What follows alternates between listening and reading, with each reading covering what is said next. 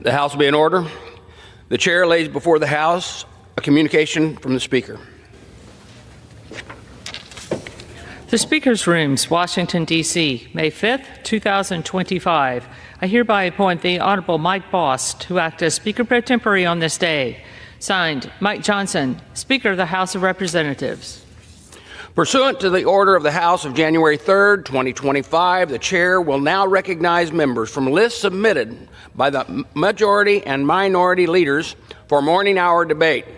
The Chair will alternate recognition between the parties, with time equally allocated between the parties, with each member other than the majority and minority leader and the minority whip limited to 5 minutes.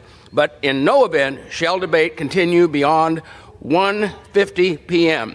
The chair now recognizes the gentleman from Pennsylvania, Mr. Joyce, for 5 minutes. Thank you, Mr. Speaker. Mr. Speaker, this week we celebrate National Small Business Week, a time to highlight American small business' incredible success throughout our country. Main Street businesses are truly the backbone of our economy. And I've had the privilege of visiting so many small businesses throughout Pennsylvania's 13th Congressional District, such as the Inn at Her Ridge, owned by Steve Wolf, the Family Table Restaurant, owned by Luke and Chloe Fogel in Chambersburg, Pennsylvania, and the Cove Creek Outfitters in Bedford, owned by Bob and Eric Turkovich. Now in Congress, it is critical that we continue our support for these small businesses by renewing President Trump's tax cuts so that American businesses can once again flourish. President Trump has made it easier for American businesses to thrive by stripping back needless regulations. By renewing President Trump's tax cuts, we can once again ensure that businesses continue to grow for years to come. Thank you. Mr. Speaker, over the last 2 weeks, 2 forest fires have ravaged Michau State Forest in Cumberland County, Pennsylvania. The fires have scorched thousands of acres of forest, forcing the evacuation of nearby residents. More than 150 brave firefighters responded to this. One of Pennsylvania's firefighters is the son of Jonathan and Bridget Prachthauser, a second-generation firefighter and currently a student at Shippensburg University. Daniel Prachthauser was with Vigilant Hose Company No. 1 throughout these firefighting endeavors. Daniel is part of the Vigilant Hose Company's live-in program that offers state-of-the-art dorm-style living, allowing students who are professional firefighters to continue their volunteer services while they pursue their education. This program not only allows local students to continue their service in the community, but also serves the Vigilant Hose Company to stay fully staffed so that they can more efficiently and rapidly respond to emergencies. On behalf of everyone in Pennsylvania's 13th Congressional District, I want to personally thank Daniel for his devotion and his service to the community. Thank you. Mr. Speaker, during this year's National Appreciation of Teachers Week, I rise to recognize Ashley Crossan of Reedsville, Pennsylvania, who was named the 2025 National Teacher of the Year. Ashley is an English teacher at Mifflin County High School, where she instructs students in an advanced placement language and composition classes. She also advises a journalism program, which publishes the school newspaper and district magazine. Ashley approaches teaching with the goal of helping each of her students develop their communication and problem-solving skills, to expand their worldview, and to use their voices for the betterment of society as a whole.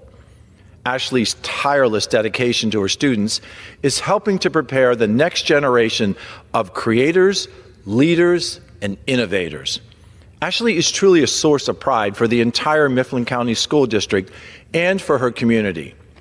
On behalf of everyone in Pennsylvania's 13th Congressional District, I congratulate Ashley on her selection for this prestigious award and express gratitude for her enduring commitment to the academic achievements of her students and for her school district at large. Thank you, Mr. Speaker, and I yield back. The gentleman yields back. Pursuant to Clause 12A of Rule 1, the House is declared in recess till the hour of 2 p.m.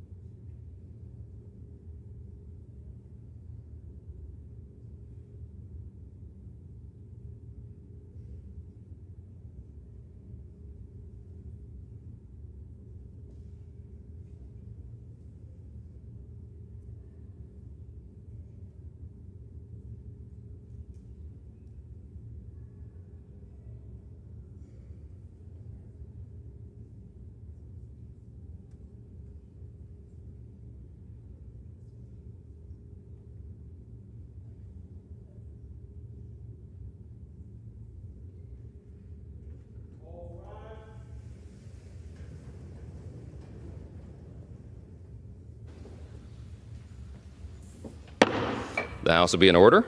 The prayer will be offered by Chaplain Kibben. Would you pray with me? Receive us into this new week, O God. We have much to do and much we hope to accomplish. We have planners filled with appointments and dockets boasting desired outcomes, and yet, in all honesty, we do not know what today will bring, let alone tomorrow. In the context of the eternity that you have fashioned, over which you are Lord, we are but mist. Like the breath we try to catch as we run from task to task, our lives are ephemeral in the grand scheme of your divine design. Reorient us then this day to your grace plan. Rather than counting on our own ability to get things done, may we appeal to you and to your wishes as to how we are to live and what it is we ought to do. Humble us in our arrogance and disavow us of our self-sufficiency. In your mercy, uphold us in your righteousness, that we would boast only in you. In your sovereign name we pray. Amen. Amen. The chair has examined the journal of the last day's proceedings and announces to the House the approval thereof. Pursuant to Clause 1 of Rule 1, the journal stands approved. The Pledge of Allegiance will be led by the gentleman from South Carolina, Mr. Wilson. Everyone, including guests in the gallery, please join in. I pledge allegiance to the flag of the United States of America and to the republic for which it stands, one nation, under God, indivisible, with liberty and justice for all. The chair will entertain requests for 1-minute speeches on each side of the aisle. For what purpose does the gentleman from South Carolina seek recognition? Can I ask unanimous consent to address the House 1 minute while I extend my remarks? Without objection, the gentleman is recognized for 1 minute. Thank you, Mr. Speaker. Americans continue to benefit from the wins accomplished by the first 100 days since President Donald Trump took back the White House by election mandate. He and the Republican-led House with Speaker Mike Johnson and Senate will continue to fight on behalf of American families. In just 100 days, the Trump administration has secured the border, stopping terrorists and child predators, restored energy independence, begun peace through strength, reduced duplicative regulations, brought massive investments creating jobs, making America competitive again. President Trump and the Republican-led House are making the country strong, safe, and secure with promises made, promises kept with the Trump mandate. In conclusion, God bless our troops as the global war on terrorism continues. Open borders for dictators puts all Americans at risk of more 9/11 attacks imminent, as warned by the FBI. Trump is reinstituting existing laws to protect American families with peace through strength, revealing that war criminal Putin lies.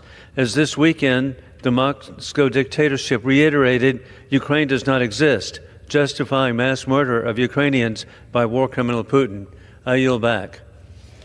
The gentleman is yielded. For what purpose does the gentleman from Tennessee seek recognition? Address the House for 1 minute and give a counter response to my friend, Mr. Wilson. And revise and extend your remarks without objection. The gentleman is recognized for 1 minute. Thank you, Madam Speaker. I watched the President in an interview on Meet the Press yesterday. I was shocked at the lack of understanding that the man has of his job. He takes an oath to protect, preserve, and defend the Constitution of the United States. And he says he's not sure if the Fifth Amendment is applicable to people in this country, and he's not sure if he'll stand up and protect the Constitution. This is unfathomable. And then he comes up and tells us he wants to have a parade that'll cost over $90 million. That's his birthday. That happens to coincide with Flag Day and the birth of the United States Army, neither of which have ever merited a parade in the past.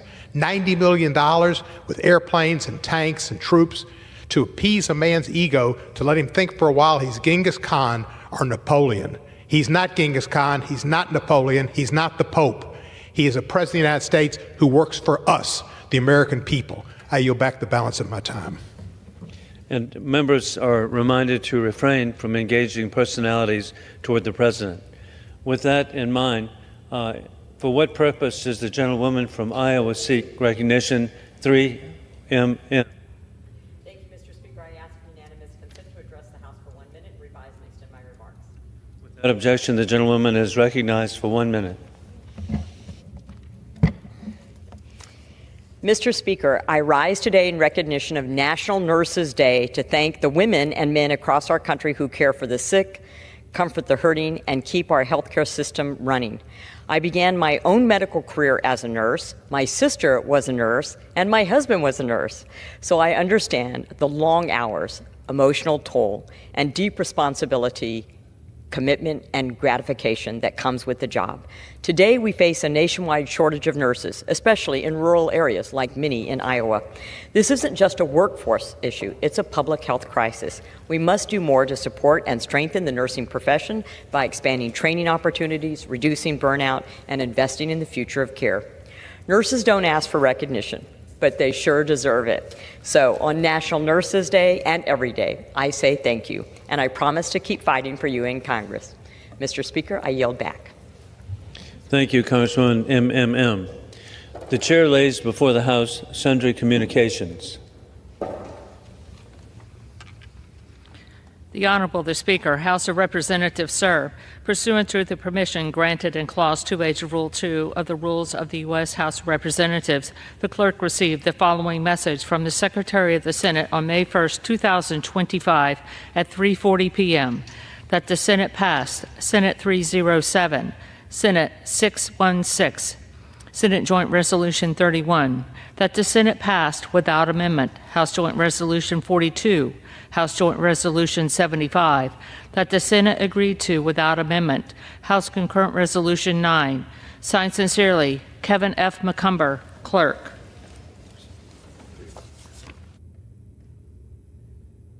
The Speaker, House of Representatives, sir, pursuant to Section 703C of the Public Interest Declassification Act of 2000, 50 U.S.C. 361 note, I hereby appoint the Honorable Valdez Butler Demings of Orlando, Florida, to the Public Interest Declassification Board.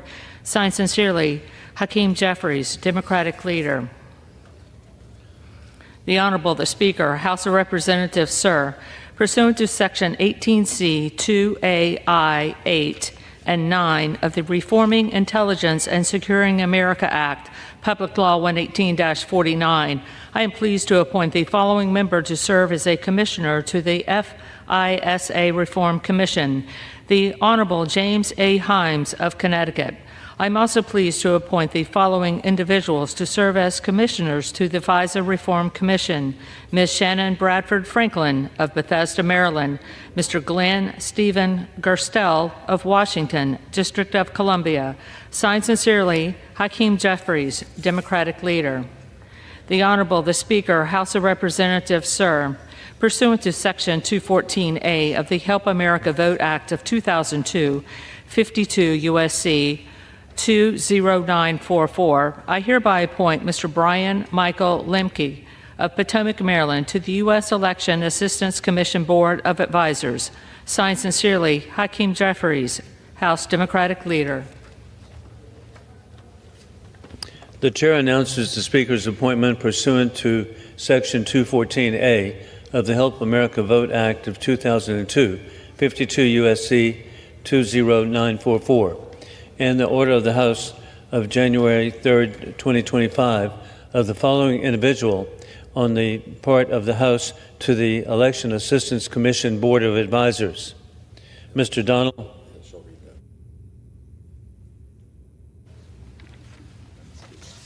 Mr. Donald F. McGann II of Potomac, Maryland.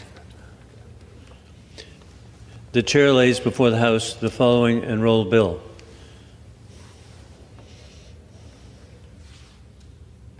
Senate 146, an act to require covered platforms to remove non-consensual intimate visual depictions and for other purposes. Pursuant to Clause 12A of Rule 1, the chair declares the House in recess, subject to the call of the chair.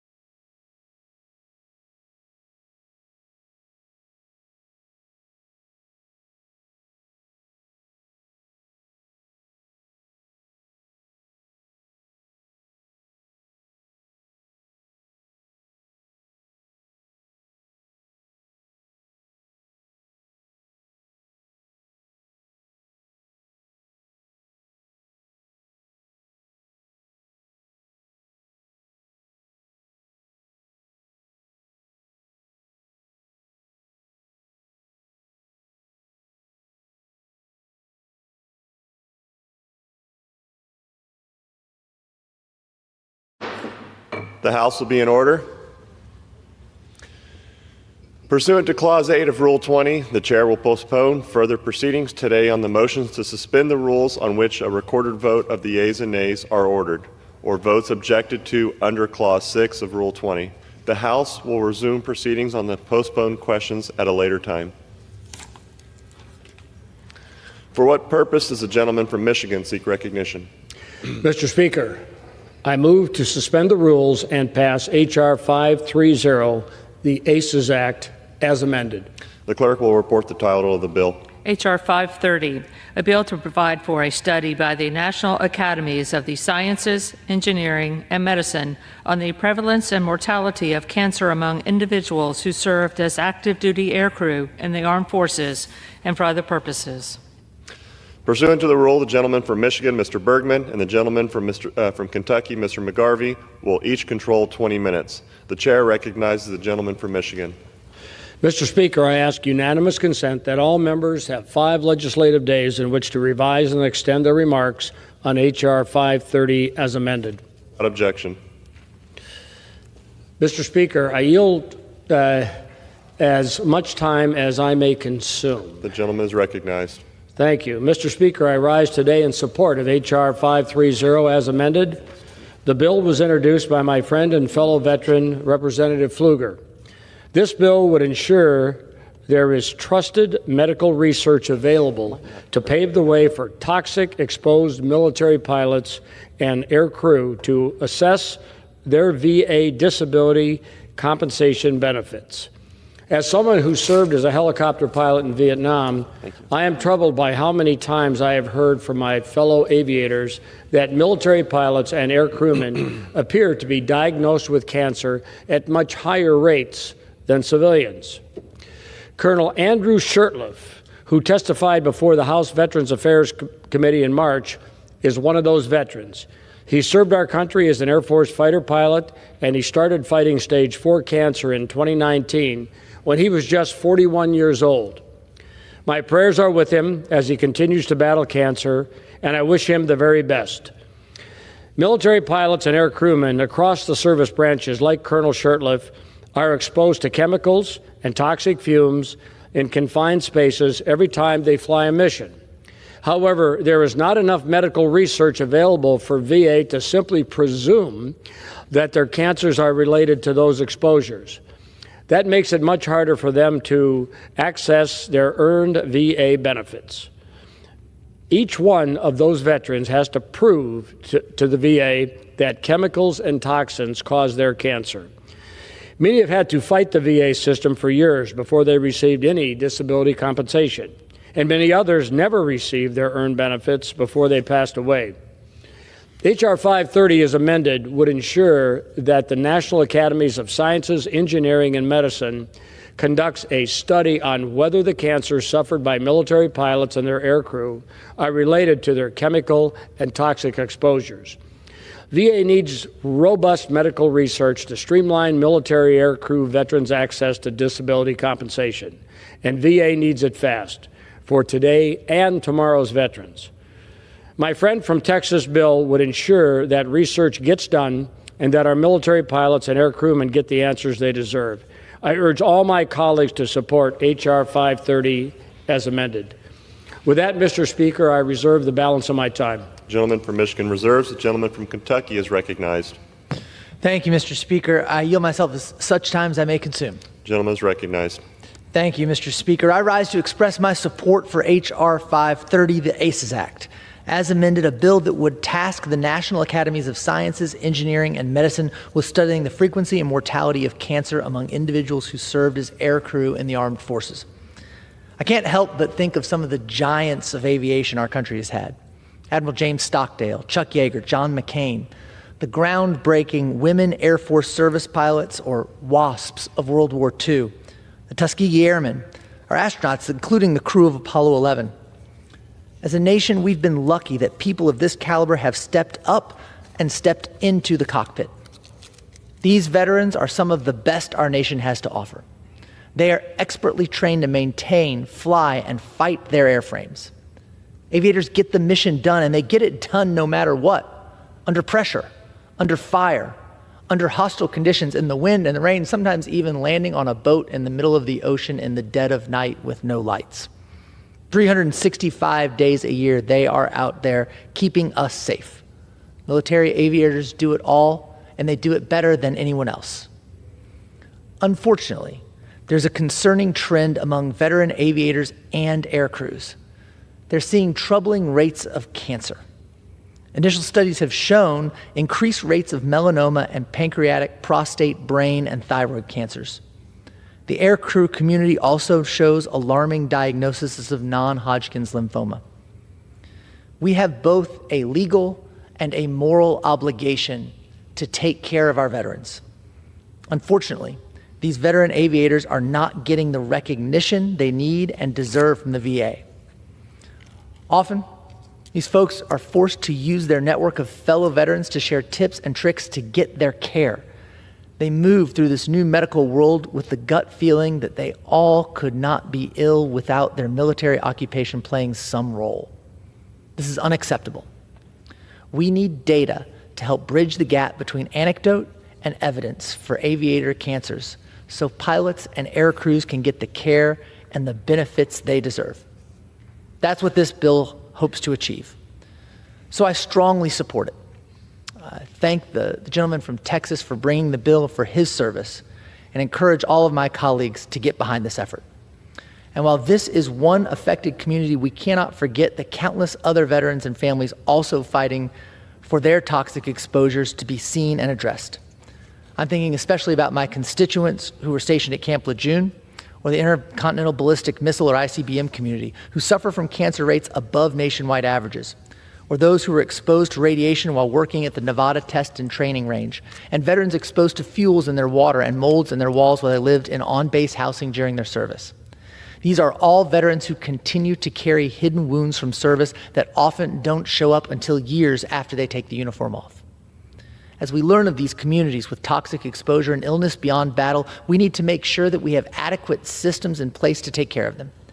This means a fully staffed and funded Department of Veterans Affairs. This means mental health professionals are in place to assist these veterans through traumatic and life-changing diagnoses. This means updated infrastructure in place to care for these veterans. And for those who succumb to their diagnosis, this means a fully functioning VA to provide end-of-life care with dignity and compassion. Lastly, it means a VA to deliver for those survivors left behind, those who carry on through the pain and grief. I am thankful to all of those who have worked tirelessly to bring this issue to the attention of Congress. The ACES Act is definitely a step in the right direction. It's not a fix-all, but it will give affected veterans a fighting chance. And in the near future, I hope we can do the same for so many other worthwhile populations as well. Thank you, Mr. Speaker. I support this legislation and ask my colleagues to do the same. I reserve the balance of my time. The gentleman from Kentucky reserves. The gentleman from Michigan is recognized. Mr. Speaker, I now recognize my esteemed colleague from Texas, Representative Pfluger, Air Force pilot, and truly a person who understands and cares the subject matter of this bill for as much time as he may consume. The gentleman from Texas is recognized for as much time as he may consume. Thank you, Mr. Speaker. I rise today not just as a congressman, but as a service member and a friend to advocate on behalf of veterans and service members fighting a second battle that they never signed up to fight for. This is in support of H.R. 530, my legislation called the ACES Act, the Aviator Cancers Examination Study. And I want to first thank the gentleman from Michigan for being willing to give his life and serving in the military as a helicopter pilot. I want to thank Chairman Bost. I want to thank the ranking member and the majority leader, Mr. Scalise. You know, military aviators and crew members are tragically and unfortunately being diagnosed with various forms of cancer at alarming rates. According to a 2021 Air Force study and subsequent Department of Defense research, our aviators have a 29% greater probability of testicular cancer, a 24% higher probability of melanoma, 23% higher risk of prostate cancer compared to the normal civilian population. And those aren't the only forms.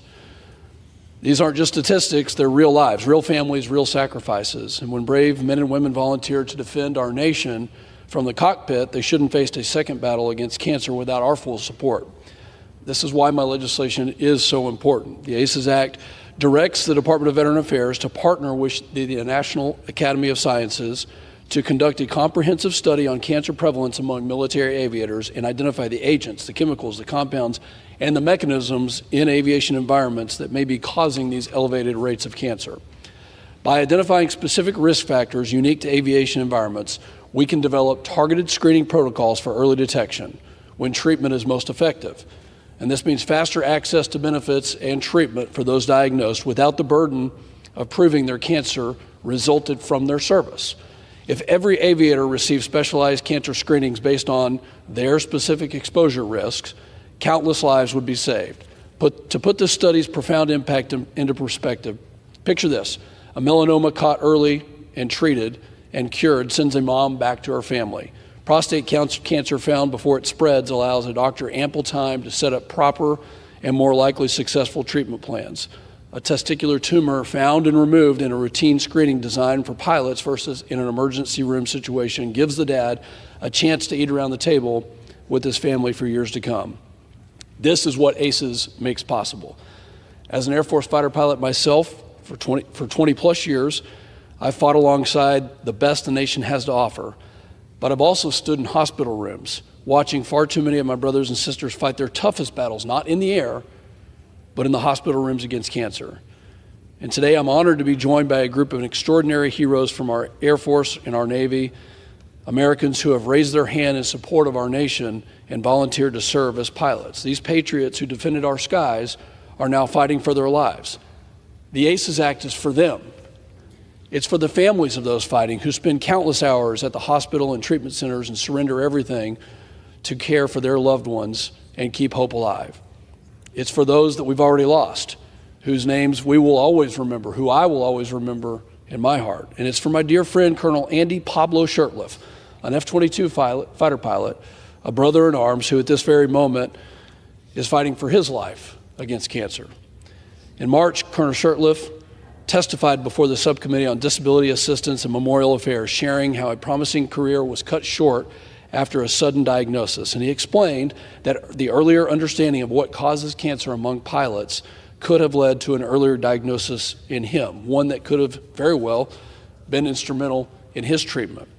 The ACES Act has the support of over 20 veterans organizations, cancer advocacy groups, and medical experts because they recognize what's at stake. This isn't a partisan issue. It's about fulfilling a promise that our country made to those who are willing to serve, a promise that when someone serves our nation, we will serve them in return. Every day we wait means more aviators receiving life-altering diagnoses without understanding why, more families devastated by uncertainty, and more veterans fighting for the care they deserve. It's time to acknowledge the true cost of aviation service. The ACES Act is not just a bill. It's a lifeline for those who have already given so much for our freedom. It's a moral obligation, and it's a message to every pilot who's ever put on that flight suit to protect our skies, that we see you and we hear you, that we're here to also do the right thing. You know, when I signed up to run for Congress, this issue was on my heart. When I signed up as a member of the Air Force, I didn't know that this was a potential issue. But there are groups out there like the River Rats, led by so many amazing pilots, men and women who were ready to give their lives, who are now trying to do the right thing. Mr. Aztec, Vince Alcazar, is one of those people who has really led on this issue. And I know that both my colleague from Michigan and myself, the ranking member, we know lots of people who were in a situation and are in a situation now that the ACES Act is that lifeline.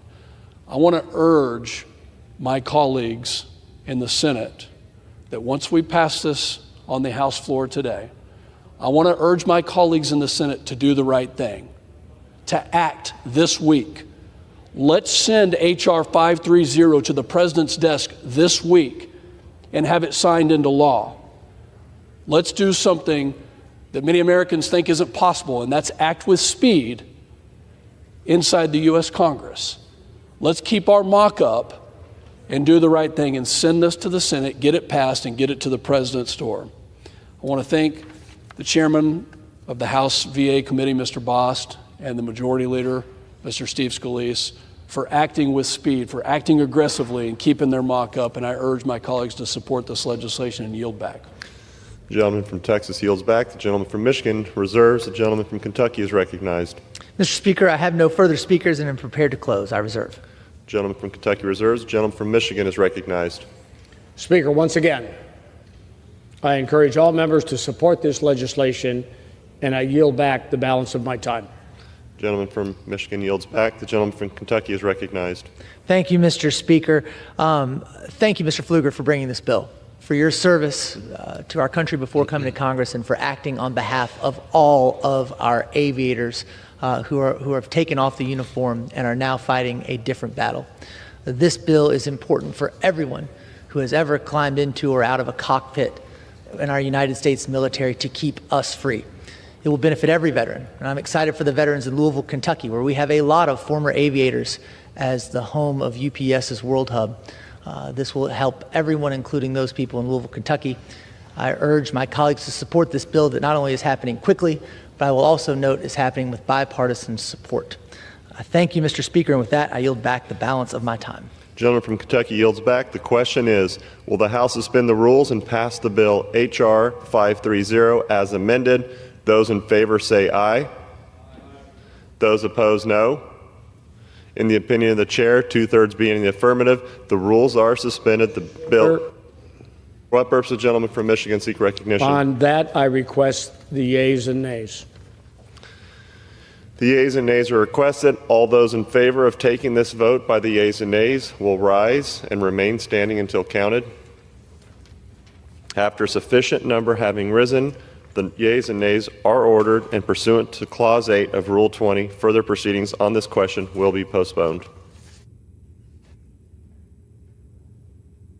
For what purpose does the gentleman from Michigan seek recognition? Mr. Speaker, I move to suspend the rules and pass H.R. 1912, the Veteran Fraud Reimbursement Act of 2025.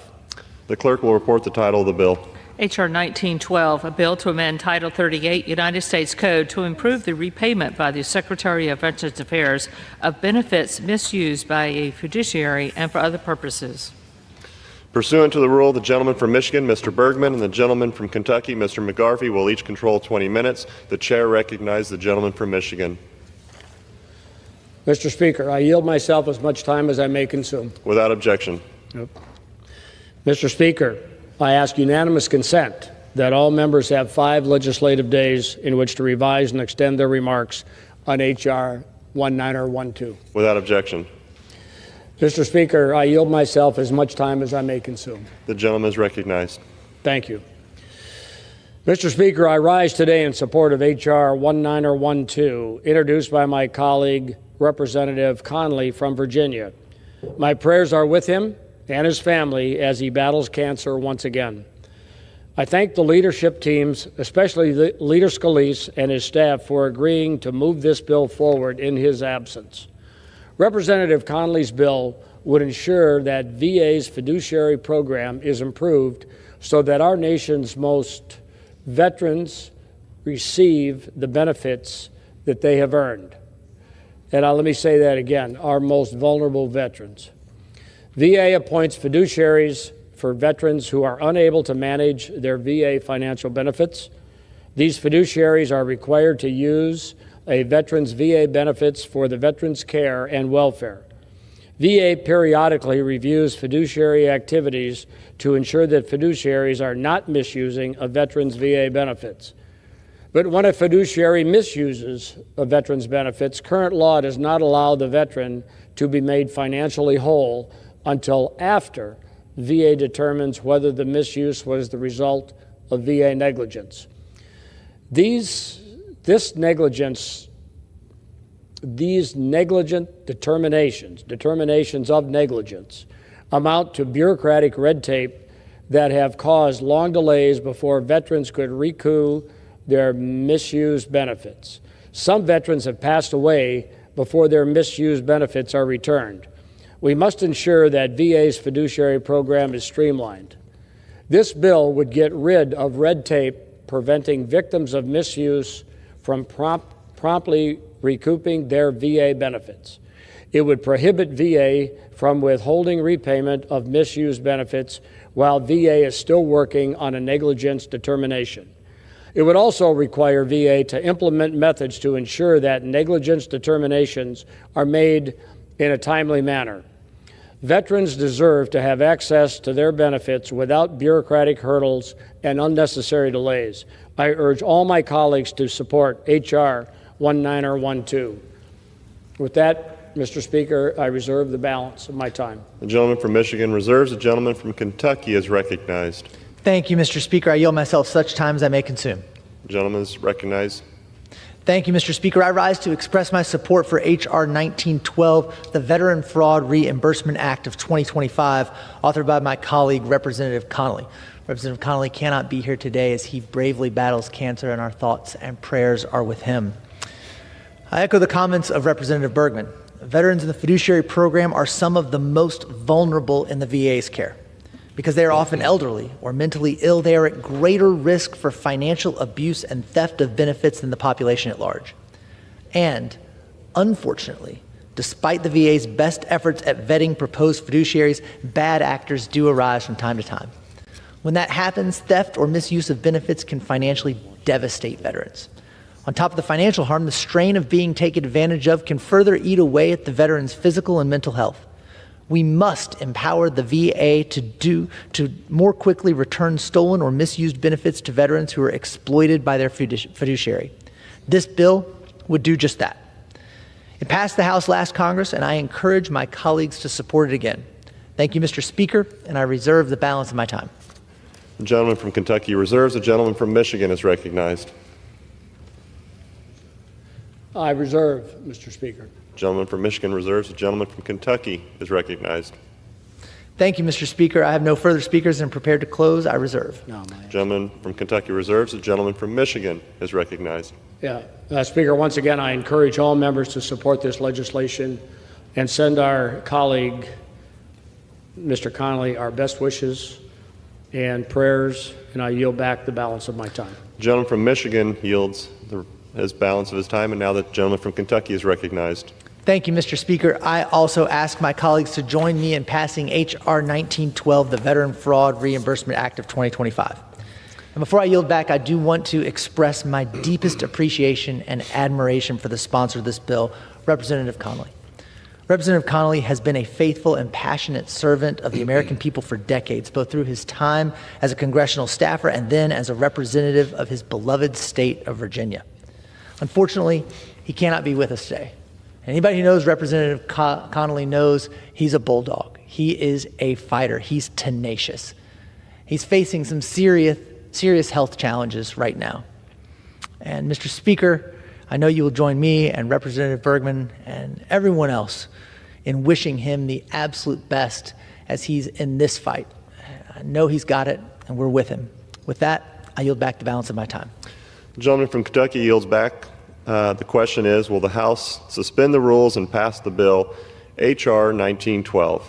Those in favor say aye. Those opposed, no. In the opinion of the chair, 2/3 being in the affirmative, the rules are suspended, the bill is passed, and without objection, the motion to consider is laid on the table.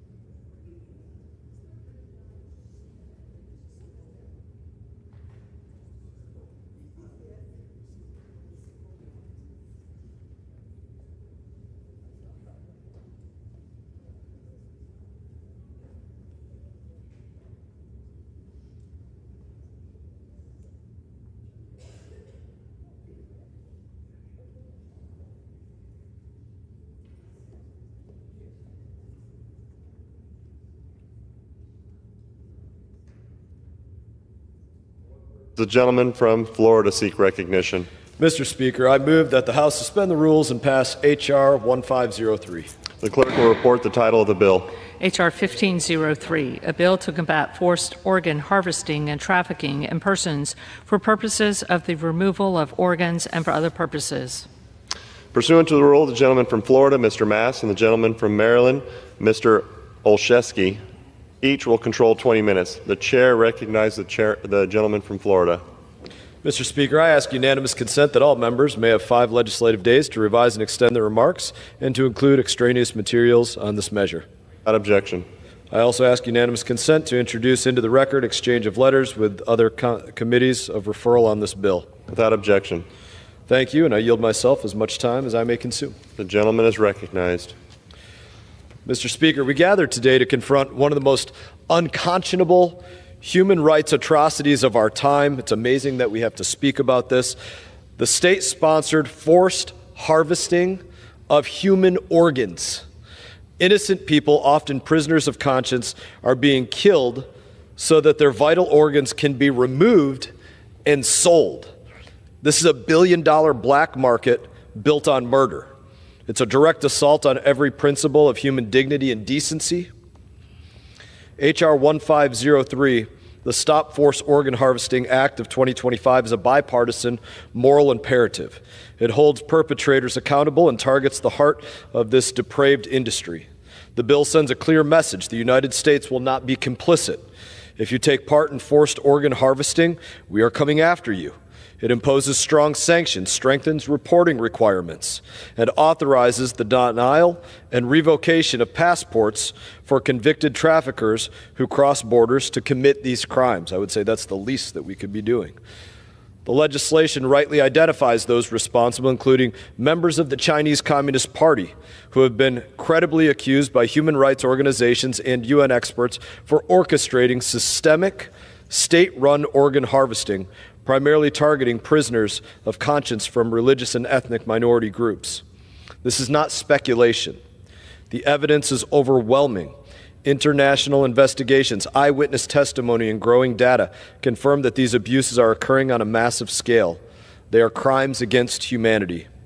The bill is a necessary tool to fight that evil. It aligns our foreign policy with our core values: human rights, rule of law, and the sanctity of life. And as chairman of the House Foreign Affairs Committee, I am proud to support it.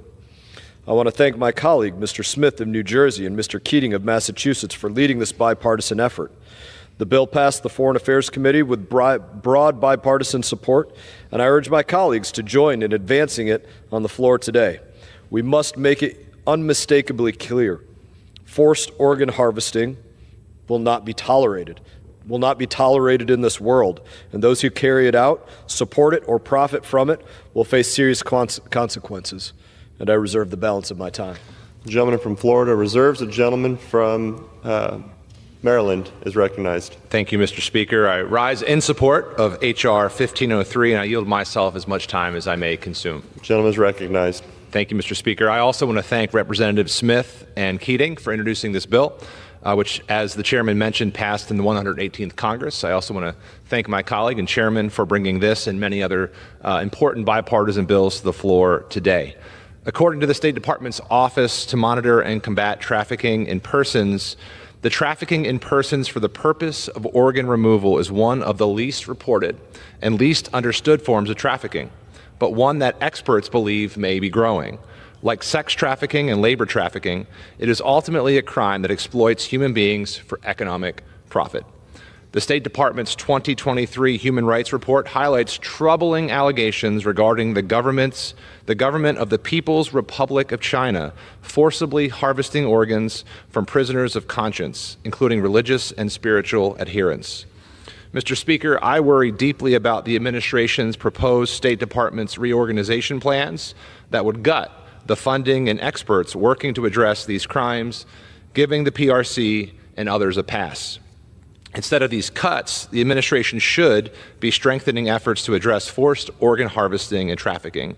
H.R. 1503 shines a light on this horrible practice and calls on the State Department to make its annual reporting on the issue more robust and more in-depth. Not only does it call for more regular assessments of the problem, it also authorizes the imposition of sanctions on individuals that are involved in forced organ harvesting or trafficking. The legislation will make sure the U.S. is carefully gathering all the facts to make an informed assessment on the magnitude and prevalence of this problem and developing appropriate responses.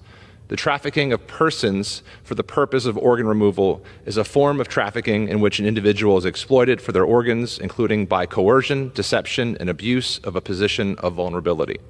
It's abhorrent, repugnant, and dehumanizing. I support this legislation and urge all of my colleagues to likewise support it. Again, this Congress, I reserve the balance of my time. Gentleman from Maryland reserves. The gentleman from Florida is recognized. Mr. Speaker, I'm pleased to yield 6 minutes to the gentleman from New Jersey, the sponsor of this legislation and the chairman of the Subcommittee on Africa, Mr. Smith. The gentleman from New Jersey is recognized for 6 minutes. Thank you very much, Mr. Chairman. I thank you, the distinguished chairman, for his support and for yielding this time. Mr. Speaker, every year under Xi Jinping and his Chinese Communist Party, tens of thousands of young women and men, average age 28, are murdered in cold blood to steal their internal organs for profit or to be transplanted into Communist Party cadres, leaders, and members alike. These crimes against humanity are unimaginably cruel and painful. Between 2 and 6 internal organs per victim are extracted. It is murder masquerading as medicine. Ethnic groups targeted include Uyghurs, who suffer from Xi Jinping's ongoing genocide, and the Falun Gong, whose peaceful meditation and exercise practices and exceptional good health make their organs highly desirable. The Chinese Communist Party has declared the Falun Gong practitioners to be an evil cult, fit for butchering. Mr. Speaker, over the years, I have chaired several hearings on this barbaric abuse. And 2 years ago, on March 27th, the House passed my bill, the Forced Organ Harvesting Act of 2023, 413 to 2. Like many other House-passed bills, however, it died in the Senate. If approved today, I respectfully appeal to the Senate to pass it this time. Special thanks to Majority Leader Scalise, Chairman Mast, Ranking Member Meeks for ensuring reconsideration in this new Congress, and special thanks to Bill Keating for co-sponsoring. Mr. Speaker, I have chaired several hearings over the years on forced organ harvesting, beginning over a quarter of a century ago. In June of 1998, 27 years ago, I chaired my first hearing on forced organ harvesting in China. A Chinese security officer who testified that he and other security agents were executing patients with the doctors right there, the ambulances right there, ready to put them in the back to take their organs after the bullets were fired. At one hearing in September of 2015, Ethan Gutman, a true expert, author of the book The Slaughter, Mass Killings, Organ Harvesting, and China's Secret Solution to its Dissident Problem, and he's testified more than a half a dozen times before our hearings. He pointed out in 1994, the first live organ harvest of death row prisoners was performed on the execution grounds of Xinjiang in northwest China. He points out that over the years, it just kept building and growing. And then that, by the year 2005, the apparatus was in place in order to systematically slaughter all of these wonderful people in order to take their organs.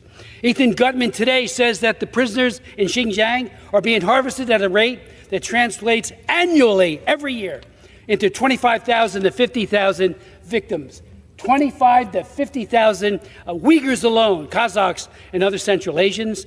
And he also points out that if you use the lower number, we're talking about 175,000 murdered victims, all young people, for their organs in a very, very short period of time. The Falun Dafa information, which does a lot of good work for the Falun Gong, too, points out while it's very hard to get precise information, it is a dictatorship in a closed society. They said the number had jumped even by 2018 to 20,000 victims. At another hearing, forced organ harvesting in China, we heard expert testimony from Sir Jeffrey Nice, who conducted the first global independent legal analysis of forced organ harvesting from prisoners of conscience in China. Sir Jeffrey Nice said, and I quote him, "Forced organ harvesting has been committed for years throughout China on a significant scale." He said Falun Gong and the Uyghurs and the PRC each qualify as a group for purposes of the crime of genocide. Robert Destro, the Assistant Secretary for State and Democracy and Human Rights, testified as well at that hearing and said the size and scope of organ harvesting and organ trafficking market are staggering. Mr. Speaker, we also know that there are hospitals dedicated just to dealing and helping to assist Chinese Communist Party leaders. And where do they get there? One of them is the Army Hospital 301 in Beijing. And where do they get these victims? From the very group of people that they hate so much, the Uyghurs and the Falun Gong and some others. We've introduced this year, the Stop Forced Organ Harvesting Act, to amend the Foreign Assistance Act to require the imposition of serious sanctions on any person the President determines funds, sponsors, or otherwise facilitates forced organ harvesting or trafficking for purposes of the removal of organs. If enacted into law, it requires very comprehensive reporting on this, which has not happened. It needs to happen. So what does all this mean, really? It means civil penalties of up to $250,000 and criminal penalties, including a fine of up to $1 million and imprisonment for not more than 20 years or both. So, Mr. Speaker, we are serious about sanctioning this egregious human rights abuse. Sanctions also include blocking and prohibiting all transactions in property and interest in property and making ineligible to come to this country if they're a foreigner a visa. State-sponsored forced organ harvesting is big business for Xi Jinping and the Chinese Communist Party, and we will not rest and we cannot rest until we stop it. I want to thank the organizations to my left, a group of 9 organizations, there's 10, another one has joined in, to call for passage and support for this bill. These are great human rights organizations. Again, we must act now, we must act decisively. The lives of so many lie in the balance. I yield back to my good friend, any balance of my time. The gentleman from New Jersey yields back. The gentleman from Florida reserves. The gentleman from Maryland is recognized. Thank you, Mr. Speaker. No further requests for time. I'm prepared to close if the other side has no speakers. The gentleman from Maryland reserves. The gentleman from Florida is recognized. I have no more speakers. Did he yield back? The gentleman from Florida reserves. The gentleman from Maryland is recognized. Thank you very much, Mr. Speaker. I yield myself as much time as I may use for the purpose of closing. Thank you. Mr. Speaker, H.R. 1503 is an important bipartisan measure. We know that organ harvesting has been a problem in different places around the globe. We don't know yet the full extent of the problem, and it's certainly a practice that is difficult to detect and track. But the bill before us is a strong and important step forward. It calls on the State Department to provide important information to Congress, to the American public, and to the world about the global scope of organ harvesting and trafficking. This bill will help inform Congress so that we can ensure the U.S. can respond appropriately. I urge my colleagues to support this measure, and I yield back the balance of my time. The gentleman from Maryland yields back. The gentleman from Florida is recognized. Mr. Speaker, the United States has to lead with moral clarity. We have to send an unmistakable message. The human body is not a currency. It's not a commodity. It's never for sale. Forced organ harvesting is pure evil, and if we don't act, then we'll be considered complicit. I urge every one of my colleagues to stand firm for human dignity and support H.R. 1503. And I yield back the remainder of my time. The gentleman from Florida yields back. The question is, will the House suspend the rules and pass the bill H.R. 1503? Those in favor say aye. Those opposed, no. In the opinion of the chair, 2/3 being in the affirmative, the rules are suspended. The bill is passed, and without objection. It's a recorded vote. Does the gentleman request the yeas and nays? Yes. The yeas and nays are requested. All those in favor of taking this vote by the yeas and nays will rise and remain standing until counted. A sufficient number having risen, the yeas and nays are ordered. Pursuant to Clause 8 of Rule 20, further proceedings on this question will be postponed.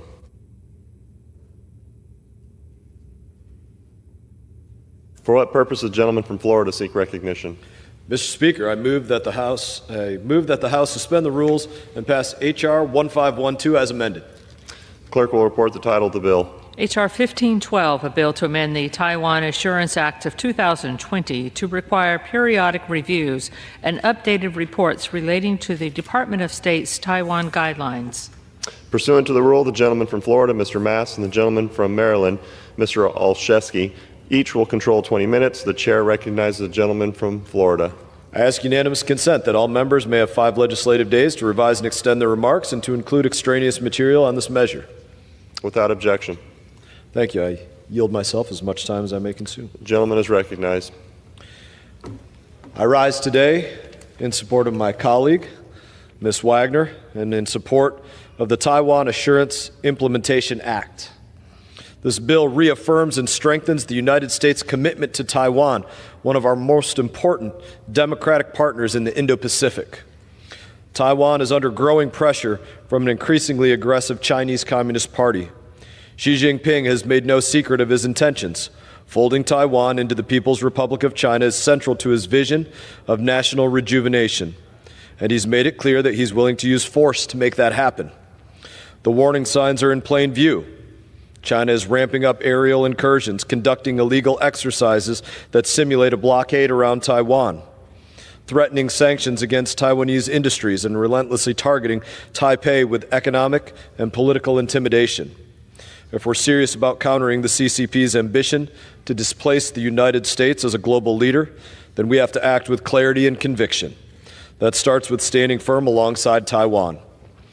We need to deepen our economic, security, and diplomatic cooperation with Taiwan, and do so transparently and without apology. Unfortunately, under the Biden administration, the State Department has too often handcuffed U.S.-Taiwan engagement by clinging to outdated, self-imposed restrictions and bureaucratic red tape, weakening a vital partnership at a time when unity and strength are urgently needed. That is unacceptable. The Taiwan Assurance Act passed with bipartisan support in 2020, but the stakes are even higher today. That's why this bill updates and strengthens the original law, ensuring that U.S. policy toward Taiwan reflects today's strategic reality, not yesterday's hesitations. By removing self-imposing limitations on how we engage with Taiwan, we send a clear message to Beijing. The United States stands with free nations, and we will not be bullied into silence.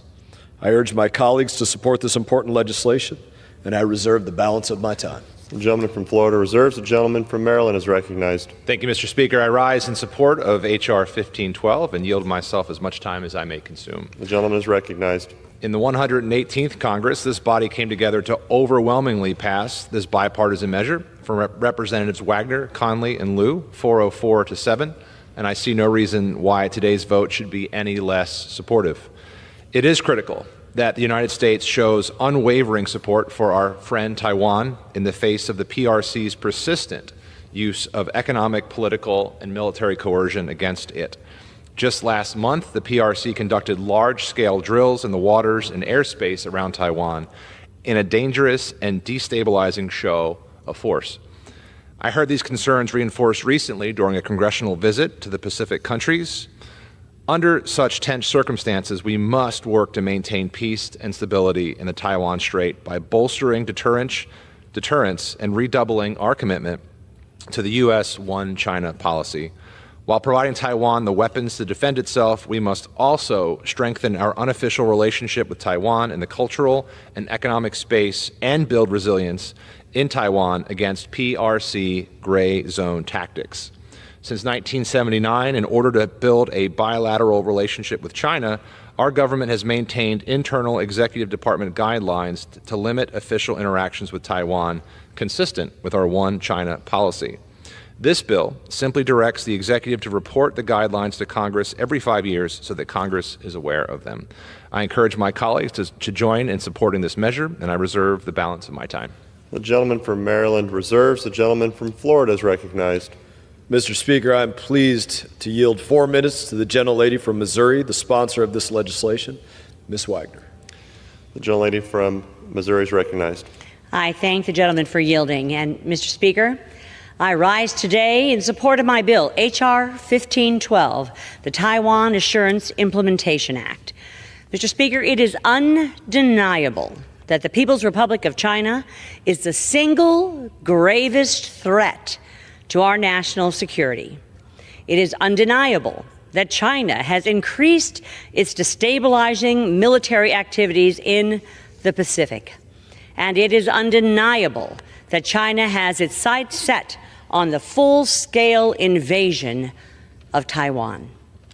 The United States must not waver in our deterrence of this threat and our support for this nation. Just last month, the commander of the U.S. Indo-Pacific Command testified to Congress that China escalated military pressure against Taiwan by 300% last year. Commander Paparo explicitly warned that these, and I quote, aggressive maneuvers around Taiwan are not just exercises, they are dress rehearsals for forced unification. It is imperative that the full weight of the United States stands firmly and publicly against these provocations. For decades, our nation employed a strategy of opacity, restricting our formal engagement with Taiwan to avoid upsetting or insulting the Chinese Communist Party.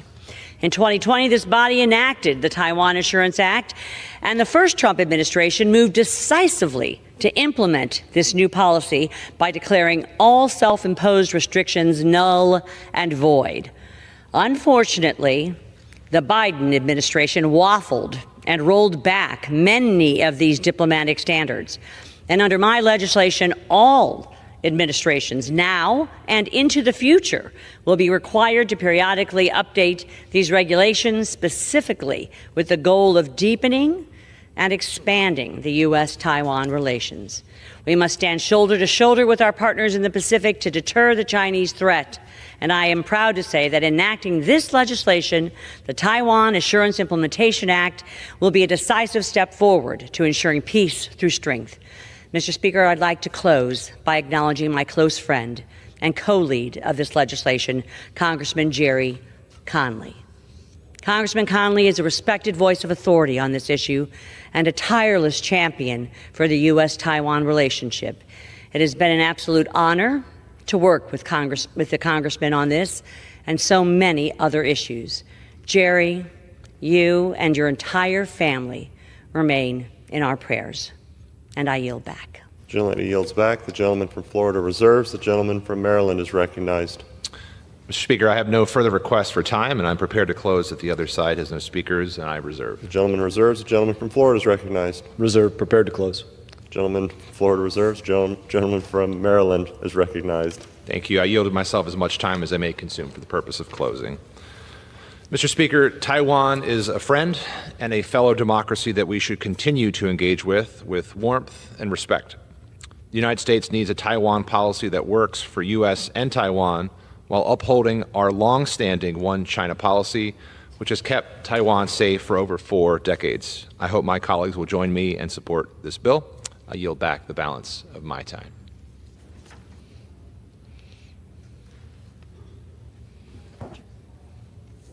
The gentleman here is back. Gentleman from Florida is now recognized. Madam Speaker, Taiwan is not just a partner. It is a front line for democracy, and how we treat our friends in times of pressure defines our credibility around the globe. If we're serious about countering the CCP, we have to pass this piece of legislation. I urge all members to vote for H.R. 1512, and I yield back the balance of my time. The question is, will the House suspend the rules and pass the bill H.R. 1512 as amended? Those in favor say aye. Those opposed, no. Hearing none. In the opinion of the chair, 2/3 being in the affirmative, the rules are suspended, the bill is passed, and without objection, the motion to reconsider is laid on the table.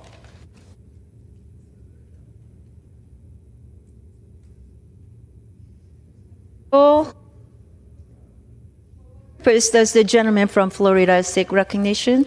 Madam Speaker, I move that the House suspend the rules and pass H.R. 36. The clerk will report the title of the bill. H.R. 36, a bill to counter the influence of the Chinese Communist Party, the Iranian regime, and the Russian Federation in the nation of Georgia.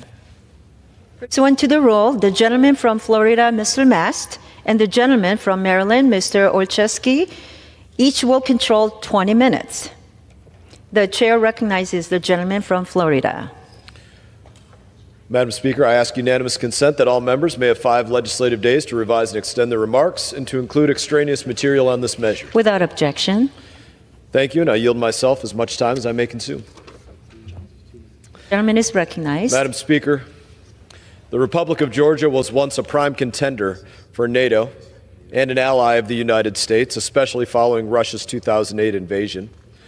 The United States benefited from military and intelligence cooperation, and the Georgian people are well known for their pro-American sentiment. Unfortunately, our bilateral relationship with Georgia has been eroded by the ruling Georgia Dream Party's moves that mimic Russia's authoritarian tactics, as well as their rapprochement with China and Iran. The opportunities provided by pro-Western democratic Georgia are manifest. Georgia's strategic location on the Black Sea makes it a pivotal nation for trade through the Middle Corridor to Central Asia and can be a counterbalance to Iran and Russian influence in the region. I support this bipartisan bill introduced by Mr. Wilson because it takes an America First approach to the Republic of Georgia. This bill will impose sanctions on regime officials for their roles in undermining Georgia's sovereignty and pro-Western trajectory, as well as review our bilateral relationship, including assistance programs, and require a report that spotlights Russian intelligence actions in Georgia. However, this bill also provides Georgia with an alternative. Once the President certifies that Georgia has returned to its pro-Western trajectory, it promises enhanced people-to-people ties, military cooperation, and encourages an improved bilateral relationship. The United States should reward partners for good behavior.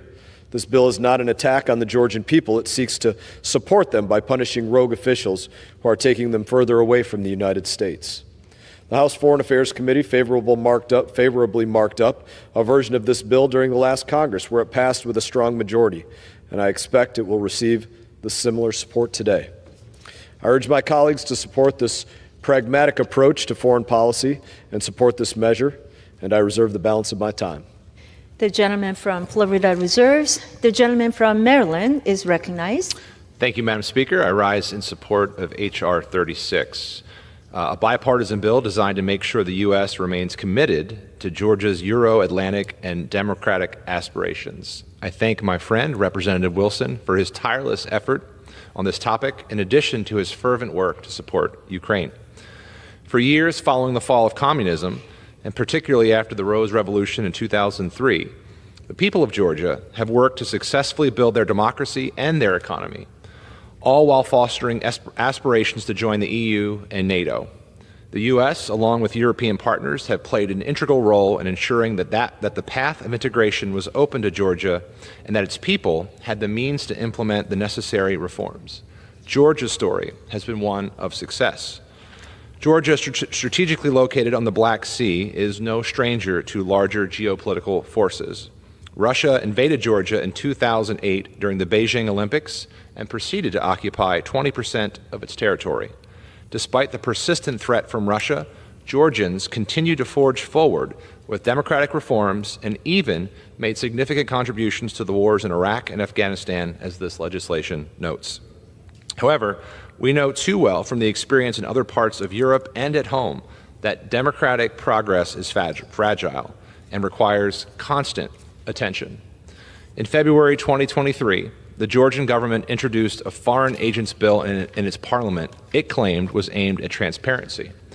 However, the bill was set to impose burdensome restrictions on civil society organizations and independent media, stigmatizing them as foreign agents. Following warnings from the U.S. and partners in Europe, as well as waves of protests, the government withdrew the bill, only to reintroduce it in April of 2024. This time, despite massive protests, a presidential veto, additional rebukes from the U.S. Congress, the Biden administration, and the EU, the Georgian parliament pushed through this legislation. Then, in another illustration of democratic backsliding, parliamentary elections were held in the fall of 2024 that were neither free nor fair and tainted by numerous and serious electoral violations. This legislation is a response to the deteriorating democratic situation in Georgia. It will let the Georgian people know that we stand by them in their quest for democracy, respect their rights, and deeper integration into the Euro-Atlantic community. This also provides a framework for appropriate cooperation with the Georgian government going forward. I'm pleased with the bipartisan work of this bill, look forward to its passage and hope that it has the desired effect to show the people of Georgia that Congress is watching, the United States cares, and we want to ensure your future in Europe and NATO. I encourage my colleagues to join in supporting this measure, and I reserve the balance of my time. The gentleman reserves. The gentleman from Florida is now recognized again. Madam Speaker, I yield 4 minutes to the gentleman from South Carolina, the sponsor of this legislation, Mr. Wilson. From South Carolina is recognized. Thank you very much, Chairman Brian Mast, and thank you for your leadership on behalf of the American people, and thank you, Madam Chair. I am grateful for the bipartisan endorsement of this legislation. It's bipartisan, Republicans and Democrats. It's bicameral, Senate and House, and the Megabari bill, which promotes the people of the very brave people of the Republic of Georgia. For more than 155 days, the freedom-loving people of Georgia have peacefully taken to the streets in defense of the future and soul of their nation. They drape themselves in the flags of the United States and carry posters of our President Donald Trump as an indication of their love and affection for freedom and democracy. Their will is clear. They will not allow the illegal regime of the corrupt Besnisa Ivanishvili to drive their country into ruin and be a dependency of the failed Soviet Union. Georgia is a Black Sea nation that has always prized its hard-won freedom. Sadly, the will of the people is being subverted by the illegitimate Georgian Dream regime, an American-hating mafia cabal that seeks to sell the country to U.S. adversaries, including the Chinese Communist Party, giving away practically a port on the Black Sea that should be for the people of Georgia. Also subservient to the regime in Tehran that we know launched attacks against Israel just yesterday, and war criminal Putin, who seeks to make indeed the people of Georgia subservient. The Georgian people are among the bravest and most pro-American in the world. I have had the opportunity with 3 of my sons serving with Georgian troops across the world in Afghanistan and Iraq to see how brave and capable the troops are of Georgia. Georgian troops have fought alongside American troops in the global war on terrorism and has no limits on their assignments that they would undertake bravely and competently. In 2020, I was grateful to lead the Republican Study Committee National Security Report under then Chairman, now Speaker Mike Johnson, calling for sanctions on Ivanishvili. Republicans saw the threat then posed by this thug and his cronies. Georgian Dream has moved swiftly to criminalize association with America since the election of October 26. It rejected bids by American companies for construction of their strategic deep-sea port to the Chinese Communist Party. Every major building contract over $100 million U.S. have been awarded to the Chinese Communist Party or affiliated companies, or state-owned companies of the Chinese Communist Party. This blocks America from the Middle Corridor and cuts off land access to critical minerals in Central Asia, which additionally want to be friends of America and friends of Western civilization. The regime peddles in daily anti-American propaganda accusing top officials of the U.S. government, including President Trump and the very appreciated Senate Foreign Affairs Chairman Jim Risch, of corruption as acting as tools of the deep state. In fact, just last week, there was a statement by a government official that Donald Trump was a tool of the deep state. As Trump administration State Department spokesman Tammy Bruce said, quote, regarding the continuing anti-democratic actions taken by the Georgian Dream government, as Vice President J.D. Vance said in Munich, you cannot win a democratic mandate by censoring your opponents or putting them in jail, nor can you win one by disregarding your basic electorate on questions like who gets to be part of our shared society, end of quote. This bill provides for sanctions against Georgian Dream thugs for their illegal actions. It also provides for stronger bilateral ties after confirmation of Georgia's return to adherence to its Constitution. I urge support for this legislation for the mutual benefit of the people of Georgia and the people of the United States. I yield back. The gentleman yields. Reserve. The gentleman from Florida reserves. Now the gentleman from Maryland is recognized. Thank you, Madam Speaker. I yield 2 minutes to the gentleman from Tennessee, Representative Steve Cohen. The gentleman from Tennessee is recognized now. Thank you, Mr. Chair, and thank you, Madam Speaker. Georgia has long been a great friend of the United States. I went to Georgia for the election when they elected the Dream ticket, the Georgia Dream, about 12 years ago. But the Georgia Dream has turned into a Georgia nightmare. In Georgia and America, Dr. King had a dream, and that dream still lives. But the dream in Georgia, the country, is no longer alive and is pulling that country closer to our adversaries. The illegitimate Georgia Dream Party, led by Ivanishvili, rigged the 2024 election, and they truly did rig it in that situation, and has been facing mass protests ever since. Every Sunday there are mass protests in Georgia protesting deprivation of freedoms and liberties. The Georgia Dream has orchestrated crackdowns on citizens, including banning the freedom of speech and assembly in Georgia, using violence against protesters, and abusing the court process to wrongfully imprison and charge protesters. The Georgian people have protested for over 150 consecutive days and still protesting today, especially on Sundays. They're calling for free and fair elections and the release of political prisoners. The United States has long supported freedom in Georgia and now is no different. The Megabari Act is an expression of that support. As ranking member of the Helsinki Commission, I'm proud to be the lead Democrat on the Megabari bill, along with my friend Joe Wilson.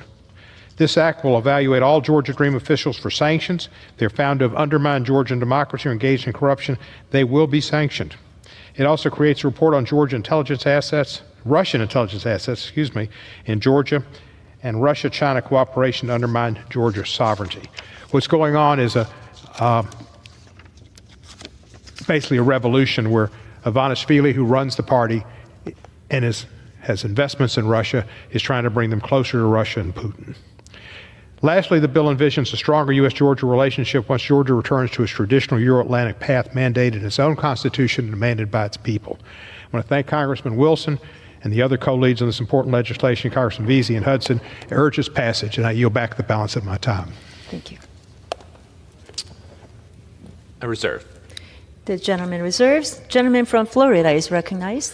Madam Speaker, I yield 2 minutes to the gentleman from Ohio, Representative Davidson.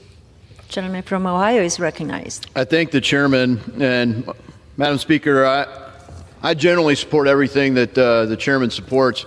This is a wrong-headed bill. Our colleagues need to say no to this. The American people did not send us here to expand America's security blanket to more parts of the world. We don't have to get involved in every conflict we're invited to, and we certainly don't need to seek out extra ones. We can wish the people of Georgia well without expanding our commitment to be Europe's defense force. We've got a blank check to defend countries that, admittedly, Georgia can't really defend themselves well against Russia. They're not even spending 2% of their money, of their GDP, on defense in the current state. That's a minimum for admission to NATO. You couldn't blame them for thinking that it doesn't really matter, because even the biggest countries like Germany haven't historically hit that threshold either. But their economy isn't that big, so even if they were spending more, it wouldn't matter. This is the wrong approach to national security, and it also further dilutes the effectiveness of our sanctions regime. I think it's a terrible idea. I think my constituents are wondering, why are we doing this instead of the things that we campaigned on? I hope we get focused on an America First foreign policy. This isn't it. I oppose it, and I urge everyone else to as well. I yield back. Gentleman reserves. Gentleman from Maryland is recognized. Thank you, Madam Speaker. I have no further requests for time, and I am prepared to close if the other side has no further speakers. Very good. Gentleman from Maryland is recognized for closing. Thank you, Madam Speaker. I yield myself as much time as I may consume for the purpose of closing. Madam Speaker, H.R. 36 works to show the people of Georgia that the United States remains committed to its Euro-Atlantic aspirations and provides a framework for appropriate cooperation with the Georgian government in light of worrying democratic backsliding in the country.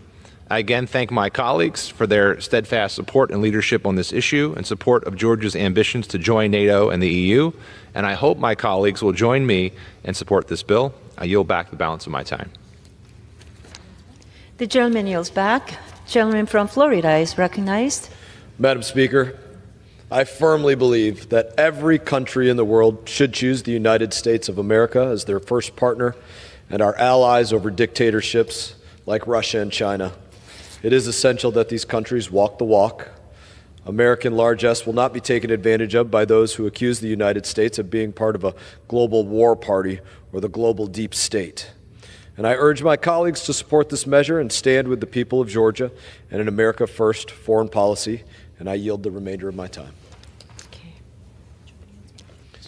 Gentleman yields back. The question is, will the House suspend the rules and pass the bill H.R. 36? Those in favor say aye.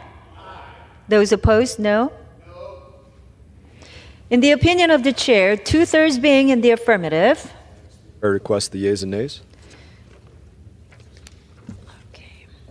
The yeas and nays are requested. All those in favor of taking this vote by the yeas and nays will rise and remain standing until counted.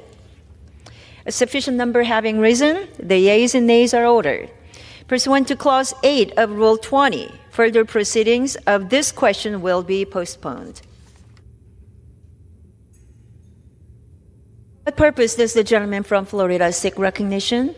Madam Speaker, I move that the House suspend the rules and pass H.R. 1486 as amended. The clerk will report the title of the bill.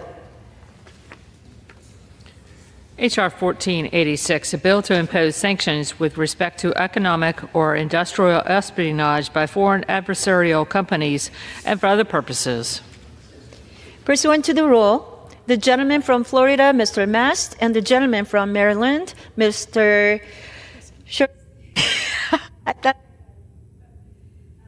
will each 20 minutes.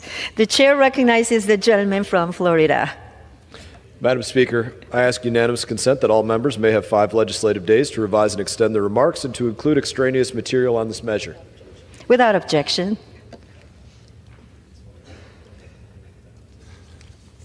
I also ask unanimous consent to introduce into the record exchanges of letters with other committees of referral on this bill. Without objection. Thank you, Madam Speaker. I yield myself as much time as I may consume. Madam Speaker, I rise in support for H.R. 1486, the Economic Espionage Prevention Act, introduced by my colleague from Georgia, Mr. McCormick. The Chinese Communist Party is working to undermine America's interests around the world and is the global supplier of America's adversaries. As President Trump and his administration are working tirelessly to finally bring an end to the war in Ukraine, the CCP continues to stoke global chaos by providing massive amounts of industrial and economic support to Russia. In fact, our State Department assessed that in the second half of 2023 alone, China supported the transfer of nearly $300 million worth of semiconductors to Russia, including for use in missiles and drones. The CCP's actions are blatant violations of U.S. export controls and detrimental to our ongoing peace efforts. China's economic and industrial support for Russia is a critical lifeline for the Russian military. This is why it is critical that Congress pass the Economic Espionage Prevention Act. This bill will provide important sanctions authorities for cutting off the CCP's illegal industrial supply chains to America's adversaries. Enhancing U.S. export control enforcement with economic sanctions will help shut down China's massive support for Russia's defense industrial base. This bill also enhances Congressmen's visibility into this illicit supply chain by requiring the State Department to issue a report identifying these individuals and entities who are supporting the Russian defense industrial base. The CCP is relentlessly undermining President Trump's efforts to bring an end to the Russian invasion of Ukraine. The Chinese companies illegally supplying Russia in violation of U.S. export controls must be subjected to the full weight of our sanctions regime. The bill ensures that the CCP and the world understand that supplying America's adversaries comes with a very severe cost. I urge my colleagues to support this important bill, and I reserve the balance of my time. The gentleman reserves. Gentleman from Maryland is recognized. Thank you, Madam Speaker. I yield myself as much time as I may consume. Madam Speaker, I rise in support of H.R. 1486. This is legislation that authorizes sanctions against any person or entity that provides material support for Russia's military and industrial defense base. We know that Russia uses missiles, drones, planes, and rocket launchers to wreak havoc on Ukrainian cities and citizens. They do this to overthrow the government, to end democracy in Ukraine, and to seize Ukrainians' territory, to reconstitute a new Soviet Union, or at least a Soviet-like sphere of influence. But Ukrainians have bravely stood up to this unprovoked, unlawful aggression. The Ukrainian military has bravely fought back against the much larger Russian military and has repelled this invasion for years. The United States and its partners and allies have been critical to the defense of Ukraine, and Congress has been instrumental in the support we have provided. As Russia continues to suffer heavy losses and economic hardship from waging this illegal invasion, it has turned to China and even Iran and North Korea for support. We absolutely should be bolstering sanctions not just on Russia's warmongering, but also on its enablers. China has played a crucial role in supporting Russia. Though they have not provided overt military support, they are continuing to provide dual-use goods like industrial tools and semiconductors. At a minimum, given its tendencies to appease Russia rather than pressuring it, the Trump administration must maintain the current posture of deterrence with the existing tools it already has. But the better approach is for this administration to also use the additional tools offered by this legislation to deter further PRC shipments of dual-use goods to Russia. Let me say also, I appreciate Representative McCormick and Chairman Mast for negotiating further changes to this bill last week. I appreciate the bipartisan spirit that went into this legislation and for the work that both Ranking Member Meeks and his team has done on this legislation. I encourage my colleagues to join in supporting this measure, and I reserve the balance of my time. The gentleman reserves. Gentleman from Florida is now recognized. Madam Speaker, I'm pleased to yield 3 minutes to the gentleman from Georgia, the sponsor of this legislation, Mr. McCormick. Gentleman from Georgia is recognized. Thank you, Madam Speaker, and thank you, Chairman Mast. Thank you to the minority party for supporting this bill. Since illegally invading Ukraine, the Russian Federation has become reliant on the People's Republic of China for its supply of semiconductors and other critical dual-use technologies. The State Department notified Congress last year that the PRC exports of semiconductors significantly increased in 2023 compared to pre-invasion levels. These semiconductors are critical keys aspects to the Russian war effort, including economic and electronic warfare, command and control, and targeting. These components allow Russia to terrorize Ukrainian civilians with ballistic missile strikes as well. The prevalence of U.S. manufacturing equipment in global semiconductor production means nearly all are subject to U.S. export controls if destined for Russia or Belarus. My bill seeks to reduce Russia's access to these semiconductors by authorizing sanctions on any foreign adversaries that materially support Russia's military and intelligence services, violate U.S. export laws, and steal U.S. intellectual property.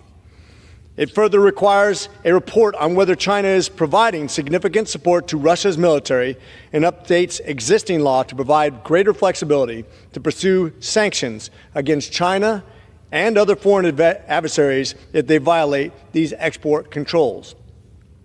The PRC may publicly claim that they do not provide material support to Russia's invasion of Ukraine, but their continued supply of dual-use technology clearly shows otherwise.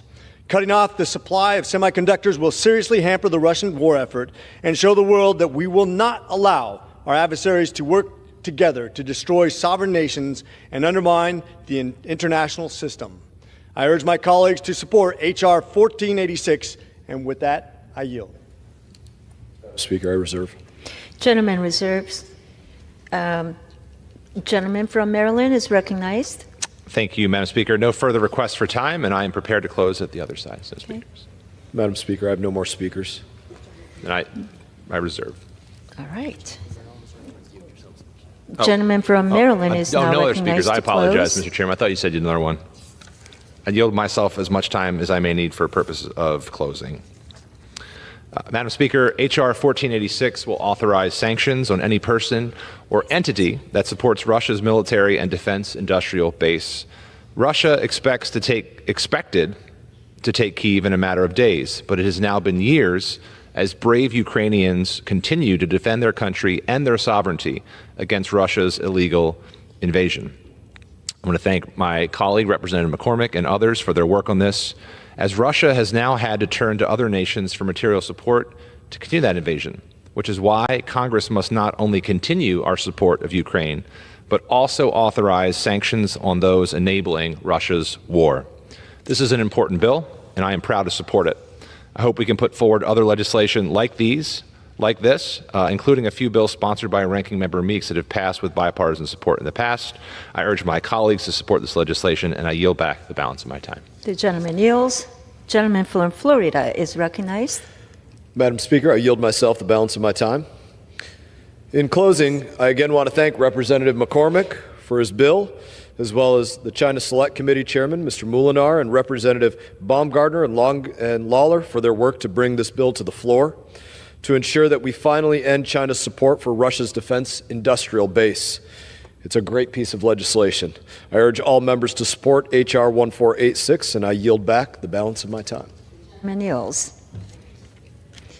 The question is, will the House suspend the rules and pass the bill H.R. 1486 as amended? Those in favor say aye. Those opposed, no. In the opinion of the chair, 2/3 being in the affirmative, the rules are suspended, the bill is passed, and without objection, the motion to reconsider is laid on the table. Okay. For what purpose does the gentleman from Florida seek recognition? Madam Speaker, I move that the House suspend the rules and pass H.R. 1540. The clerk will report the title of the bill. H.R. 1540, a bill to provide for the imposition of sanctions with respect to forced organ harvesting within the People's Republic of China and for other purposes. Pursuant to the rule, the gentleman from Florida, Mr. Mast, and the gentleman from Maryland, Mr. Shusky, each will control 20 minutes. The chair recognizes the gentleman from Florida.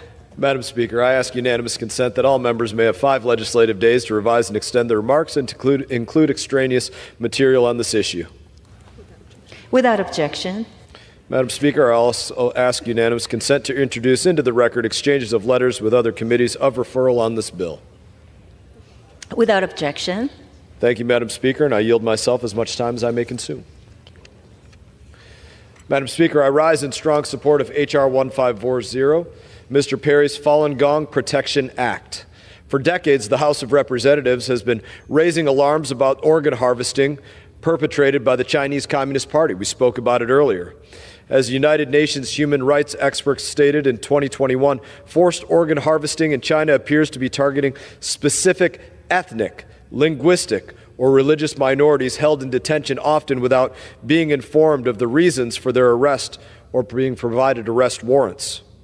Among those most frequently reported as targets are the Falun Gong practitioners and the Uyghur Muslims in the Xinjiang province. These detainees, often imprisoned for their beliefs, are subjected to medical procedures that other prisoners are not. Blood draws, organ examinations, ultrasound scans. These are not for their health. These are the results are then entered into a database, turning them into a human inventory for a state-run organ harvesting system. This is barbaric. These crimes, they are abuses by the Chinese Communist Party, and I think we can all agree that they have to come to an end. The legislation before us today, the Falun Gong Protection Act, takes long overdue action to confront this horror. It directs the U.S. government to identify and publicly name individuals and entities involved in forced organ harvesting in China. It imposes targeted sanction under the Global Magnitsky Act, including visa bans, asset freezes against those responsible. It strengthens reporting requirements for the State Department, ensuring that U.S. foreign policy fully accounts for the scope of organ trafficking abuses. Madam Speaker, I urge support of this legislation, and I reserve the balance of my time. The gentleman reserves. The gentleman from Maryland is recognized. Thank you, Madam Speaker. I yield myself as much time as I may use. Madam Speaker, I rise in support of H.R. 1540. Like H.R. 1503, the Falun Gong Protection Act also imposes sanctions on individuals who knowingly and directly engage in or facilitate the involuntary harvesting of organs within the People's Republic of China, while strengthening reporting requirements regarding this heinous crime. These steps are vital to address the forcible harvesting of organs a grave violation of human rights and bodily autonomy. The PRC has been accused of forcibly harvesting organs from victims who range from prisoners of conscience, including religious and spiritual adherents, to ethnic minorities. Shining a spotlight on these crimes and the people that perpetrate them while advancing accountability is essential. The reporting requirements in this bill will help us better understand the scope of these terrible abuses and allow us to address them more effectively. This reporting relies on the very offices and experts at the State Department, the Department of Health and Human Services, and the National Institutes of Health that are being gutted currently by the Trump administration. A gift for traffickers and criminals that only illustrates just how dangerous the administration's proposed reorganization and so-called streamlining of government has been for United States national security. The sanctions in this bill may help to hold perpetrators accountable and deter the practice as well. We cannot remain silent in the face of such cruelty. We must stand with the victims, show them they are not forgotten, and ensure that perpetrators face justice. I thank my colleagues for their leadership on this effort and other efforts to tackle this heinous crime. I encourage my colleagues to join in supporting the measure, and I reserve the balance of my time. Gentleman from Maryland reserves. Gentleman from Florida. Mr. Recognized. Speaker, I am pleased to yield 4 minutes to the gentleman from Pennsylvania, the sponsor of this legislation, Mr. Perry. The gentleman is recognized. Thank you, Mr. Speaker, and I thank the chairman for allowing this bill to come to the floor. I'm here today to urge support of and for H.R. 1540, the Falun Gong Protection Act, a bill I have introduced to confront one of the most egregious, barbaric, medieval human rights atrocities of our current time. As we stand on the precipice of this vote, I ask you to join me in taking a stand against the Chinese Communist Party's systematic persecution of Falun Gong practitioners. Since the early 1990s, the Falun Gong, a spiritual practice rooted in the principles of truth, compassion, and tolerance, has been targeted by the Chinese Communist Party. By 1999, Mr. Speaker, an estimated 70 to 100 million people, roughly 5 to 7% of China's population, were practicing Falun Gong. This popularity triggered a brutal response from the CCP, unleashing a campaign of illegal detentions, forced labor, torture, and most horrifically, forced organ harvesting, a practice that amounts to mass murder. On July 20th, 1999, the CCP detained hundreds of thousands of Falun Gong practitioners and banned their practice outright. Since then, the persecution has only intensified. Multiple studies, including the 2020 report from the Independent Tribunal into Forced Organ Harvesting, have exposed an incomprehensible gap between the number of organ transplants performed in China and the number of registered donors. Mr. Speaker, the math simply doesn't add up, and we all know why. Just think about it. An independent tribunal into forced organ harvesting. An organization literally had to be set up to look into this because China is a closed society, and regardless of what people might think, we're allowed to travel to China. They're not showing you this part. The CCP's secrecy ensures that China remains closed to scrutiny, but the evidence is clear. Falun Gong practitioners are the primary victims of this barbaric organ harvesting system. The tribunal's findings are staggering. They concluded that forced organ harvesting has been committed for years on a massive scale, with Falun Gong practitioners as the main source.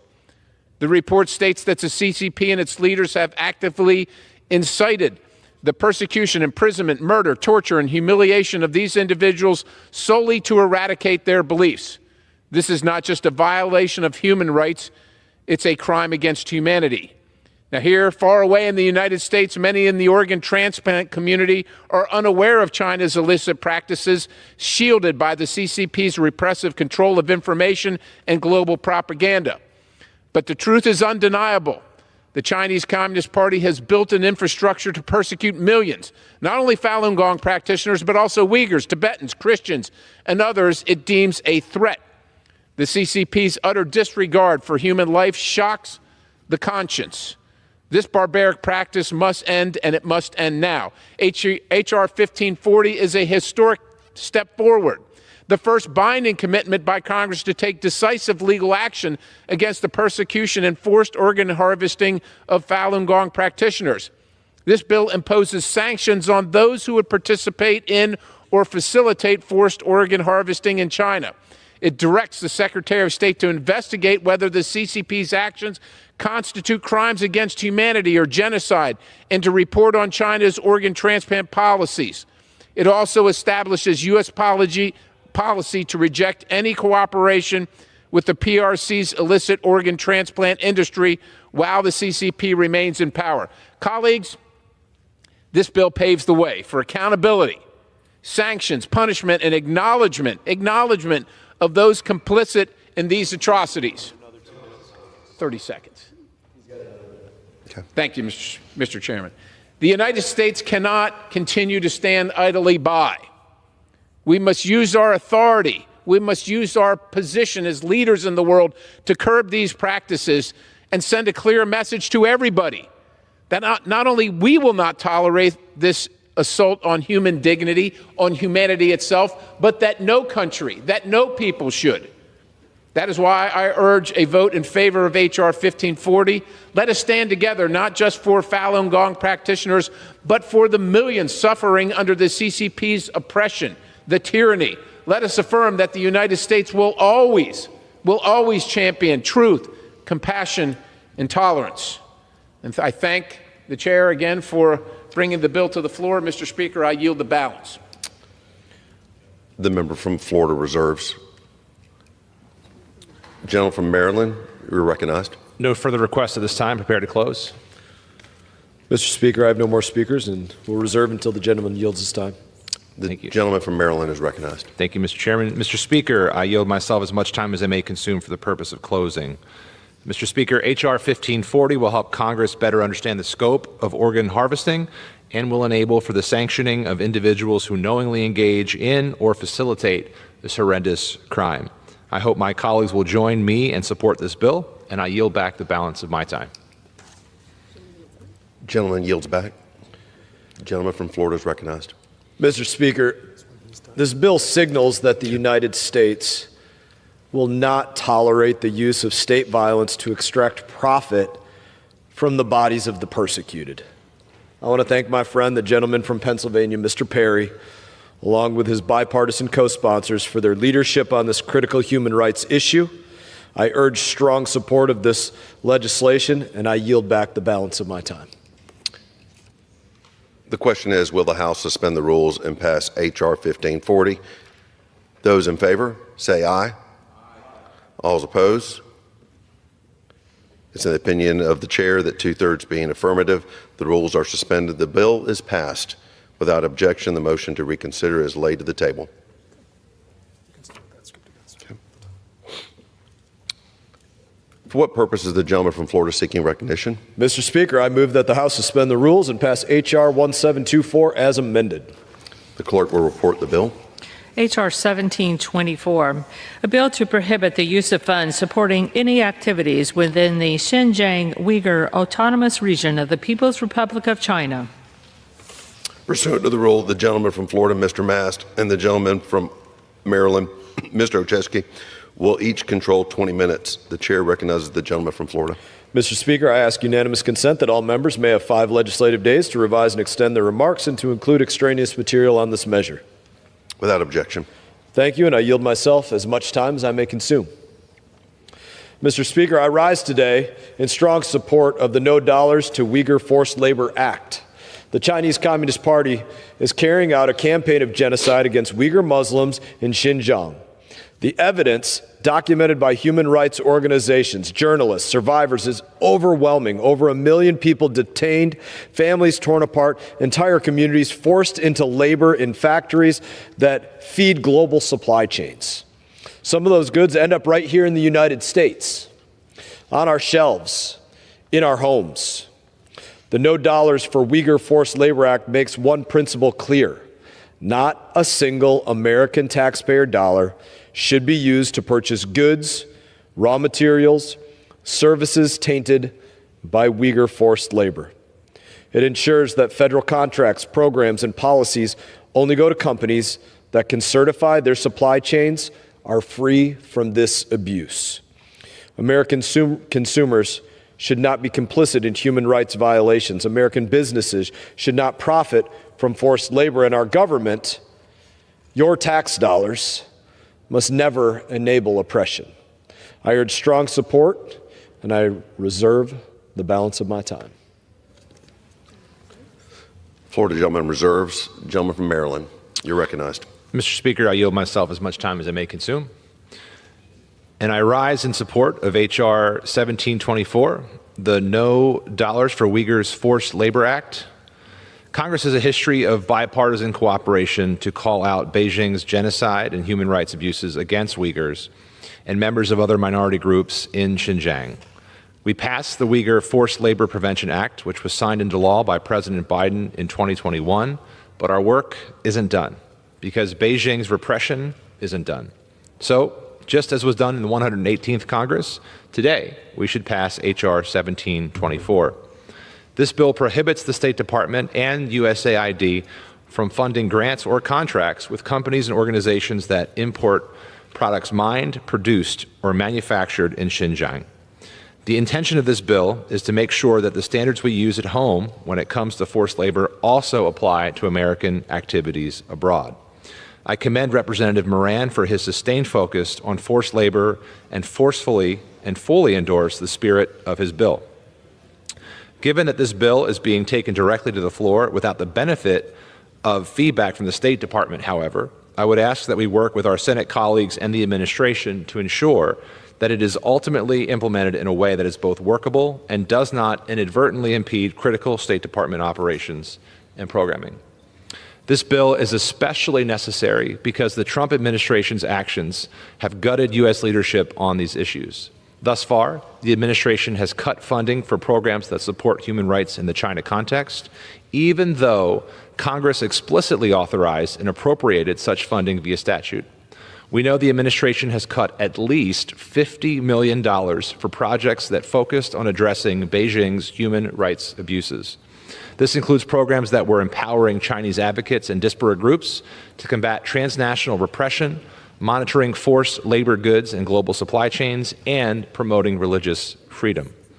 The administration is also trying to shutter Radio Free Asia as we speak, despite the fact that Radio Free Asia helped break the story about the PRC's program of detention, re-education, and forced labor in Xinjiang. The administration's opposition to Uyghur resettlement in the United States is hypocritical at best and morally reprehensible at worst. This bill is a good step for Congress to take, but President Trump is squandering American leadership and taking us backward. I encourage my colleagues to join in supporting this measure, and I reserve the balance of my time. Gentleman from Maryland reserves. The gentleman from Florida is recognized. Mr. Speaker, I'm pleased to yield 4 minutes to the gentleman from Texas, the sponsor of this legislation and a former committee member, Mr. Moran.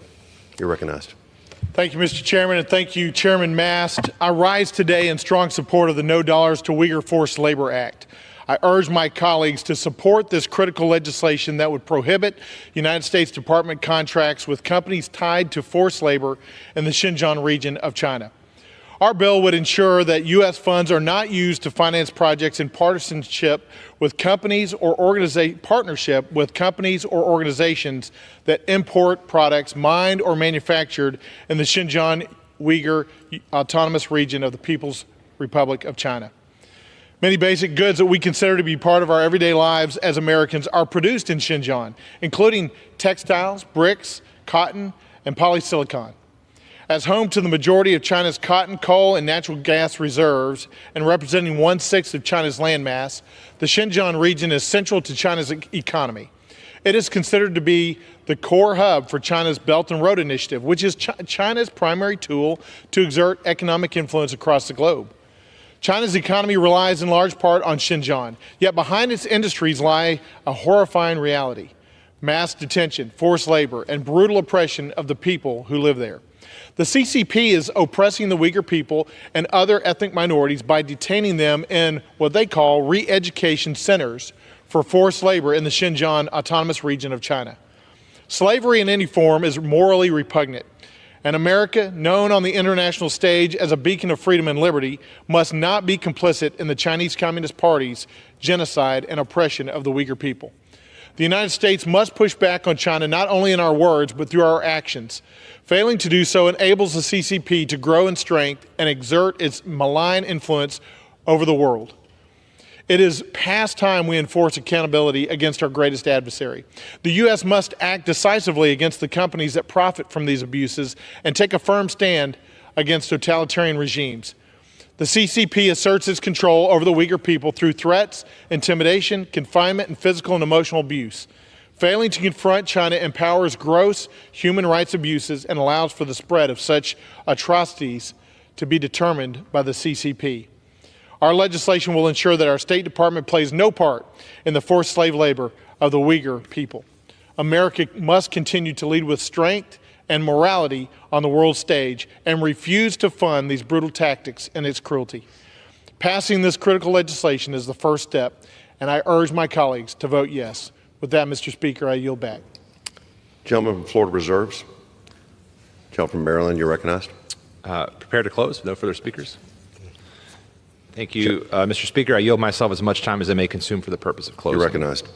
Mr. Speaker, H.R. 1724 calls on the State Department and USAID to verify they are not funding any programs or projects that unwittingly use goods or materials made using forced labor in Xinjiang. This is a preventative measure that to ensure America's diplomacy, development, and economic engagement, and continue to make sure that America, we stay true to our values. So I hope my colleagues will join me and support this bill. I yield back the balance of my time. Gentleman from Maryland reserves. Gentleman from Florida. He yields back his time. I'm sorry. Gentleman from Florida, you're recognized. Mr. Speaker, this bill, this debate, previous bills, they send a clear message to the Chinese Communist Party and to the world. The United States does not turn a blind eye to China's atrocities. I thank my colleague, Mr. Moran, for his leadership. We must pass this bill and say with one voice, not one more dollar. I urge my colleagues to pass this bill, and I yield back the remainder of my time. The question is, will the House suspend the rules and pass H.R. 1724 as amended? Those in favor say aye. Those opposed say no. It's the opinion of the chair. 2/3 is passed in the affirmative. The rules are suspended. The bill is passed without objection. The motion to reconsider is laid to the table. From what purpose does the gentleman from Florida seek recognition? Mr. Speaker, I move that the House suspend the rules and pass H.R. 1316 as amended. The clerk will report the bill, title of the bill. H.R. 1316, a bill to amend the Export Control Reform Act of 2018 relating to licensing transparency. Pursuant to the rule, the gentleman from Florida, Mr. Mast, and the gentleman from Maryland, Mr. Olszewski, will each control 20 minutes. The chair recognizes the gentleman from Florida. Mr. Speaker, I ask unanimous consent that all members may have 5 legislative days to revise and extend their remarks and to include extraneous material on this measure. Without objection. Thank you, and I yield myself as much time as I may consume. Gentleman's recognized. Mr. Speaker, I rise in strong support of the Maintaining American Superiority by Improving Export Control Transparency Act. And I wish my colleague could have picked a shorter name for it, but that's my friend, Mr. Jackson. He does good legislation, sometimes a little long-winded on the names, but export controls are a critical tool for protecting American national security. Foreign adversaries like the Chinese Communist Party are working tirelessly to steal and exploit U.S. technology. We have known this. The CCP is using its military-civil fusion strategy to fuel China's military buildup and commit human rights atrocities, just like we've spoke about on Uyghur genocide. No American service member should have to face a foreign adversary armed with U.S. technology, and no act of genocide should be enabled by American innovation. As important as export controls are to protecting American lives and values, they are only as strong as their administration and the enforcement of it. Every U.S. export control ultimately requires the government to decide on whether to approve or deny a license for the item in question. The Commerce Department's Bureau of Industry and Security, or the BIS, is the lead agency for administering and enforcing U.S. export controls. As export controls have become more vital to our national security, the importance of congressional oversight has only increased.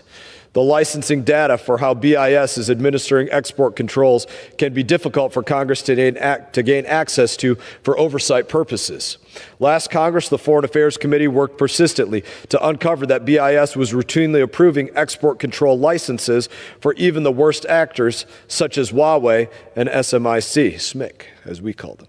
Last Congress, Foreign Affairs Committee worked to expose this in hearing after hearing, without much help from the Biden administration. Huawei and SMIC are two of the CCP's national champions and play a critical role in supporting China's military buildup and human rights abuses.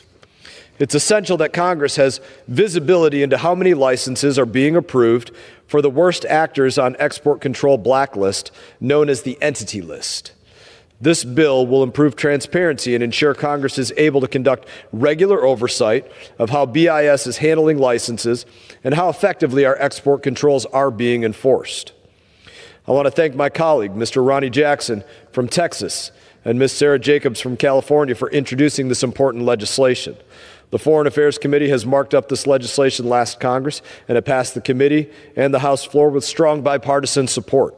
I expect it will receive the same support today. I urge my colleagues to support the Maintaining American Superiority by Improving Export Control Transparency Act, and I reserve the balance of my time.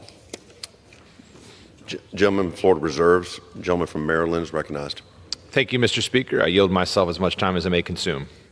You're recognized. Mr. Speaker, I rise in support of H.R. 1316.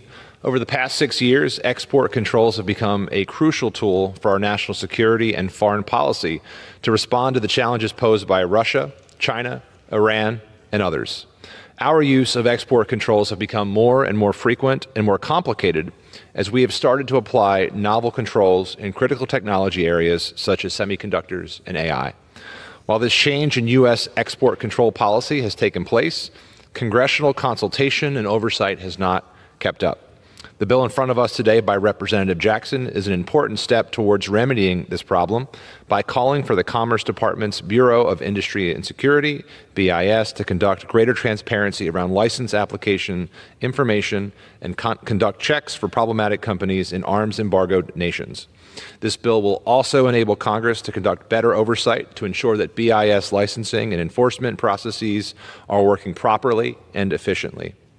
This bill will ensure that the Foreign Affairs Committee is getting the information it needs on export control policy and implementation while protecting business proprietary information and allowing BIS to effectively execute its core national security mandate. However, as we add to the list of things we're asking BIS to do, it's also important that we equip BIS with the resources and staffing to meet those requirements. This administration claims that it will prioritize export controls, yet it has frozen 10% of BIS's budget. That is not keeping America safe. BIS desperately needs to revamp its outdated and inefficient IT system, which has not been updated in over 15 years.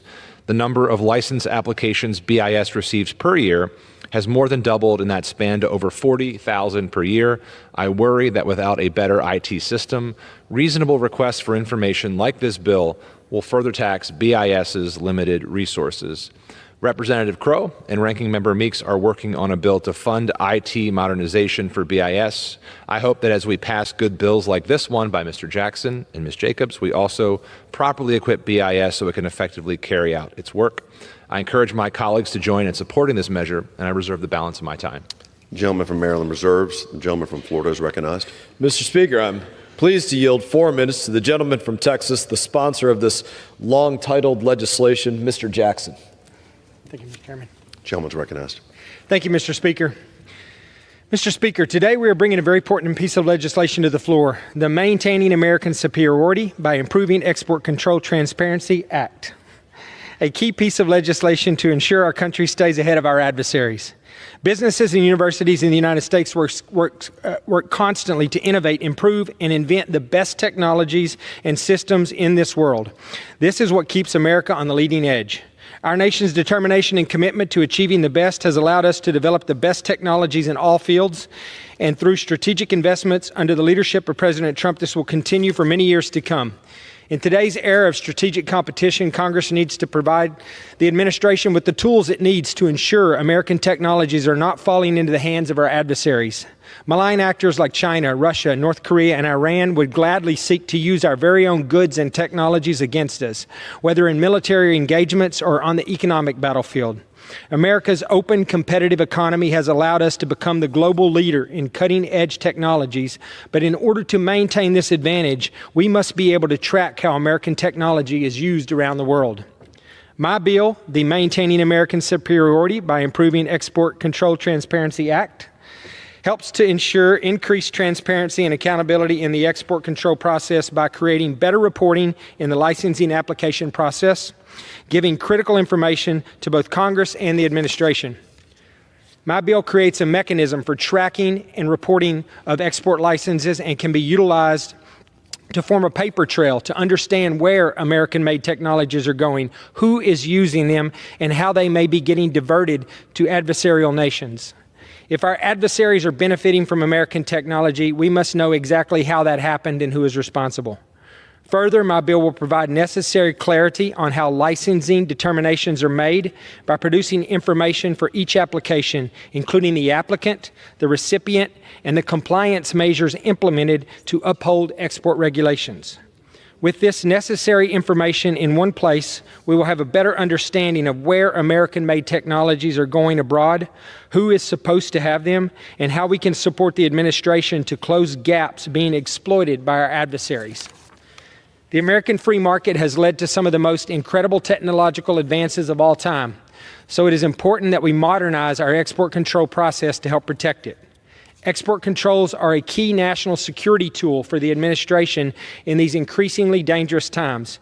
Therefore, Congress should swiftly pass this legislation and send it to President Trump's desk. As my chairman mentioned, this bill has passed in the House unanimously in the 118th Congress. The only difference between this year's bill and last year's bill is that we have incorporated some helpful technical assistance provided by the new administration to ensure the legislation better executes the letter of the law and congressional intent. I want to thank Chairman Mast and Ranking Member Meeks for supporting this legislation and working together to see that this bill made it to the floor today. I also want to thank co-leads of this bipartisan and bicameral legislation, Congresswoman Sarah Jacobs, Senator Jim Banks, and Senator Mark Warner. Greater transparency and accountability in export controls is critical to national security issue that everyone should have an interest in supporting this. I urge all of my colleagues to support this critical piece of legislation that will enhance our national security and economic competitiveness while protecting American innovation. Thank you, Mr. Speaker, and I yield back. Reserve. The gentleman from Florida reserves. The gentleman from Maryland is recognized. No further speakers at this time. Prepared to close. The other side is. Very good. The gentleman from Maryland is recognized. Thank you, Mr. Speaker. I yield myself as much time as I may consume for the purpose of closing. The gentleman is recognized. Mr. Speaker, transparency is critical for effective congressional oversight, and Mr. Jackson's bill will allow Congress greater insight into the license application decisions and enforcement actions taken by the Bureau of Industry and Security. So notwithstanding the length of the bill, as pointed out by the chairman, I hope my colleagues will join me and support this bill. I yield back the balance of my time. Gentleman from Maryland is recognized. The gentleman yields. Recognized. Mr. Speaker, I yield myself the balance of my time. I want to thank my colleagues on both sides of the aisle for working to improve transparency and congressional oversight of U.S. export controls. It's vital. That can't be overstated enough. It's vital. I urge all members to vote in favor of H.R. 1316, and I yield back the balance of my time. The question is, will the House suspend the rules and pass H.R. 1316 as amended? Those in favor say aye. Those opposed say no. In the opinion of the chairs, two-thirds being in the affirmative, the rules are suspended, the bill is passed, and without objection, the motion to reconsider is laid on the table.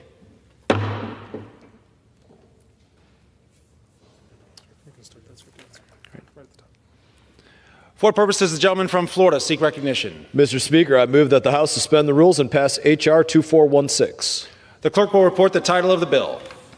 H.R. 2416, a bill to amend the Taiwan Allies International Protection and Enhancement Initiative Taipei Act of 2019 to provide that the United States, as a member of any international organizations, should oppose any attempts by the People's Republic of China to resolve Taiwan's status by distorting the decisions, language, policies, or procedures of the organization and for other purposes. Pursuant to the rule, the gentleman from Florida, Mr. Mast, and the gentleman from Maryland, Mr. Ocheski, will each control 20 minutes. The chair recognizes the gentleman from Florida. Mr. Speaker, I ask unanimous consent that all members may have 5 legislative days to revise and extend their remarks and to include extraneous material on this measure. Without objection. Thank you, and I yield myself as much time as I may consume. The gentleman is recognized. Mr. Speaker, I rise in strong support of the Taiwan International Solidarity Act, a vital update to the Taipei Act that reflects both the realities of today's global landscape and the urgency of standing up to the Chinese Communist Party, as we've spoke about in length today. This amendment makes clear that the United States, as a participant in any international organization, must actively oppose attempts by the CCP to distort the policies, the procedures, or the language of those institutions in order to manipulate Taiwan's status. Let me be blunt. Beijing has waged a systemic campaign to erase Taiwan from the international stage. From the World Health Organization to the International Civil Aviation Organization, the CCP has bullied, bribed, and pressured global institutions and countries into sidelining Taiwan, despite Taiwan's clear qualifications and its contributions to global health, security, and commerce. Few examples illustrate the Chinese Communist Party's deceptive tactics more clearly than its distortion of UN Resolution 2758. This 2758 was adopted in 1971. The resolution recognized the People's Republic of China as the legitimate representative of China at the United Nations. It made no mention of explicit or implicit of Taiwan's status, sovereignty, or representation. Yet Beijing has deliberately misinterpreted this resolution, falsely claiming it provides international recognition of the PRC's authority over Taiwan. This misinterpretation has been weaponized to exclude Taiwan from global institutions and forums. What was intended as a procedural resolution has been cynically exploited to isolate a democratic and peaceful partner. This calculated assault on truth and freedom must not go unchallenged. The Chinese Communist Party seeks to rewrite international norms and terminology to serve its own political narrative. They deny Taiwan's voice on the world stage, not because Taiwan lacks legitimacy, but because its thriving democracy as a powerful example to the CCP's authoritarian model. This amendment ensures that the United States will not stand idly by. It affirms our commitment to actively push back against Beijing manipulative influence in global institutions. It tells our allies and our adversaries that the United States will not legitimize falsehoods about Taiwan's status or sovereignty. And Mr. Speaker, I reserve the balance of my time. Reserves. The gentleman from Maryland is recognized. Thank you, Mr. Speaker. I rise in support of H.R. 2416, the Taiwan International Solidarity Act, and I yield myself as much time as I may consume. Gentleman is recognized. First, I want to thank our friend and colleague, Representative Conley, for his work in developing this bill. As been said on this floor earlier, we know that he can't be with us today, we send our best wishes and our prayers to him and his family as he continues his courageous battle with cancer. Representative Conley is among the hardest working members of Congress and the most dedicated public servants in the United States. He's as tough as they come, and I know he's going to keep fighting. Our thoughts and prayers are truly with him. I'm pleased to support this bipartisan measure, which will strengthen U.S.-Taiwan ties, showcase our support for Taiwan, and help counter Beijing's coercive influence around the world. U.S. policy towards Taiwan remains consistent across administrations and guided by the Taiwan Relations Act. What has changed, though, is Beijing's increasingly aggressive international campaign to exclude Taiwan from the international community through intimidation, coercion, and distortion of established and well-accepted norms. To be clear, there is no justification in the UN General Assembly Resolution 2758 for Taiwan's continued exclusion from international bodies. The resolution only established the government of the PRC as a representative for China at the UN. It did nothing to define or determine a role for Taiwan. This bill codifies what has long been the United States' position: to oppose Beijing's actions in misinterpreting and distorting UN Resolution 2758, and to enable the United States to empower our partners to resist Beijing's overtures or reduce or sever relations with Taiwan. Taiwan is a friend, a vibrant democracy, and a force for good in the world. And in this Congress, on a bipartisan basis, we will continue to push for its inclusion in global dialogue. I encourage my colleagues to join in supporting this measure, and I reserve the balance of my time. The gentleman reserves. The gentleman from Florida is recognized. Mr. Speaker, I have no more speakers and will continue to reserve until the gentleman yields back his time. The gentleman reserves. The gentleman from Maryland is recognized. Mr. Speaker, no further requests, and I'm prepared to close if there are no speakers. The gentleman from Maryland is recognized. Thank you. Mr. Speaker, I yield myself as much time as I may consume for the purpose of closing. Mr. Speaker, by reinforcing the United States' opposition to the Beijing's misinterpretation of UN General Assembly Resolution 2758, this bill sends a clear signal that the United States will not waver and that we will stand up for our friends when they are bullied. Our partners should be able to rely on U.S. support in the face of Beijing's coercion, especially in its efforts to maliciously exclude the interests of Taiwan's 24 million people in international organizations. Taiwan is a vibrant democracy that contributes to the global community, and it deserves to participate in fostering peace and cooperation. I hope my colleagues will join me and support this bill. I yield back the balance of my time. The gentleman yields. The gentleman from Florida is recognized.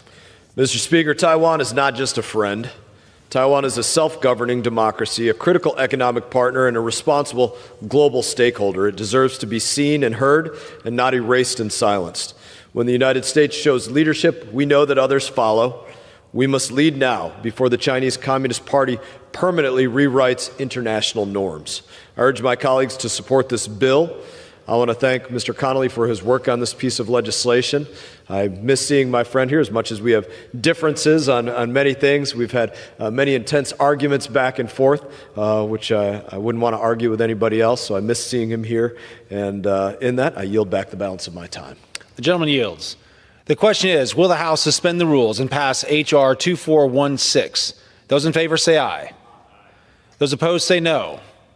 In the opinion of the chair, 2/3 being in the affirmative, the rules are suspended. The bill is passed. And without objection, the motion to reconsider is laid on the table. For what purpose does the gentleman from Florida seek recognition? Mr. Speaker, I move that the House suspend the rules and pass H.R. 1800. The clerk will report the title. H.R. 1800, a bill to repeal the sunset provision of the Iran Sanctions Act of 1996 and for other purposes. Pursuant to the rule, the gentleman from Florida, Mr. Mast, and the gentleman from Maryland, Mr. Olszewski, will each control 20 minutes. The chair recognizes the gentleman from Florida. Mr. Speaker, I ask unanimous consent that all members may have 5 legislative days to revise and extend their remarks and to include extraneous material on this measure. Without objection. Thank you, Mr. Speaker. I yield myself as much time as I may consume. The gentleman is recognized. Mr. Speaker, I rise in support of H.R. 1800, the Solidify Iran Sanctions Act of 2025. The Iran Sanctions Act was enacted back in 1996. For 29 years, this law has acted as the cornerstone of U.S. efforts to address the Iran regime's malign influence. From its support to terrorist proxies to its dangerous nuclear program, the impact of the regime's provocative actions continues to be felt far and wide. These sanctions are more important now than ever. As this administration pursues a last-ditch effort to address the threat posed by Iran's nuclear program diplomatically, these sanctions continue to provide much-needed leverage to address the full range of Iran's malign activity. They're a vital and necessary tool not only to deny Iran all paths to a nuclear weapon and to cut off its enrichment capabilities, but also to counter Iran's malign influence abroad, including its ongoing support to terrorist proxies like the Houthis. What we see across the region and beyond is that the threat Iran poses to the United States and our partners and allies is becoming more and more entrenched. We need a policy response that is durable and shows that we are committed, day in and day out, to choking off any financial support to Iran's malign activities. That's why today the House is considering the Solidify Iran Sanctions Act, which would eliminate the upcoming 2026 sunset from the Iran Sanctions Act. We need to send Iran a clear and simple message. You cannot just wait out our sanctions. Our sanctions will not expire on some arbitrary date. The only way to make U.S. sanctions go away is to stop the sanctionable conduct and not threaten the United States national security interests or our allies, period. The fact that we are considering this bill under suspension of rules is hugely significant. It shows that eliminating this sunset is not a partisan issue. Republicans and Democrats agree that we need durable, long-lasting, long-term pressure on Iran. And, Mr. Speaker, I reserve the balance of my time. The gentleman reserves. For what purpose is the gentleman from Maryland? The gentleman from Maryland is recognized. Thank you, Mr. Speaker. I rise in support of H.R. 1800, the Solidify Iran Sanctions Act of 2025, and I yield myself as much time as I may consume. The gentleman is recognized. Thank you, Mr. Speaker. For nearly 30 years, Congress and the executive branch have utilized the Iran Sanctions Act, or ISA, to constrict Iran's energy sector, denying the Iranian regime needed funds to grow its nefarious nuclear program and carry out state-sponsored terror activities. Originally passed into law in 1996, the ISA has been the key statutory element undergirding our sanctions infrastructure against Iran. The ISA provides secondary sanctions authority to hold third-party firms accountable for their investments in Iran as well. Since 1996, Congress has built upon this legislation multiple times and has expanded the list of transactions that are considered violation of the ISA. These sanctions, combined with additional sanctions on Iran's financial systems and petroleum transactions, as well as aggressive American diplomacy, are what drove Iran to the negotiation table to finalize the Joint Comprehensive Plan of Action in 2025, a deal that effectively prevented Iran from obtaining a nuclear weapon before it was torn up by President Trump in 2018. Today, Iran is closer to obtaining a nuclear weapon than ever before, and the Iranian regime, through its backing of terrorist organizations like Hamas and Hezbollah, continues to wreak havoc throughout the Middle East. So, we must ask ourselves, under what circumstances can Congress envision abandoning our sanctions infrastructure while this Iranian regime is in power? What indications have we had since 1996 that this regime is interested in changing its nature and becoming a productive and peaceful member of the international community? While it is exceedingly rare that Congress would waive sunsets, and I would support an extended authorization, the failure of Iran to change for decades speaks for itself. The ISA is the only major Iran sanction statute that contains a sunset provision. And in general, sunset provisions have value, forcing Congress to reevaluate and reconsider sanctions to adjust to new situations. However, even in the instance a new Iran deal is reached and successfully implemented, I believe we would want this sanctions infrastructure still in place, just as it was under the JCPOA, so that Iran and the international community knows what awaits them if progress is not made or promises are not kept. Repealing the sunset provision of the ISA is also an issue of checks and balances. Losing congressional authority of this critical sanctions infrastructure would effectively cede more authority to the executive branch, which has already proven to be more than willing to act unilaterally and without congressional oversight in carrying out executive actions. Passing the Solidify Iran Sanctions Act of 2025 would send an important message about Congress's role in the conduct of U.S. foreign policy towards Iran and, in sum, serves American national security interests. I encourage my colleagues to join in supporting this measure, and I reserve the balance of my time. The gentleman reserves. The gentleman from Florida is recognized. Mr. Speaker, I am pleased to yield 4 minutes to the gentleman from Pennsylvania, the sponsor of this bill, Mr. McKenzie. The gentleman from Pennsylvania is recognized for 4 minutes. Mr. Speaker, I rise today to support my bill, H.R. 1800, the Solidify Iran Sanctions Act of 2025. At a time when our country is working to achieve peace and de-escalate military conflicts in multiple locations around the world, we must remain vigilant about the ongoing threats posed by some of our long-term adversaries. Iran has a well-established record of destabilizing the Middle East and threatening its neighbors. The government of Iran is manufacturing weapons, including drones, acquiring conventional weapons through malign actors, and supporting those actors around the world by funneling weapons and financial support. They do it through their terrorist proxy network throughout the Middle East. These actions directly threaten U.S. personnel and our allies in the region. Iran-backed militias have killed and injured U.S. troops stationed on bases in the Middle East, including an attack on a U.S. base in Jordan on January 28, 2024, which killed 3 American soldiers and injured dozens more. We also know that Iran is continuing to enrich uranium and manufacture long-range missiles, which together pose an unprecedented threat to regional stability. As the current administration works to achieve the total dismantlement of Iran's nuclear program, it's critical that we give them the tools that they need in order to enforce their policy of maximum pressure. In order to achieve peace and stability in the region, we have to remind Tehran that they will not be able to grow, prosper, or effectively do business until they end their nuclear ambitions and stop supporting terrorism. Today's legislation achieves that, empowering our administration during negotiations and putting Iran on notice. This bill removes the sunset clause from the Iran Sanctions Act of 1996, making it permanent law.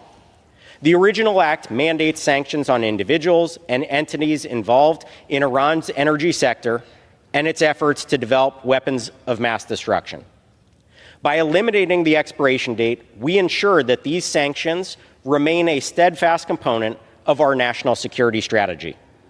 The Iran Sanction Act has been a cornerstone in our efforts to deter Iran's malign activities, and this legislation will show our clear resolve on that issue.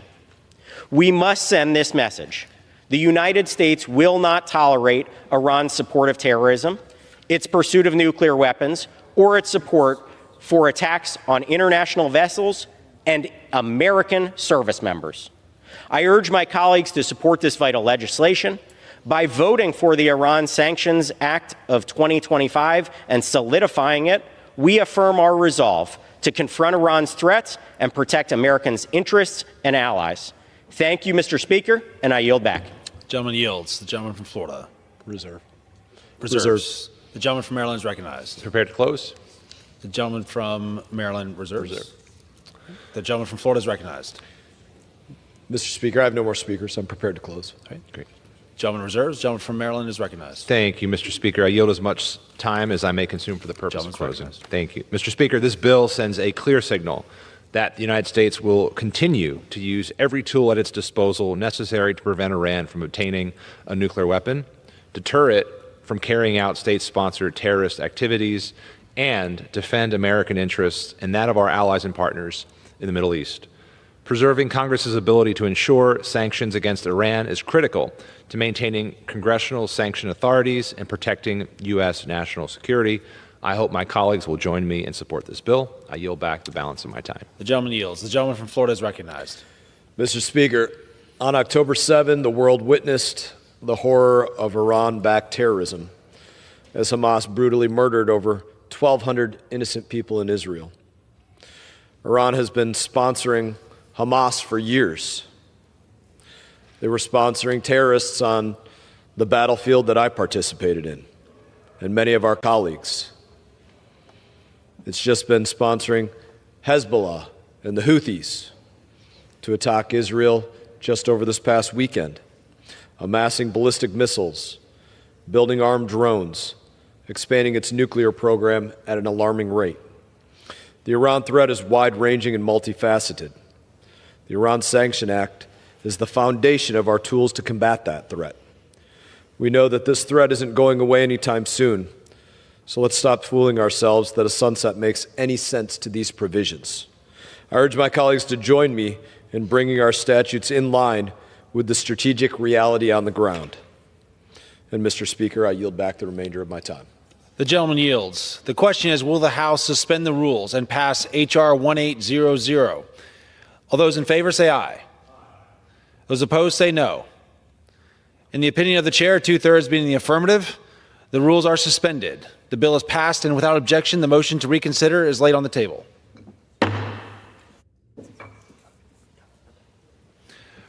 Pursuant to Clause 12A of Rule 1, the chair declares the House in recess until approximately 6:30 today.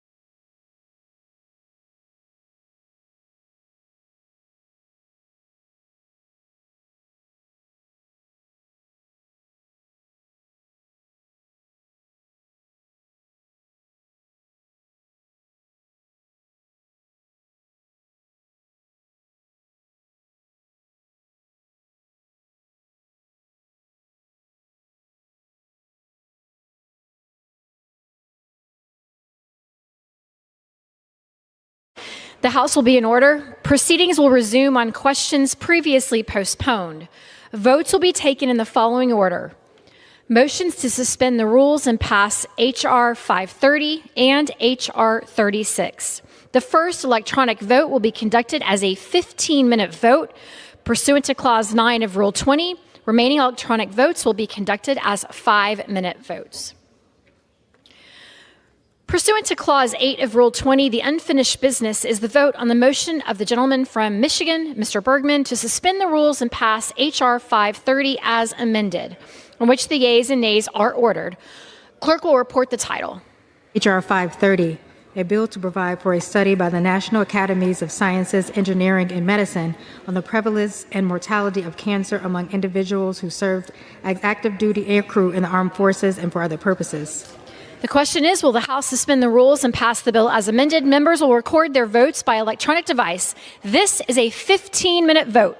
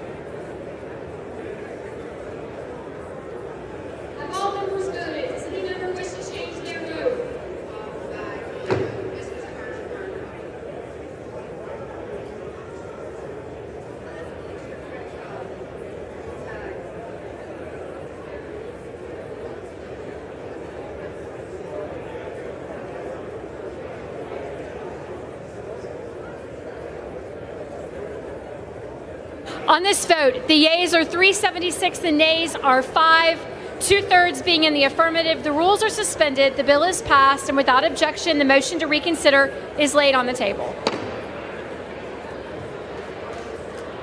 Pursuant to Clause 8 of Rule 20, the unfinished business is the vote on the motion from the gentleman from Florida, Mr. Mast, to suspend the rules and pass H.R. 36, on which the yeas and nays have been ordered. The clerk will report the title. H.R. 36, a bill to counter the influence of the Chinese Communist Party, the Iranian regime, and the Russian Federation in the nation of Georgia. The question is, will the House suspend the rules and pass the bill? Members will record their votes by electronic device. This is a 5-minute vote.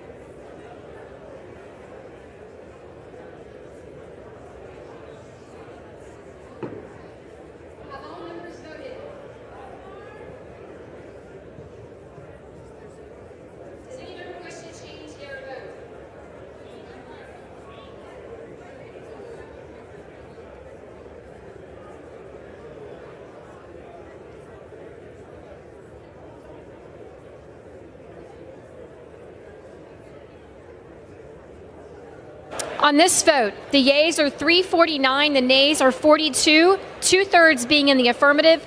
The rules are suspended, the bill is passed, and without objection, the motion to reconsider is laid on the table.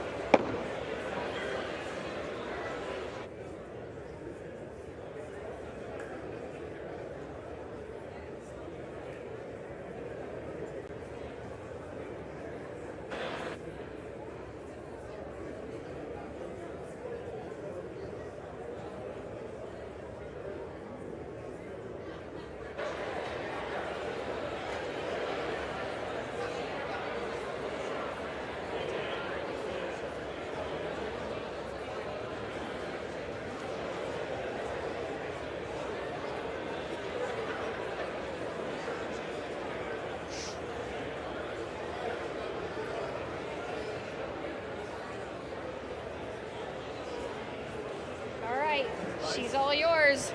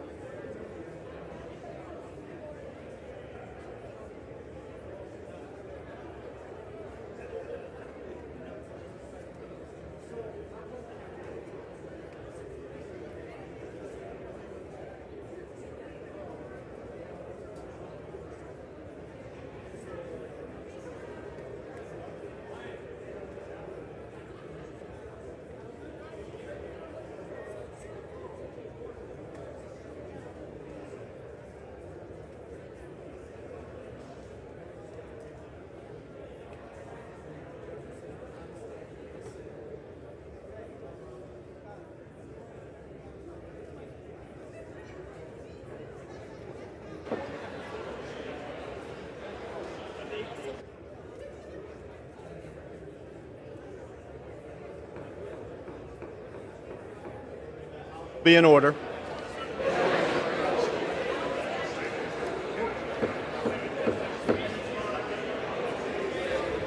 The House will be in order.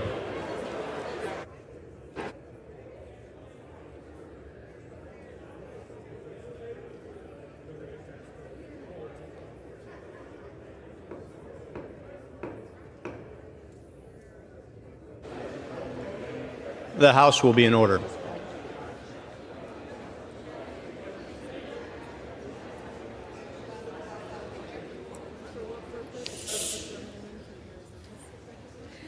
Mr. Speaker, For what purpose does the gentlewoman from Arizona seek recognition?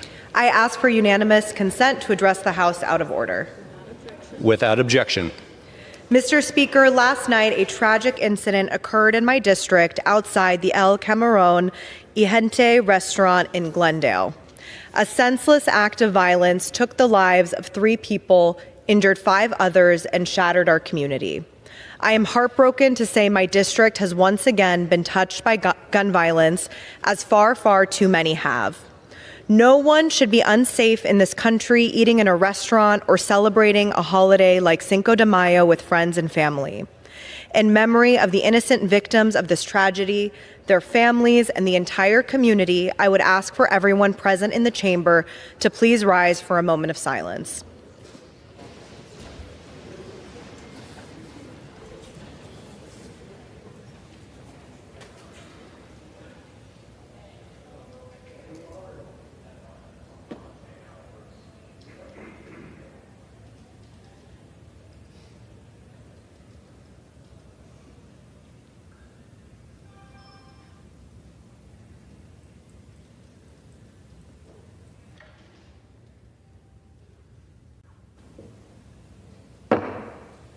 I yield back. Thank you.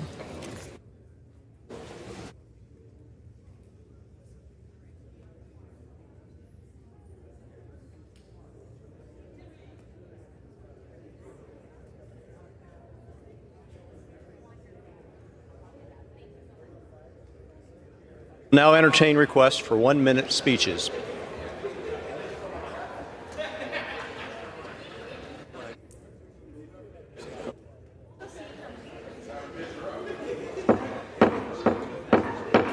The House will be in order.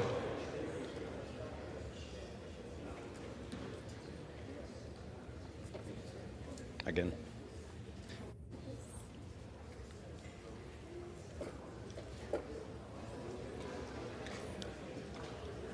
You're standing. Purpose does the gentleman from Pennsylvania seek recognition? Mr. Speaker, I request unanimous consent to address the House for 1 minute and revise and extend my remarks. Without objection, the gentleman is recognized for 1 minute. Thank you, Mr. Speaker.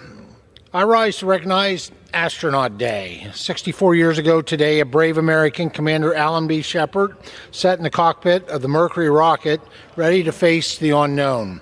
With 3 simple words, light this candle, he launched into a vast expanse of space, becoming the first American to break the bounds of Earth.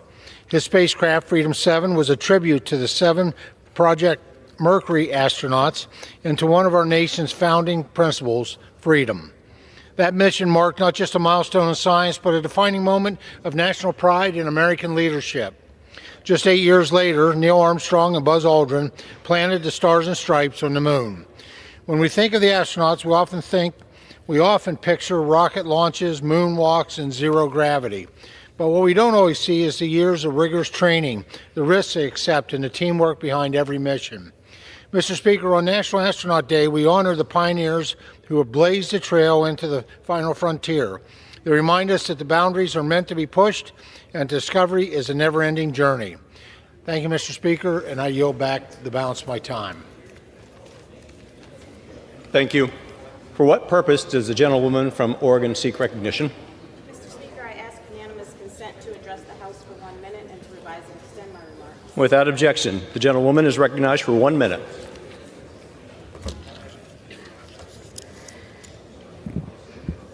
Mr. Speaker, Mr. Speaker, Mr. Speaker, today is the 122nd day of the 119th Congress. It's been 122 days since I began the fight in Congress for lower costs, more jobs, and a better quality of life for Oregonians. Unfortunately, I've yet to have the opportunity to vote on a single meaningful bill that would help achieve those goals. Grocery prices are still increasing, housing isn't getting more affordable, and it's getting harder for families to make ends meet. Yet this week we're voting on the Gulf of America Act, a bill that does nothing to lower costs. And it's been the same story week after week. And that's why I led my freshman colleagues in telling Speaker Johnson that we're fed up and it's time to work on costs. I'll keep sounding the alarm until we start helping the American people. Mr. Speaker, Mr. Speaker, Mr. Speaker, it's time for us to get serious. I yield back. For what purpose does the gentleman from Georgia seek recognition? Ask unanimous consent to address the House for 1 minute and to revise and extend my remarks. Without objection, the gentleman from Georgia is recognized for 1 minute. Mr. Speaker, I rise today to recognize an extraordinary young man, Warren Brinson, whose journey from Savannah, Georgia to the NFL has inspired us all. Warren is not only a proud Savannah native, but also a true champion. He was proudly a key part of the University of Georgia's back-to-back national championship teams. This year, he made us proud again by being drafted by the Green Bay Packers in the 6th round. On the field, his strength, his discipline, and determination make him a powerful force. But off the field is where Warren's character truly shines. Through the Warren Brinson Foundation, he has made a lasting difference. His back-to-school giveaways help local students feel prepared and confident when school starts in the fall. He uplifts families each year through Thanksgiving turkey giveaways and Christmas toy drives. His youth football camp provides kids with membership, mentorship, encouragement, and a vision for a brighter future. Warren Brinson is more than an athlete. He is a servant leader, a mentor, and a hero to our district. He reminds us that genuine success involves giving back to others. Thank you, Mr. Speaker, and I yield back. For what purpose does the gentleman from Arizona rise? Speaker, I ask unanimous consent to address the House for 1 minute and revise and and extend my remarks. Without objection, the gentleman from Arizona is recognized for 1 minute. Mr. Speaker, I rise on the National Day of Awareness for Missing and Murdered Indigenous Women and Girls to express my outrage over more broken promises. In my home state of Arizona, we are mourning the death of 14-year-old Emily Pike, a member of the San Carlos Apache tribe. Emily disappeared from Mesa in January of this year and was found brutally murdered 2 weeks later off U.S. Highway 60. Months later, her case remains unsolved. Emily Pike, like Hannah Harris 30 years ago, and like hundreds and hundreds of Native women and girls, should be alive today. It's far too common that their cases go cold, loved ones left without answers, and without justice. The MMIP crisis to this day remains the most underreported, underdiscussed, and under-resourced tragedy in America, and for decades, Congress and presidents have promised to do much more to address it. Despite some progress towards justice for victims and their family, Trump's budget, announced Friday, strips millions of dollars from public safety and criminal justice programs across Indian country. We have the unique trust responsibility to our tribal nations, and rarely, if ever, has our federal government delivered. I yield back. Thank you. For what purpose does the gentleman from New York seek recognition? Mr. Speaker, I ask unanimous consent to address the House for 1 minute and to revise and extend my remarks. Without objection, the gentleman from New York is recognized for 1 minute. Thank you, Mr. Speaker. I've been a member of this body for just over 120 days. It was clear in November that the American people voted for their family economics. They wanted to see lower costs. So I'm perplexed that this House has yet to vote on any legislation that lowers costs for the average family. In fact, this week we'll be voting on a bill that renames the Gulf of Mexico. No one is clamoring for a newly named body of water. They want lower grocery bills. House Republicans' proposals to cut Medicaid and SNAP to pay for tax breaks for billionaires will make life more, not less, expensive for people in Westchester and the Bronx. The president's thoughtless red light, green light tariffs are making it harder and more expensive to import goods. Those increased costs are paid for by Americans, not foreign countries. Instead of mind-bending tariffs, giveaways to billionaires, and renaming bodies of water, we should be voting on bills that lower costs for the average family. I know many of my colleagues agree. Let's get to real work on behalf of our constituents. Mr. Speaker, I yield back. For what purpose does the gentleman from Ohio seek recognition? I ask unanimous consent to address the House for 1 minute, revise and extend my remarks. Without objection, the gentlewoman is recognized for 1 minute.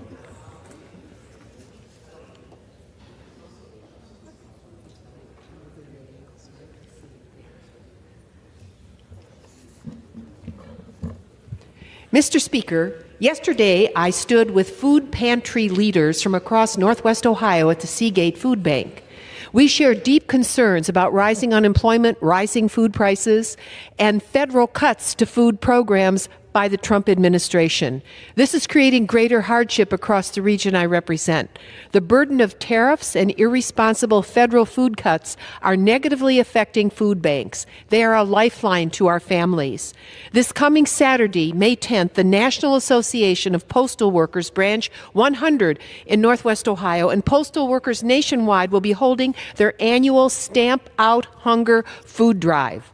They will head out on their routes this Saturday morning. I'm urging all Americans, please find an empty paper bag, put in it protein, peanut butter, canned tuna, canned chicken, canned beef, green beans, canned fruit.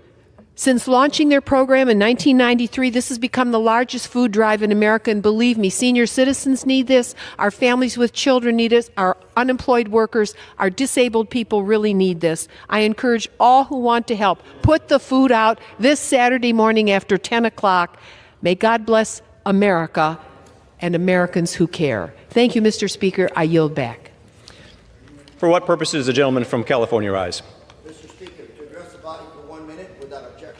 Without objection, the gentleman from California is recognized for 1 minute. Mr. Speaker, today I rise with a heavy heart to recognize 5 young students who were taken too soon from the city of Santa Ana. Recently, 5 students from Santa Ana Unified School District were victims of a brutal car crash. Aurelia Robles, Arlene Robles, Natalia Vidal Zarate, Jacqueline Torres Cerati, and Emmanuel Gonzalez Martinez. They were full of life, adventure, and this tragic loss has broken all of our hearts. To the families of these students, you are in our prayers. To Areli, Arlene, Jacqueline, Natalia, Manny, may your souls rest in peace. Our community will never forget you, and we will miss you dearly. Thank you, Mr. Speaker. For what purpose does the gentleman from Indiana rise?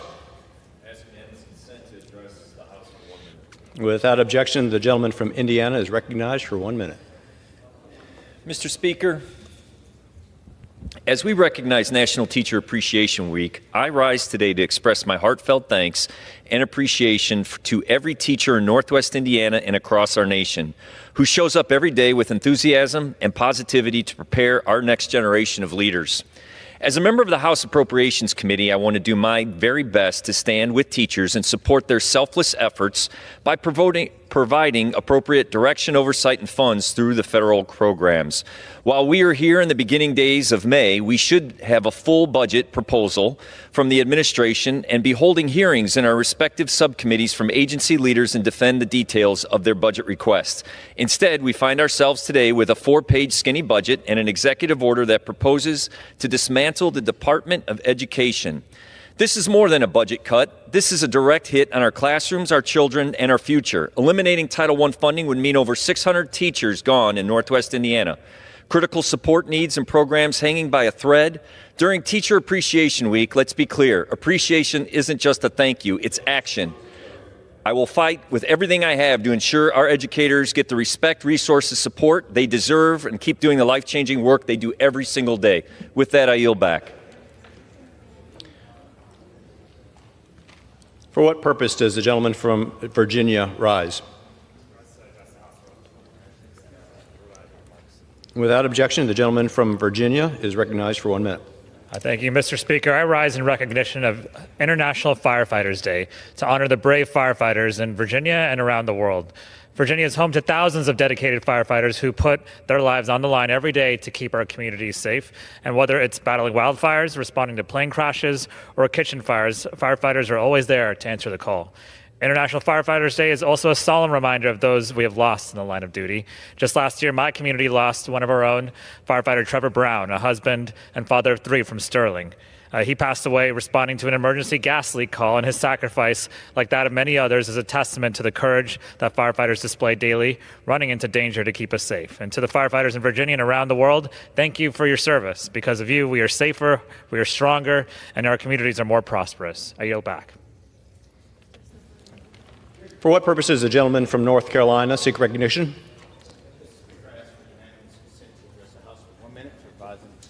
Without objection, the gentleman is recognized for 1 minute.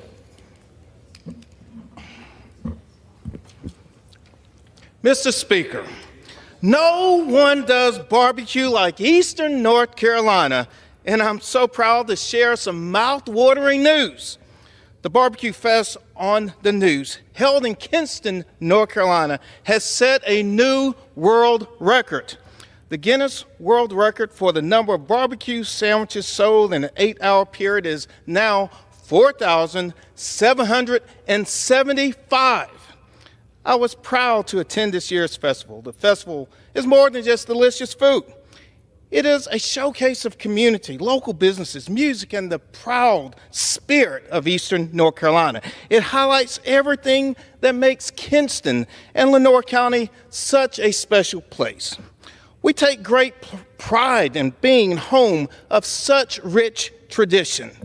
Mr. Speaker, there's no better barbecue on earth than Eastern North Carolina. I yield back. For what purpose does the gentleman from Rhode Island seek recognition? To address the House for 1 minute and revise and extend my... Without objection, the gentleman is recognized for 1 minute. Mr. Speaker, I rise today for the 4th time to call for funding for life-saving food aid to be restored by the Trump administration. Sudan is suffering its worst famine in 4 decades. Without immediate help, hundreds of thousands could die. Mothers are walking for days in search of food, children collapsing into their arms from hunger. And for years, the United States has stepped up in the face of this kind of tragedy. Adija, an organization in my district in Rhode Island, produces ready-to-use food therapeutics called Plumpy Nut that has saved millions of lives in Sudan and more than 60 other countries. But the Trump administration has stopped submitting new orders, and now boxes of this life-saving food intended for Sudan sits in warehouses in Rhode Island, awaiting a transportation contract to be approved while children starve. Trump administration officials continue to say that they intend to resume shipping this emergency food aid, but they have yet to actually do so. Keep your promise, restart the aid, and I yield back. For what purpose does the gentlewoman from New Mexico seek recognition? Good evening, Mr. Speaker. I ask for unanimous consent to address the House and to revise and extend my remarks. Without objection, the gentlewoman is recognized for 1 minute. Mr. Speaker, a few days ago, Donald Trump unveiled his so-called skinny budget for fiscal year 2026, and this budget is only skinny on the cuts that it would cut for the American people. $163 billion for vital programs that serve our communities, tribal programs, housing, healthcare, opioid reduction, and addiction recovery programs. And this is on top of the catastrophic attacks of DOGE on veterans, teachers, Social Security, and vital programs, and on top of the attack the GOP and Trump's reconciliation tax plan would have on Medicaid and food assistance. And why? To give permanent tax breaks to billionaires. And what is the GOP's response this week? They're going to try to pass a bill to rename the Gulf of Mexico to the Gulf of America on the week that we recognize Cinco de Mayo. This is the GOP's plan. This is the GOP's response. And this is Donald Trump's America.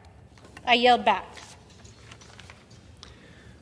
The chair lays before the House the following personal requests. Leave of absence requested for Mr. Adderholt of Alabama for today, Mr. Danny Davis of Illinois for today, and Mr. Jackson of Illinois for today. Without objection, the requests are granted.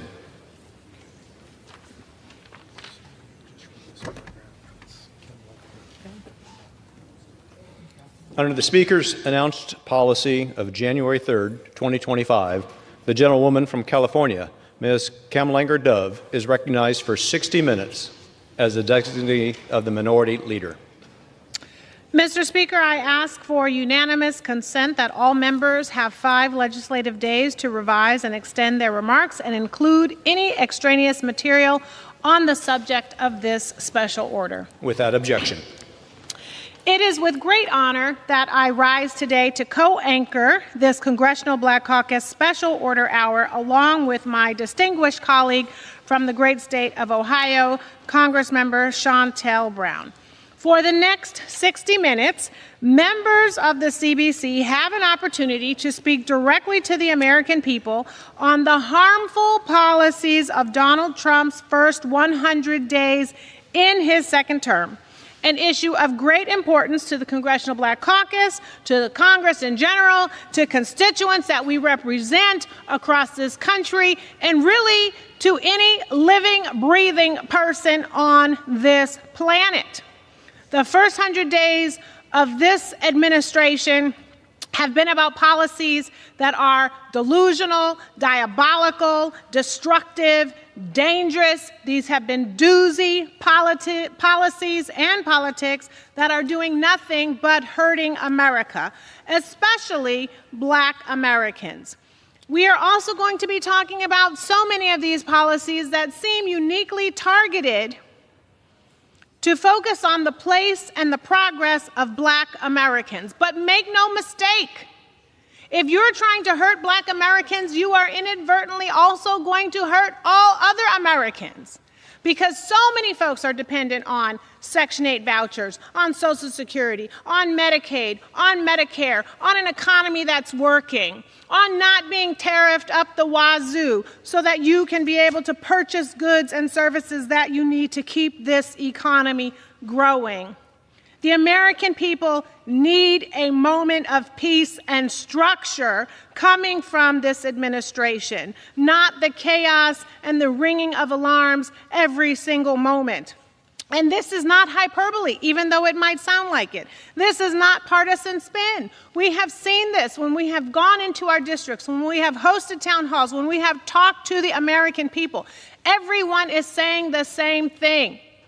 How can you protect our Constitution, protect our economy, protect our way of life, our freedoms, our liberties, not deport us? What is this administration doing to help us rather than to hurt and harm and divide us? The power of this country is in the people. And for the next 60 minutes, the Congressional Black Caucus is going to be speaking to the people in crystal clear ways, using crystal clear words about how we are on the brink, if not through the door, of a constitutional, of an economic, of a political, of a moral crisis, and a crisis of the very identity of this country. It is often said that when America has a cold, Black America has a pneumonia. Well, let me tell you something. We are all up in urgent care and in the community clinics and in the hospitals because we are all sick right now. We cannot afford another 100 days of the 100 days that we have just seen. I have so much more that I want and that I will say, but I want to pass it over to Representative Shontel Brown from the great state of Ohio to share some words before we allow our members of the Congressional Black Caucus to also speak to the American people.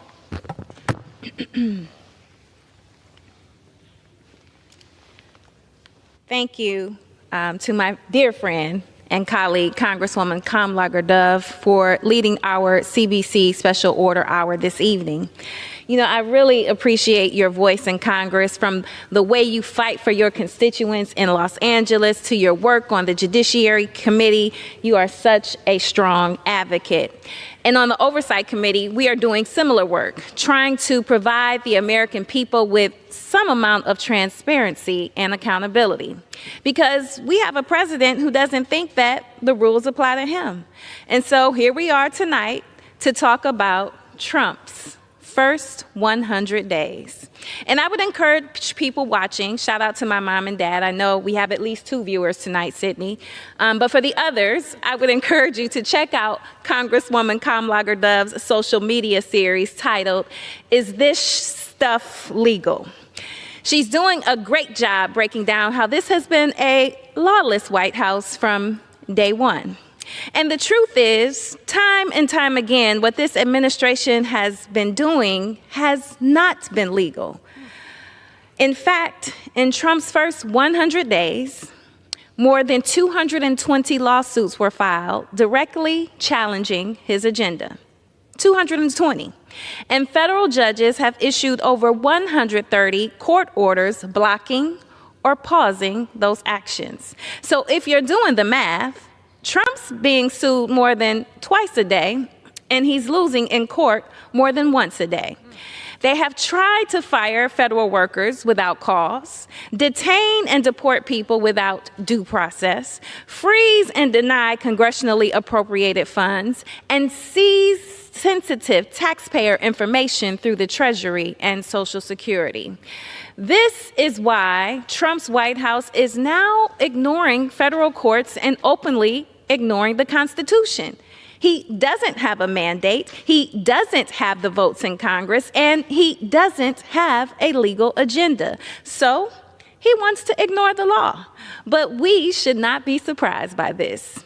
Trump said he was going to be a dictator on day one. He told us this is what he was going to do. And I personally don't know of any dictators who stopped being a dictator on their own. So we've got to fight back, and we've got to fight back in the Congress, in the courts, and in the community. My constituents in Cleveland and people across the country are counting on us to stand up, fight back, and use every tool we have to oppose this agenda. Because this has been 100 days of chaos, cruelty, and cuts. The Trump administration has broken the economy, broken the law, and broken our alliances. In just 100 days, this White House has shrunk the economy, raised prices, and put us on track for a recession. Now, President Biden handed him the strongest economy in the world, and Trump is running it into the ground, which really isn't surprising because this is a man who could not make money running a casino, not to mention who filed bankruptcy 6 times.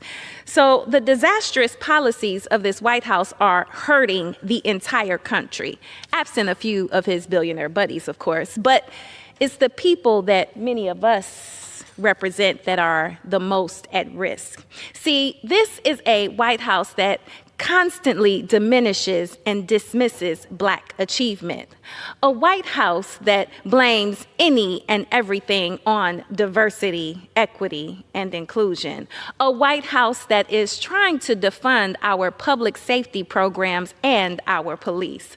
A White House that is trying to defund our schools. And a White House that has rolled back federal anti-discrimination policies that have been on the books since 1965. That's right, since 1965. See, in his first week, President Trump revoked the Equal Employment Opportunity Executive Order that prohibited racial discrimination for federal contractors. And let's be clear, they aren't hiding this agenda to make discrimination legal again. And that's why I filed legislation to restore those policies, and I am proud to have had over 60 co-sponsors in the House, including many of my colleagues here this evening. Mr. Speaker, it's been a disastrous 100 days, but I feel the worst is yet to come. This week, the Republican-led committees are working on Trump's Republican ripoff, a plan to take from our constituents so that they can give to the ultra-wealthy and the very well-connected.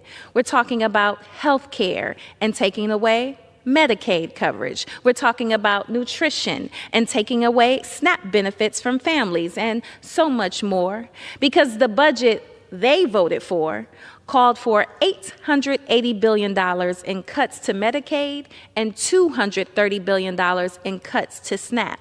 So here's the reality. 21% of my district is living below the poverty line, and 30% of the children are in poverty. I represent 280,000 people on Medicaid, 160,000 people on SNAP. These aren't just numbers. These are real people. And sadly, this White House isn't listening to them. So it's up to us to amplify their voice tonight, today, and every day. And with that, I want to say thank you again to my good friend, Congresswoman Kamlager-Dove, for leading this special order hour. And with that, I yield back to you. Thank you, Congresswoman Brown from Ohio. As you can see, Congresswoman Brown was breaking it down, she was keeping it real, and she was bringing the receipts. And that is what the Black Caucus does each and every day. We break it down for the American people, we keep it real to the American people, and we bring the receipts for the American people. The problem is there are so many receipts to share right now in just 100 days. We don't have enough tote bags for all the receipts. But now I want to bring to the floor Congresswoman Lucy McBath from the great state of Georgia to share remarks. Well, thank you so much to my esteemed colleagues, Representative Kamlager-Dove and Representative Brown, for their leadership in tonight's CBC Special Order Hour. Most opportune time for us to be able to talk directly to the American people about the truth of this White House and its administration. Last week marked the first 100 days of the second Trump administration. And on behalf of my constituents in Georgia and an ever-growing number of American people, I'm here tonight to continue speaking out against the chaos, the division, and the indefensible hatred that is being sown by this president and this administration. Just over 100 days in, the American people are exceedingly worried and exhausted. Exhausted by the uncertainty that has defined this presidency, fatigued by the endless cascade of bad news from every corner of our federal government, bone-weary by the fear of the impact these reckless actions continue to have on our working families. For Black Americans in particular, the Trump administration has made direct attacks on our communities and embolden extreme hatred and bigotry. The symbolism of using the presidency to eliminate foundational programs cannot be understated. He has used the most powerful office to dismantle foundational policies and scapegoat the American citizens. These attacks have material consequences. The uncertainty surrounding the future of long-standing federal programs harms the most vulnerable populations that we serve. Just last week, I toured a Head Start site in my home state of Georgia and heard directly from parents and educators about the vital role these child care programs play in supporting the economic success of the families with their young children. Head Start affords working families the peace of mind that their children will be cared for and educated during the workday.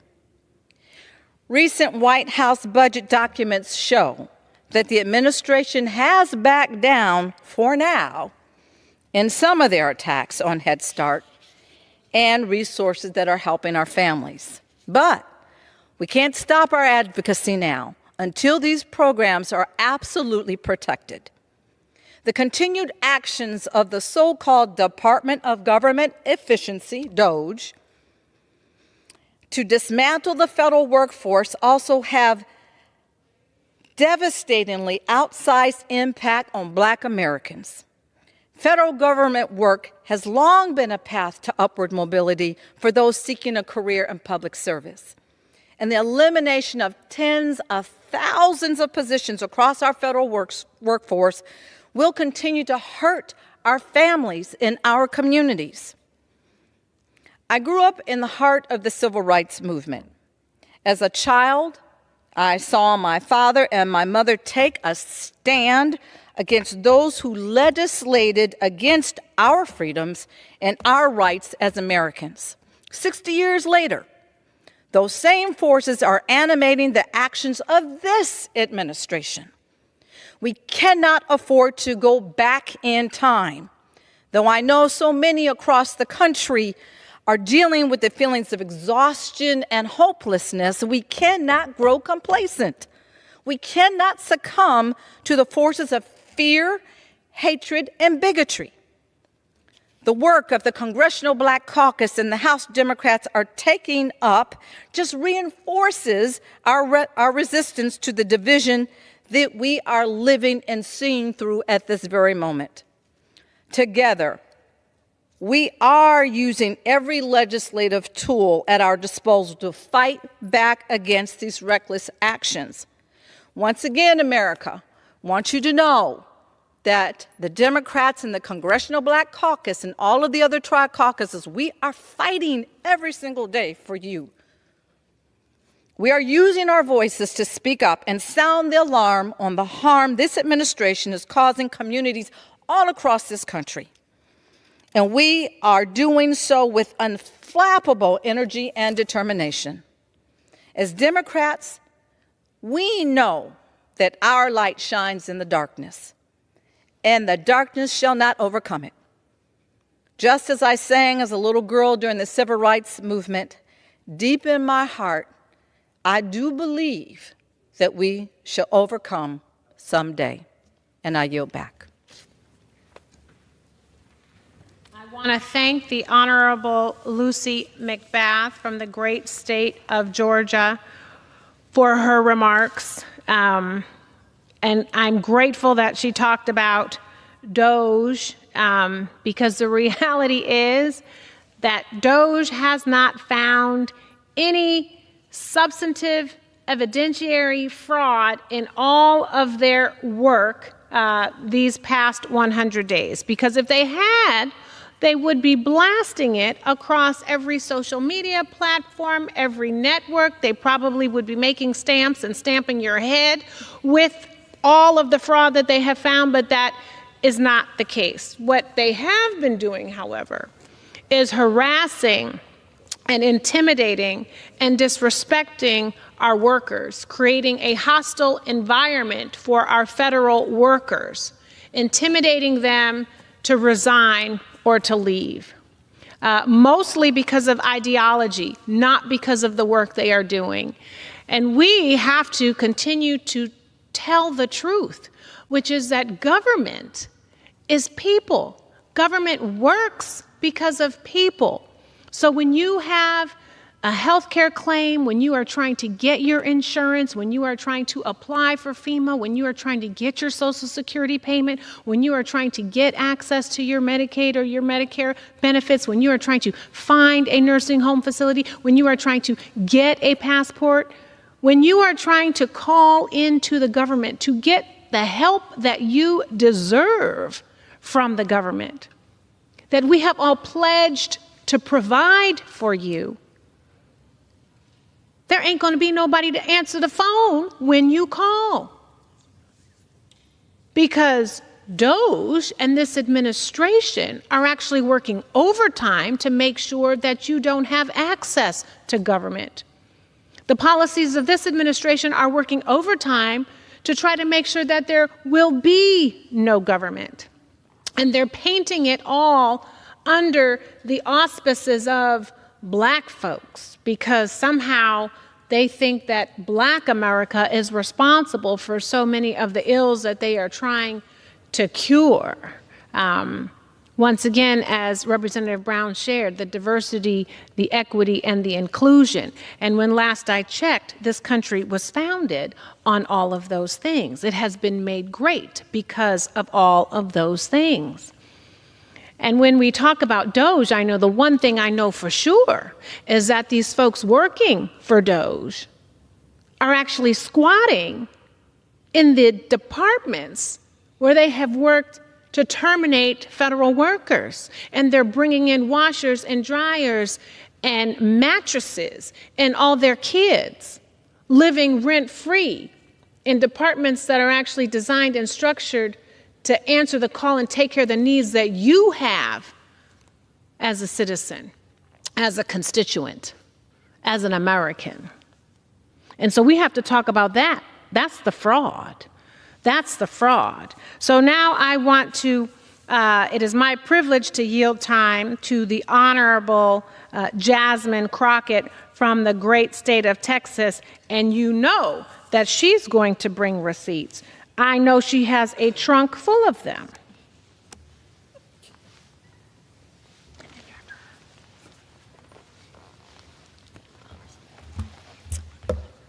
Thank you so much to my amazing colleague from the great state of California. Mr. Speaker, I rise today with a simple but clear message. First of all, I just got to clear up a few things. Instead of the president cosplaying as the next pope, he may want to try to cosplay as an actual president of these United States. That means that he may have to do a little bit of research and decide that he wants to understand that he swore an oath. And this oath was to protect and defend the Constitution.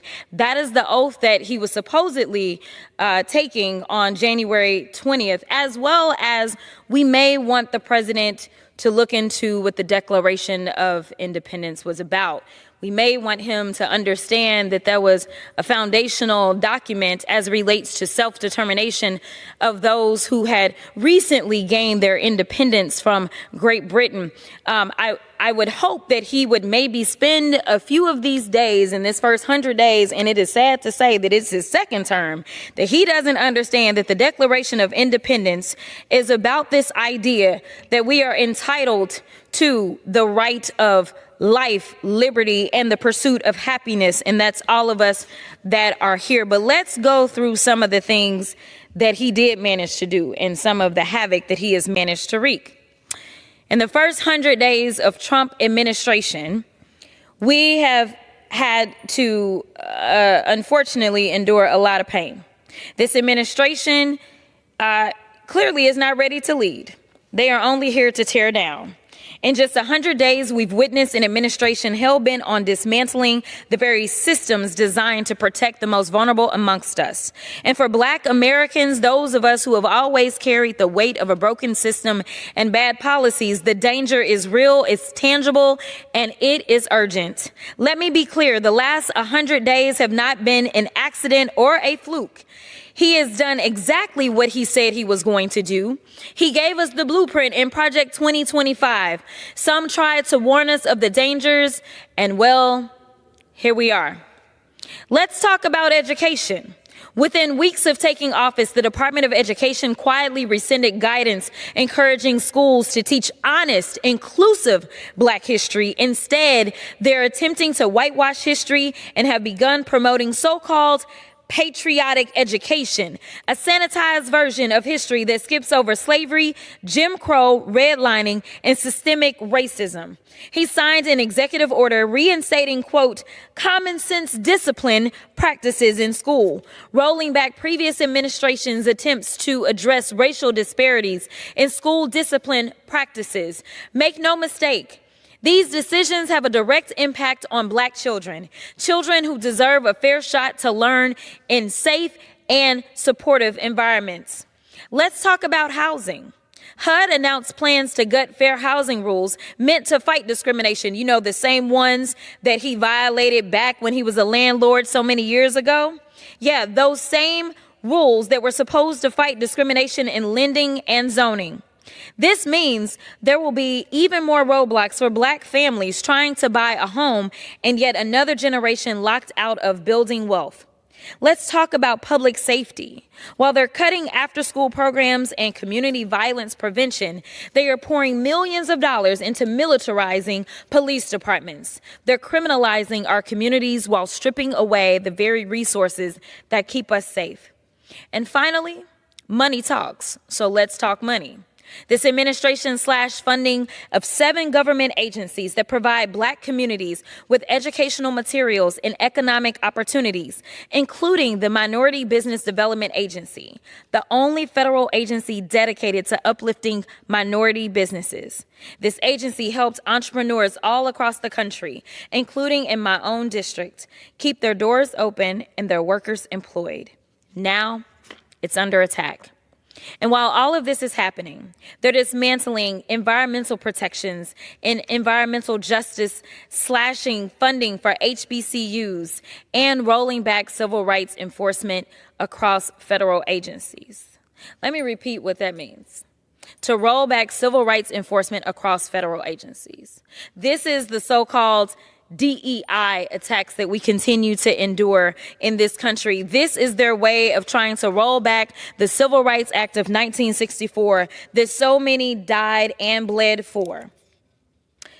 Mr. Speaker, this is not just about policy disagreement. This is about direct attacks on Black futures, Black prosperity, and Black freedom. This is about right versus wrong, point blank. But here's what they don't understand. We've seen this playbook, and every time they've attempted to silence us, erase us, and hold us down, we've resisted and we've pushed this country closer to the ideals it claims to hold. They are trying to bury us, but what they don't realize is that we are seeds and still we rise. I stand here a proud Black woman and a proud member of the Congressional Black Caucus, and I refuse to stand by while this administration tries to turn back the hands of time. We will resist. We will continue speaking truth to power, and we will keep organizing until everybody is free. Because in the words of Fannie Lou Hamer, nobody's free until everybody's free. I yield back. I want to thank the Honorable Jasmine Crockett for her remarks and for always keeping it real. And I want to reiterate some of the things that she said, which is that this administration has been targeting Black Americans, possibly because they are so afraid of our shine. This administration and its policies have certainly been laser focused on trying to tear down Black women. And you don't have to connect too many dots to understand why that is. It is now my privilege to yield to the Honorable Glenn Ivey from the great state of Maryland to break it down for us and share some of his receipts. I thank the gentlelady from California, my colleague from Ohio, and the previous speakers. I want to say it's an honor to be here, not just as a member of Congress, but to be here as a member of the Congressional Black Caucus, especially at a time like this. I rise today not just with concern, but with alarm. In his first 100 days back in the White House, Donald Trump has unleashed a full-blown assault on America, on our institutions, on our workers, on the rule of law, and on democracy itself. This is not leadership. This is a broken promise. I'll talk a little bit as we go forward about the promises that now President Trump made during the campaign, especially with respect to the economy. He said he was going to put money back in people's pockets, but as we've seen dramatically in the first 100 days, it's been quite the opposite. I had one friend tell me that his 401k had turned into a 101k after Trump put his destructive tariffs in place. And it's been damaging, not just for people who own stocks, not just for people who are small business owners, but for every American across the country. And unfortunately, it looks like it's going to get worse in short order. But I wanted to start first with government workers. The president promised to tackle government waste, but it's been anything but that. As we've seen, his administration systematically targeted the federal workforce, gutting critical agencies, sidelining career professionals, and pushing out civil servants, not for failing to do their jobs, but for doing them too well. I want to talk about the waste piece for just a moment here, too. I know they said, he's out here trying to cut waste, fraud, and abuse, but we know that's not right because one of the first things he did was fire the investigators who were in charge of ferreting out waste, fraud, and abuse. They're called inspectors general. And he fired 18 of them all at once, almost on his first day in office. So he's not trying to cut back on waste, fraud, and abuse. What he's trying to do actually is eliminate non-political federal workers, people who've gotten their positions based on merit, people who are distinguished in their careers, have outstanding experience, great credentials, but he's trying to force them out so he can replace them with people who are politically loyal to him. I just want to chat a little bit about the firing of these people, because I know a lot of folks across the country, they're not in love with government workers. They think maybe it's a good thing to get rid of government workers. But I am asking you to keep in mind the dire consequences of these terminations. For example, he terminated people who were running clinical trials at NIH, and clinical trials on things like Alzheimer's, cancer, measles. I'll take the measles one, for example. I ran into a woman at a church I was attending a few weeks ago. She had a PhD, and she was working on a clinical trial in measles. And the idea was to figure out how to address the measles outbreak that's just been happening. And on that front, think about this. Basically, measles had been eradicated in the United States. At this point, though, last I heard a few days ago, we have 2,000 people in the United States who are now suffering from measles. And we've actually had 2 people die, one of them a child, from measles, something that's been eradicated and we've been addressing for decades now. But it's catching its steam again and starting to kill more people. The Alzheimer's piece is especially of concern to me. My father died from Alzheimer's. And watching that happen is like ripping your heart out. And they had clinical trials going on Alzheimer's, which were shut down based on the terminations of the Trump administration. And the thing about clinical trials that you need to remember is that it's not like a light switch. You don't just switch it right back on again. When you shut down a clinical trial, some of which have been running for years and have cost thousands, potentially even millions of dollars, you can't just start it right back up again. You have to start over with those. And so you push back the ability to have cures for some of the most debilitating and dangerous diseases facing humanity today by the decision he made to shut down these clinical trials. Cuts to hospitals is another one. Now, closures of rural and urban hospitals in many instances is going to be a result of the Medicaid cuts that they're talking about making right now.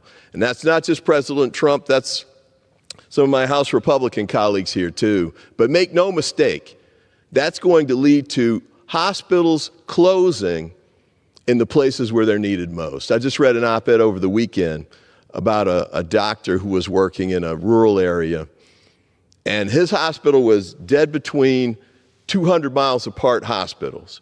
So if his hospital has to shut down, you'd have to drive 100 miles each way to get to another hospital. And he talked about the emergency surgery that they'd performed once there was an accident near where this hospital was located. If they had had the hospital there and been able to provide the emergency treatment that they provided, those people would have died. And he's talking about closing these hospitals down. And make sure you understand, too, for many areas, this is the only access to medical care that those communities have. And not only that, those hospitals are economic engines for those communities, because for many of them, those are the jobs in those communities that the people turn to and need the most. Schools. Terminating Title I funding or cutting it back to the extent they've talked about, I've been told could lead to the shutdown of a number of schools, not just in urban areas, but in rural areas as well. Because the Title I funding goes to teachers who are teaching in low-income schools based on the formulas that they use to make those determinations. So you're going to have teachers being lost, teachers who are terminated in the schools and district where they are the most needed. And in many of these areas, those are the schools that are still trying to catch up from the losses that were caused during the the COVID outbreak. We shouldn't be shutting these down. We should be expanding the resources that they have. But those Title I schools are at risk. Firing veterans. When they fire these government workers, one thing they don't seem to remember is that 30% of all government workers across the country are veterans.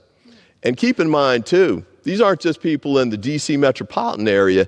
80% of government workers live outside of the Washington, D.C. metropolitan area. They're in jurisdictions and states and communities across the country providing services that those communities need. They won't miss the water till the well runs dry.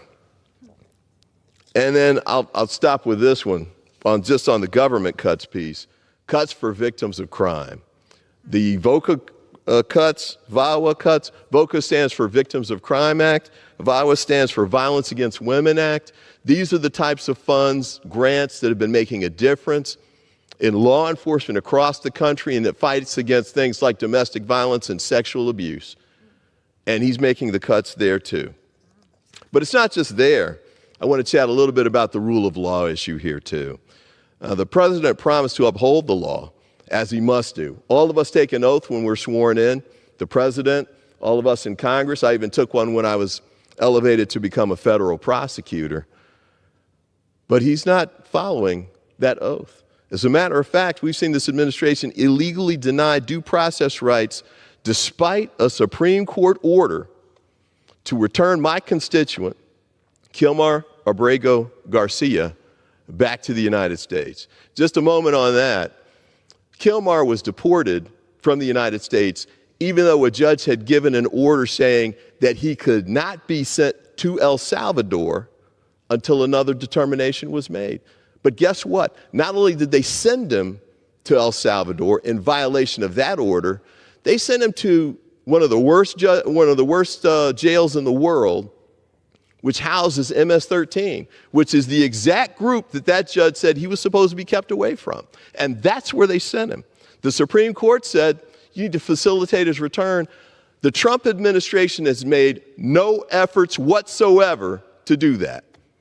As a matter of fact, President Trump was sitting in the Oval Office with President Bukele, the head of El Salvador, and they were joking about it. And last week, when President Trump did an interview, he said, yeah, he could just pick up the phone and have him brought back, but he's not going to do it, despite the Supreme Court order. And there have been other orders, too, that they're ignoring and not following. And this isn't just a problem for Mr. Garcia.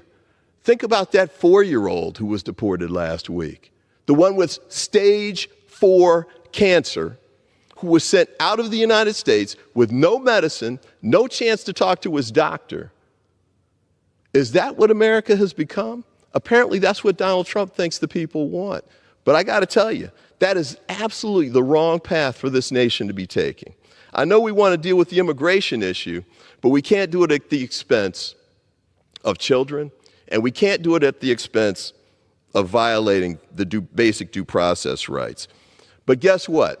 The judges who've told him that, not just the Supreme Court, but sometimes conservative Republican judges, like Judge Wilkinson in the Fourth Circuit based in Richmond, one of the most conservative judges in the country, a Reagan appointee, chastised the Trump administration for violating basic due process. Basically, he said, it couldn't be more obvious than this. You should have a chance to have your day in court before something as drastic as deportation happens to you.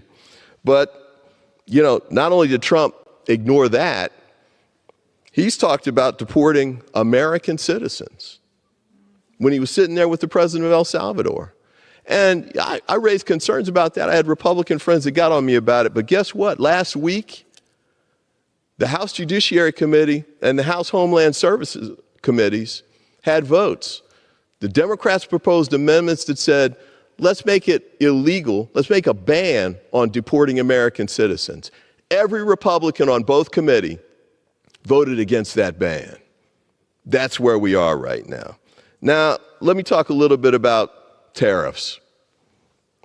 The president promised to make our lives more affordable. He said America's too expensive. Yet his tariffs have sent the nation into a tailspin. And now, I guess you could say that there are times when tariffs might make sense, but he did it the exact possible worst way that you could do it. He did tariffs on all countries and on all products at the exact same time. Now, there's no way that can work, and there's no reason to do it, because sometimes you got tariffs on things that we don't even make in the United States, like bananas. We don't grow them. We don't grow coffee. We don't grow chocolate. Why are you imposing tariffs on those items? And then the tariffs that he imposed on some of our best allies, like Canada, disrupted the automobile market. They're still struggling to try and get their way. Now, he backed off of the giant tariffs that he put in, but he left 10% tariffs in place. And we're still in the middle with one of the worst trade wars we've ever seen in human history, based on the, 140% now with China? I mean, at some point, what is it? Just going to be zillions, I suppose, in those sorts of tariffs. But the bottom line is, it's going to take the country into a recession, and we know it. I hope that we get a sense of how to pull this back together. I saw the president making comments, and he doubled down on them the other day. This is the one about, he said maybe kids will just have to get $2 instead of $30 or something, and maybe it's going to cost a little bit more. And I guess that was his best bah humbug imitation, but to sort of make light on the fact that these tariffs that he's put in place are going to make things more expensive for the American people. in contrast and the exact opposite of what he promised to do when he ran for office and was elected. That's not right. President Trump, Elon Musk, their billionaire buddies, they pushed a budget that's nothing short on a war on working families, massive cuts to Medicare, Medicaid, Social Security, and SNAP, while Trump and House Republicans push for new handouts for the wealthy. The same man who claims to champion the forgotten American is cutting health care for the disabled, for children, and for seniors. This is an administration that rules not with hope, but with fear. And it's using the machinery of government not to serve the people, but to punish the president's perceived enemies, including those who brought January 6 rioters to justice. Just a moment on that. He actually forced out Department of Justice prosecutors who did nothing but handle cases that they were supposed to handle. And I guess he's going to say that they were mishandled in some way, but guess what? The prosecution of the January 6 rioters resulted in more than 1,000 convictions. My recollection was there might have been 2 or 3 acquittals during that period, but everything else was a conviction. And the fact that, let's say even more people had been acquitted, that doesn't mean these prosecutors did anything wrong, and it certainly doesn't mean that they should be forced out of their positions. Same thing with the FBI agents. They sent over a list of 5,000 FBI agents to the Department of Justice, and guess what the common denominator was? They had all worked on January 6th investigations. So instead of our FBI agents focusing on, say, terrorism or organized crime, they've got to be looking over their shoulder because they know the president's coming after them. And he's got the Department of Justice weaponized not to go after the criminals, but to go after career FBI agents who've done nothing but serve the public and fight crime for the American people. Let me be clear. As we move past 100 days, I will never stop fighting for those I represent against the abuses of this administration. We're not just battling over budgets, we're battling over the future of the country we wish to have. Not a government for the wealthy and well-connected, but a government that works for all people. This is not business as usual, and House Democrats are standing up and fighting back. I want to commend my colleagues for tonight and pulling this together and doing such an outstanding job and moving this forward. And I also want to thank the people out there, people in communities across the country who've come to rallies. Some are Democrats, some aren't. Some are Republicans, some aren't. But they're coming out to express their concerns about the direction this nation is taking. I want to thank them for doing that, for making sure that they remember that they have the ultimate power. They're the ones who determine what happens with this democracy. And now is the time for them to stand up and for us to stand with them. And with that, I yield back. I want to thank the Honorable Glenn Ivey for his very sobering remarks. Mr. Speaker, may I inquire how much time is remaining? The gentlelady has 16 minutes remaining. Thank you, Mr. Speaker. I just want to add my thanks again to Representative Glenn Ivey for talking about health care and the fact that this administration has been cutting grants to the National Institute for Health and cutting clinical trials. Over the weekend, I was at an event and we had doctors and we had advocates talking about cancer, talking about breast cancer. And this country is actually on the precipice of discovering a vaccine for breast cancer, a cure for breast cancer. We have amazing scientists in this country who have been researching this, and they are at the point of clinical trials. And I don't know if you know anyone in your family that is a survivor of breast cancer or any other kind of cancer, but oftentimes when you go and the surgeon puts you under to take it out, they don't know if they have gotten all of it out. They hope that they have.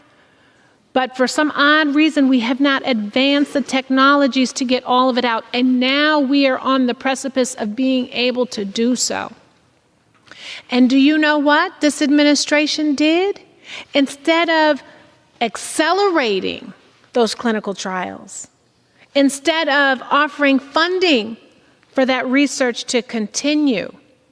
Instead of wanting to be a champion of the cure to cancer, this administration has cut that research, cut that funding, cut those clinical trials, and cut funding to educational institutions, to colleges and universities that are doing that kind of research, essentially cutting off our future scientists and innovators and problem solvers, our kids who are investing their time and their money and our money and their sweat to go to school and get an education and learn enough to help this country move forward and progress. They are getting the short end of a stick. They're actually being beat on the head with a stick, being held by this administration.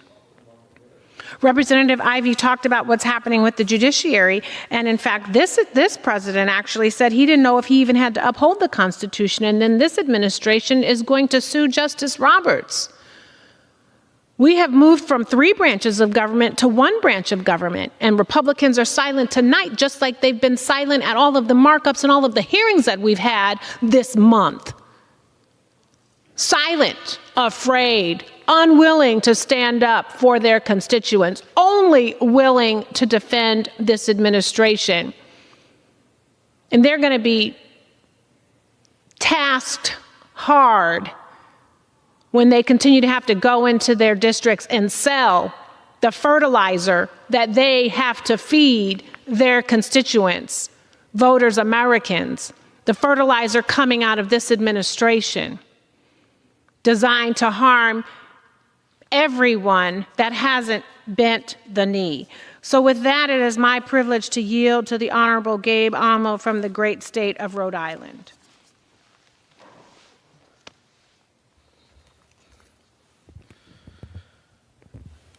Mr. Speaker, as many of my colleagues in the Congressional Black Caucus have laid out, Donald Trump has failed the American people.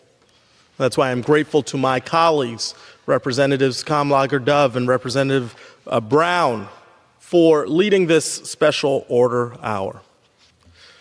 And let's focus on these failures. In countless ways, Donald Trump has failed the American people. He has failed to bring down prices for families. He has failed to keep Americans safe. He has failed to heal, or even attempt or pretend to address the deep divides that plague this country. In fact, he's making them worse.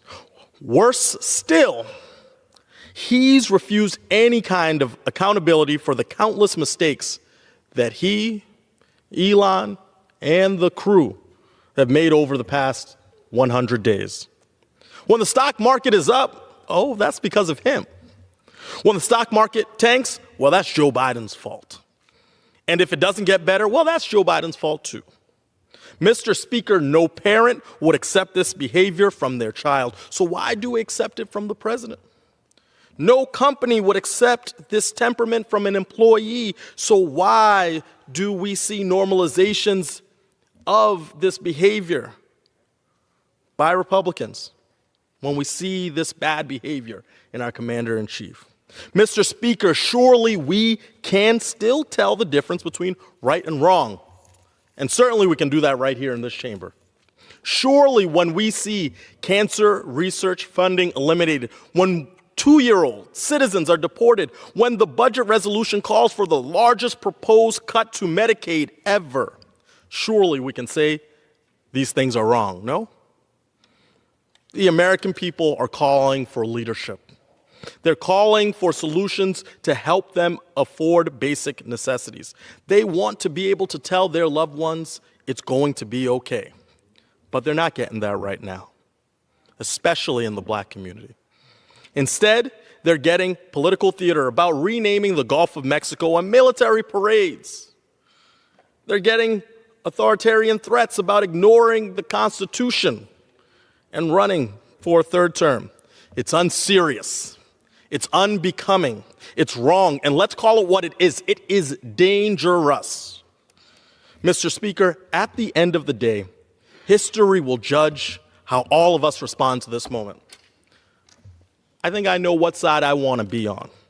The side of the Congressional Black Caucus, the side of the conscience of the Congress. Donald Trump has been a failure. But where he fails, we're here. We will fight. Fight for fairness, for justice, and the promise that has been denied to far too many Americans for far too long. May we continue down this righteous road today to fight, to march on for all of the battles that lie ahead. And with that, I yield back. I want to thank the gentleman from Rhode Island for his remarks. Mr. Speaker, may I inquire how much time is remaining? The gentlelady has 8 minutes remaining. Thank you, Mr. Speaker. You know, I'm so grateful to be a member of the Congressional Black Caucus. And I want to just share some of my own stories coming from my district and also my experience. I was in that Judiciary Committee where we had the hearing on immigration.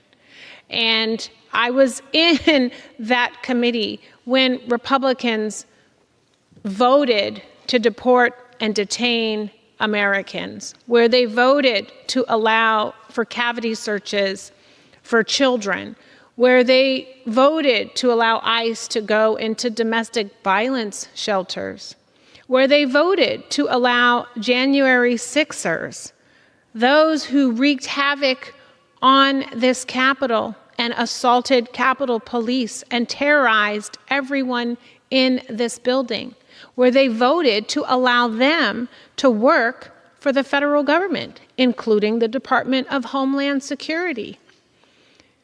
And I asked, how can you deport an American? I mean, where are you going to deport an American to? I don't understand. And I have yet to see from the Republicans or even from this administration, can we get a poster? Can we get a picture of what a safe American looks like, a non-deportable American looks like? Because I want to know, I want to be able to share that picture, that photo with my constituents. So if you look like this, if you're maybe this shade, if you have this degree of melanin, if this is the color of your hair, or if this is the color of your eyes, or if this is what you say, or if this is what kind of accent you have or not, then you might be safe. But I think the American people need to know which one of them will be deported next. And I think the American people deserve to know which of their representatives is going to stand up for them. Because I know when the question was asked, will you stand up for Americans and prevent them from being deported, raise your hand. Only Democrats raised their hand. And so I also had to ask, when our loved ones, when our friends, when our family members go overseas and they get snatched, are Republicans going to pick up the phone and ask to have their constituents brought back? Are they going to fight for them? Because in that committee, they said they were not going to. They have said that they're not going to fight for your health care, for Medicaid, for Medicare, for Social Security. I represent Los Angeles. People think it's flossy and glossy, I like to say. But I have the third highest Medicaid enrollee district in the country. And in California, we have 7 of the 10 highest Medicaid enrollee districts in this country are in California, and some of them are Republican districts. I think we all want to know, Black Americans, white Americans, Asian Americans, Latino Americans, all Americans want to know, are you going to cut their Medicaid? Are you going to cut their Social Security? 140,000 children under the age of 19, 40,000 seniors over the age of 65 in my district are at risk because of the policies coming from this administration. Nearly 80 million Americans get health care through Medicaid and through CHIP on the chopping block. $5.6 billion this president wants to cut from the Department of Education. The House Republicans' budget includes $330 billion in cuts. Come on now, Pell Grants, school lunches, Head Start, everything on the chopping block. And in my district, we have LA Unified School District. Many of the kids who go to school, their only meal is when they go to school. So I'm trying to figure out, when folks say that they're Christian, what kind of Bible are they using? Because the Bible that I have doesn't say that you starve children, that you cut off their health care, that you cut off the health care for their grandparents. And if your Bible says that, I submit that maybe you change your Bible, because that's unchristian-like to kill seniors and children. And then let's talk about rolling back bedrock civil rights era policies that are designed to actually allow everyone the opportunity to compete and participate in this marketplace. It's not about giving handouts. It's about creating opportunity. It's about creating access to competition. Why would you be afraid of that unless you're mediocre, less than average, and need extra help because you can't compete? Well, don't come for Black America. Fix yourself. Let's talk about the workers who are the backbone of our economy, the workers who run this government. I'm always surprised when folks talk about unelected bureaucrats. Elon Musk is an unelected bureaucrat, and you know, keep it real, all the staff that help us do our jobs and help our constituents are unelected bureaucrats. And you're actually Republicans, this administration wants to cut the salaries that allow folks to answer the phone for our constituents. California has the second highest number of federal workers. Why are you going to cut that? And might I remind you, we have the Olympics coming, we have the FIFA World Cup coming, we have an All-Star game and a Super Bowl coming. We are still producing movies and TV. We are helping folks with their passports and their visas. You want all these games to be successful? You got to resource the departments that process the visas and the applications to allow people to come here. Okay? So let's keep it real.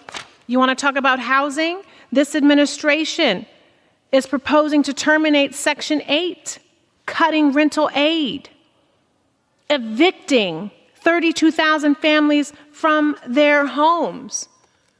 This president even refused to come to Altadena after the urban fires. That's how little this administration thinks about Black communities. This administration is not interested in Black America, even though this administration wanted to thank Black America. But what kind of thanks is that when you cut funding to HBCUs? What kind of thanks is that when you cut Medicaid and Medicare and Social Security? What kind of thanks is that when you cut Meals on Wheels and SNAP? We're going to make America hungry again. We're going to make America sick again. I have a binder full of actions from this administration that has come out of this administration in just the last 100 days. And they're terrifying.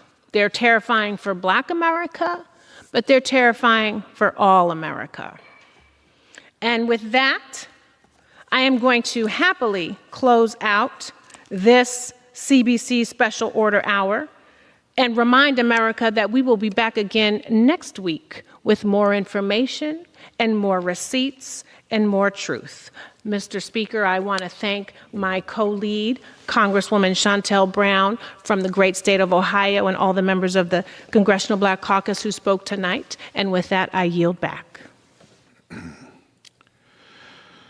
The gentlelady yields. Members are reminded to refrain from engaging in personalities towards the President. Under the Speaker's announced policy of January 3rd, 2025, the Chair recognizes the gentleman from California, Mr. Thompson, for 30 minutes.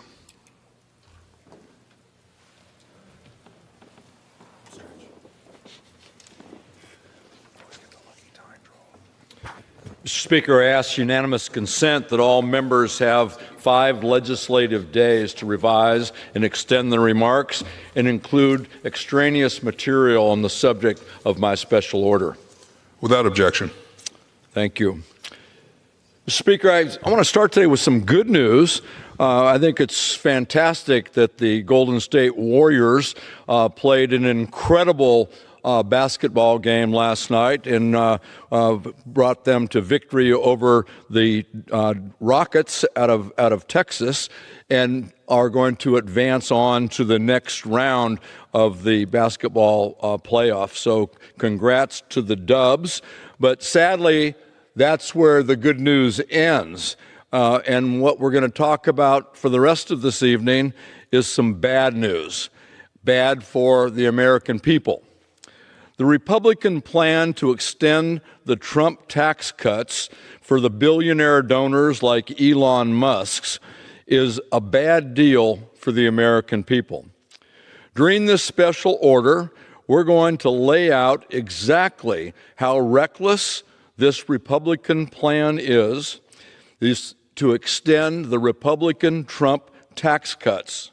An extension of the Republican Trump tax cuts would disproportionately benefit those who need it the least, would recklessly increase our nation's deficit, and it fails to prioritize hardworking Americans' contributions.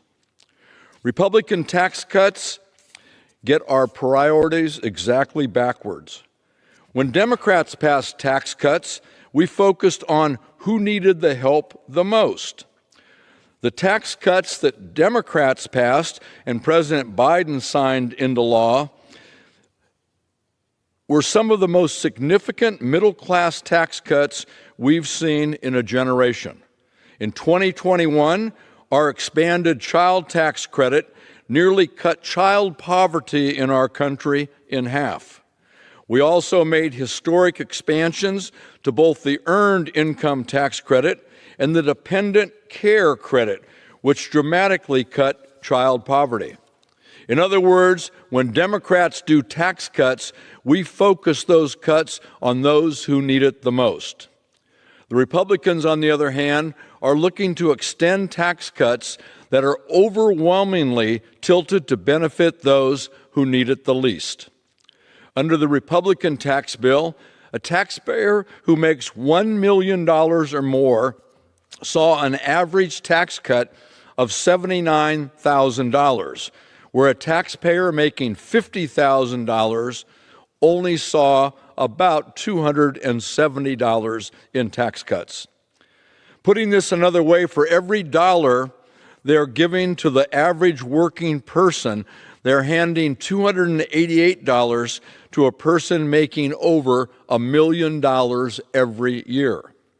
Let me be clear about that statistic. I'm not talking about a millionaire, not someone who is sitting on a house and a 401k that they've worked for and saved for 30 years to hit $1 million. This is what they're giving to someone who makes $1 million every year. Now, I don't know how you feel, Mr. Speaker, but I don't think people who are making $1 million a year are the ones that need a helping hand in this economy. Now, suffice it to say, we've made this point once or twice before, and every time we do, we get the same response from our colleagues on the other side of the aisle. They say, people who make over $1 million pay a lot in taxes, so of course they get a bigger tax cut. But that argument's full of prunes. Let's be clear. Congress is perfectly capable of cutting taxes for working people without also cutting taxes for those at the top. That's right. Believe it or not, Mr. Speaker, you can lower the tax rates at the bottom without also lowering the tax rates at the top.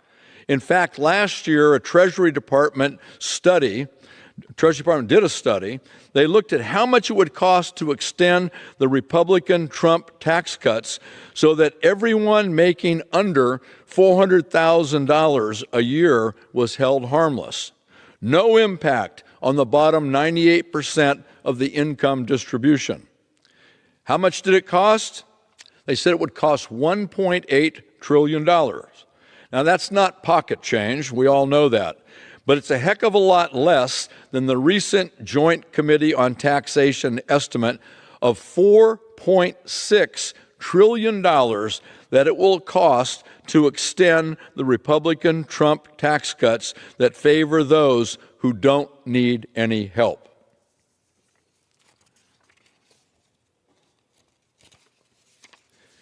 The thing is, if Republicans would be willing to abandon their goal of cutting taxes for the most fortunate, if they would genuinely focus on the middle class and focus on offsetting those tax cuts in a responsible, deficit-neutral manner, I bet they could get a lot of colleagues on my side of the aisle to join them in that effort. But instead, they've embarked on a go-it-alone strategy. And go it alone they will, as long as their goal is to reward their big donors with massive tax cuts while leaving working people behind. They can go it alone. For someone who knows the impact that these tax cuts have had on taxpayers across our country, the negative impact they've had on working people across our country, someone who knows well how these Republican tax cuts stole from people who live in high-cost areas their ability to deduct their state and local taxes, costing constituents in those areas thousands and thousands of dollars a year. Someone who knows well what that is, and someone who's been working tirelessly ever since they did that, ever since they foisted that tax cut or that tax increase on people in high cost of living areas. Someone who's been working on it ever since they did it, trying to work with people on both sides of the aisle to figure out how to resolve the state and local tax deduction issue, is my colleague Tom Suozzi from New York, a great member, a member of the Ways and Means Committee, and I'd like to yield to Mr. Suozzi. Thank you, Mike. I appreciate it very much, and thanks so much for bringing the important attention to this issue. I'm going to talk about the state and local tax deduction in some detail, but first let me just say generally, what you're talking about is so important. We have so many of our friends on the other side of the aisle that are constantly talking about how the government spends too much money and deficits are getting so much bigger, and here under their tax bill that they're proposing right now, they're going to increase the deficits in the United States of America by $4.5 trillion. Now, that doesn't make any sense. Why would they propose something when they have people on their side that their singular most important issue is reducing the deficit, that they would increase the deficit by $4.5 trillion? Now, you talked about the tax cuts from 2017. Well, a lot of my residents didn't see a tax deduction. They saw a tax increase. And the reason they saw a tax increase is because they capped the state and local tax deduction at $10,000. So let me just explain what the state and local tax deduction is. The state and local tax deduction was in place for 100 years, from 1913 until 2017. And in 1930, they started the federal income tax code in the United States of America. And when they said we're going to tax people's income at the federal level, a lot of governors and mayors and local elected officials said, no, we don't want a federal income tax because that will stop us from raising the taxes at the state and local level. Because since America's founding, government was mainly paid for at the state and local level through state and local taxes. The federal government was funded by tariffs, quite frankly, a very interesting topic for today. But when they protested, the mayors and governors protested, said, we don't want you to have a federal income tax because you're going to hurt us. We don't want to pay taxes on the taxes we've already paid at the state and local level. They said, nope, don't worry about it. We're going to put a deduction in place that says you can deduct your state and local taxes from your income so you don't have to pay taxes on the taxes you've already paid. Okay, let's do that. They put it in place for 100 years. In 2017, they said we're going to cap this deduction that's been in place for over 100 years at $10,000. They took the long arm of the federal government and they reached into local governments. They violated the covenant of federalism and they said, we're going to make you pay taxes on the taxes you've already paid to your states, to your cities, to your towns, to your villages, to your school districts. We're going to tax you on the money you've already paid in taxes at the state and local level. And that caused some people's taxes to go up, especially in high-tax states that happen to be Democratic states. In New York, in New Jersey, in California, in Connecticut, in Illinois, in Massachusetts, in Maryland, in Michigan, in Minnesota, in Oregon, in Pennsylvania, in Virginia, in Rhode Island, in Hawaii. They caused people's taxes to go up because they could no longer deduct their state and local taxes. It's not fair. In fact, people have moved away from our states to other lower tax states. Now, why are taxes higher in my state and in your state compared to, say, Florida and Texas? Because in New York State and in California, we insure our children. We have the lowest rates of uninsured children in the United States of America.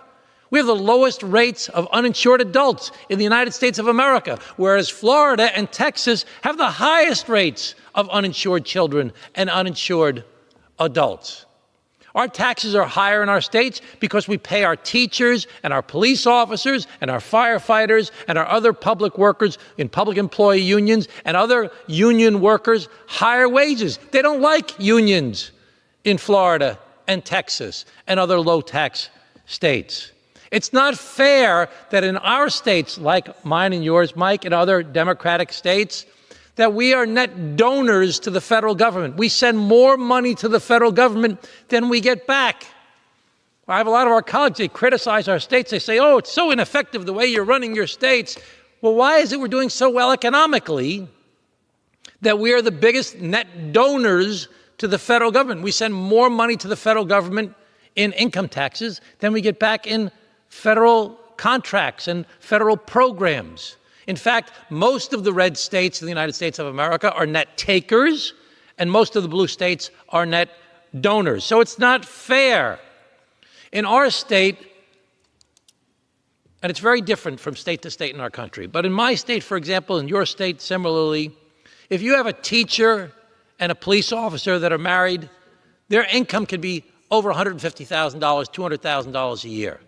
Now, if you're that in our states, because the taxes are higher, because the cost of living is higher, the cost of housing is higher, that $150,000 to $200,000 a year is not a wealthy person. That's a middle-class person. Whereas in other states, like I've talked to a friend of mine from Oklahoma, I told him, well, this person's middle class, they're making $150,000 a year between the husband and wife. They said $150,000 a year, if you lived in my state, you'd be living in a gated community.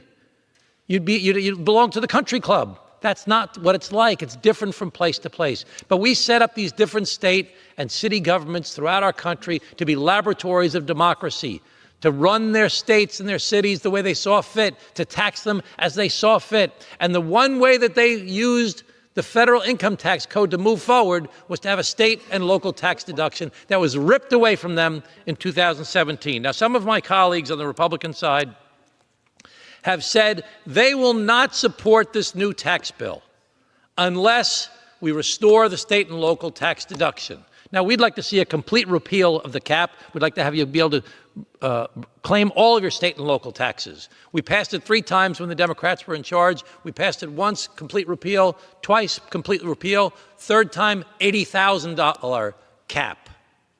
Some Republicans have proposed a cap of $25,000. 5 Republicans have stood up and said $25,000 is not acceptable. And I want to commend them for standing up for their residents and for their taxpayers against their party and saying they will not support this bill. President Trump came to my state, to my actually right near my district in Nassau County, where I used to be the county executive, and he spoke to a campaign rally in the summer of 2024, and he said, we got to restore the state and local tax deduction. Now, he's the one who took it away. But he says we've got to restore the state and local tax deduction. Well, let's hold the president to that.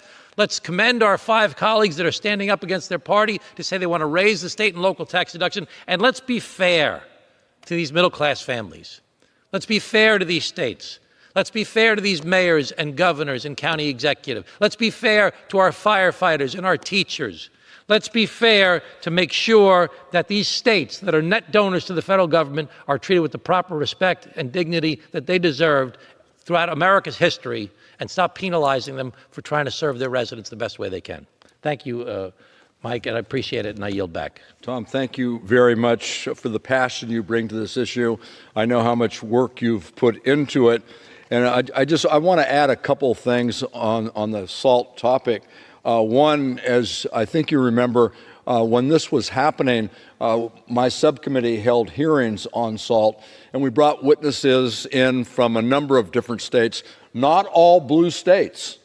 Blue states are the ones that are generally recognized as being most harmed by this terrible tax policy that the Republicans put on us. But what we saw in those hearings were red states are quickly catching up. So this is catching red state taxpayers as well. And it's hurting them just like it's hurting taxpayers in blue states. And I just want to mention, you talked about our Republican colleagues who are talking a good game about how they won't vote for this, that, and the other thing unless SALT is taken care of. Well, SALT goes back to what it used to be if we don't do anything. So that's where we could end up if this foolish tax bill that is being pushed on the American people right now were to go away. We get our SALT deduction back. So I certainly hope that the colleagues that you mentioned are going to hold to their word and work with us to see if we can fix that. And you're spot on regarding donor states, like your state, like my state. We give more money to the federal government than we get back. And just to demonstrate how big that is, in my state of California, if you take all the money, if you deduct the money that we get back from the federal government from all the money that California taxpayers send to the federal government, what's left, what stays in Washington to go out to all the red states is more than the entire state budget of 47 other states. Oh my gosh. 47 other states. So to say that that we represent donor states, that's almost a throwaway line.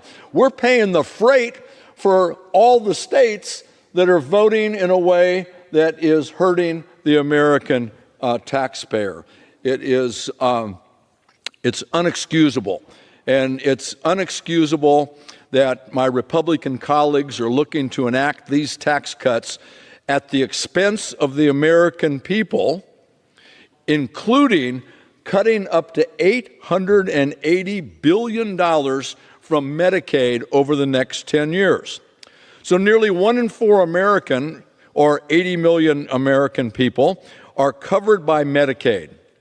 These cuts that the Republicans are promoting mean that our neighbors will struggle to afford to see a doctor, they'll struggle to pay for medication, or they won't have access to nursing home services if they need it.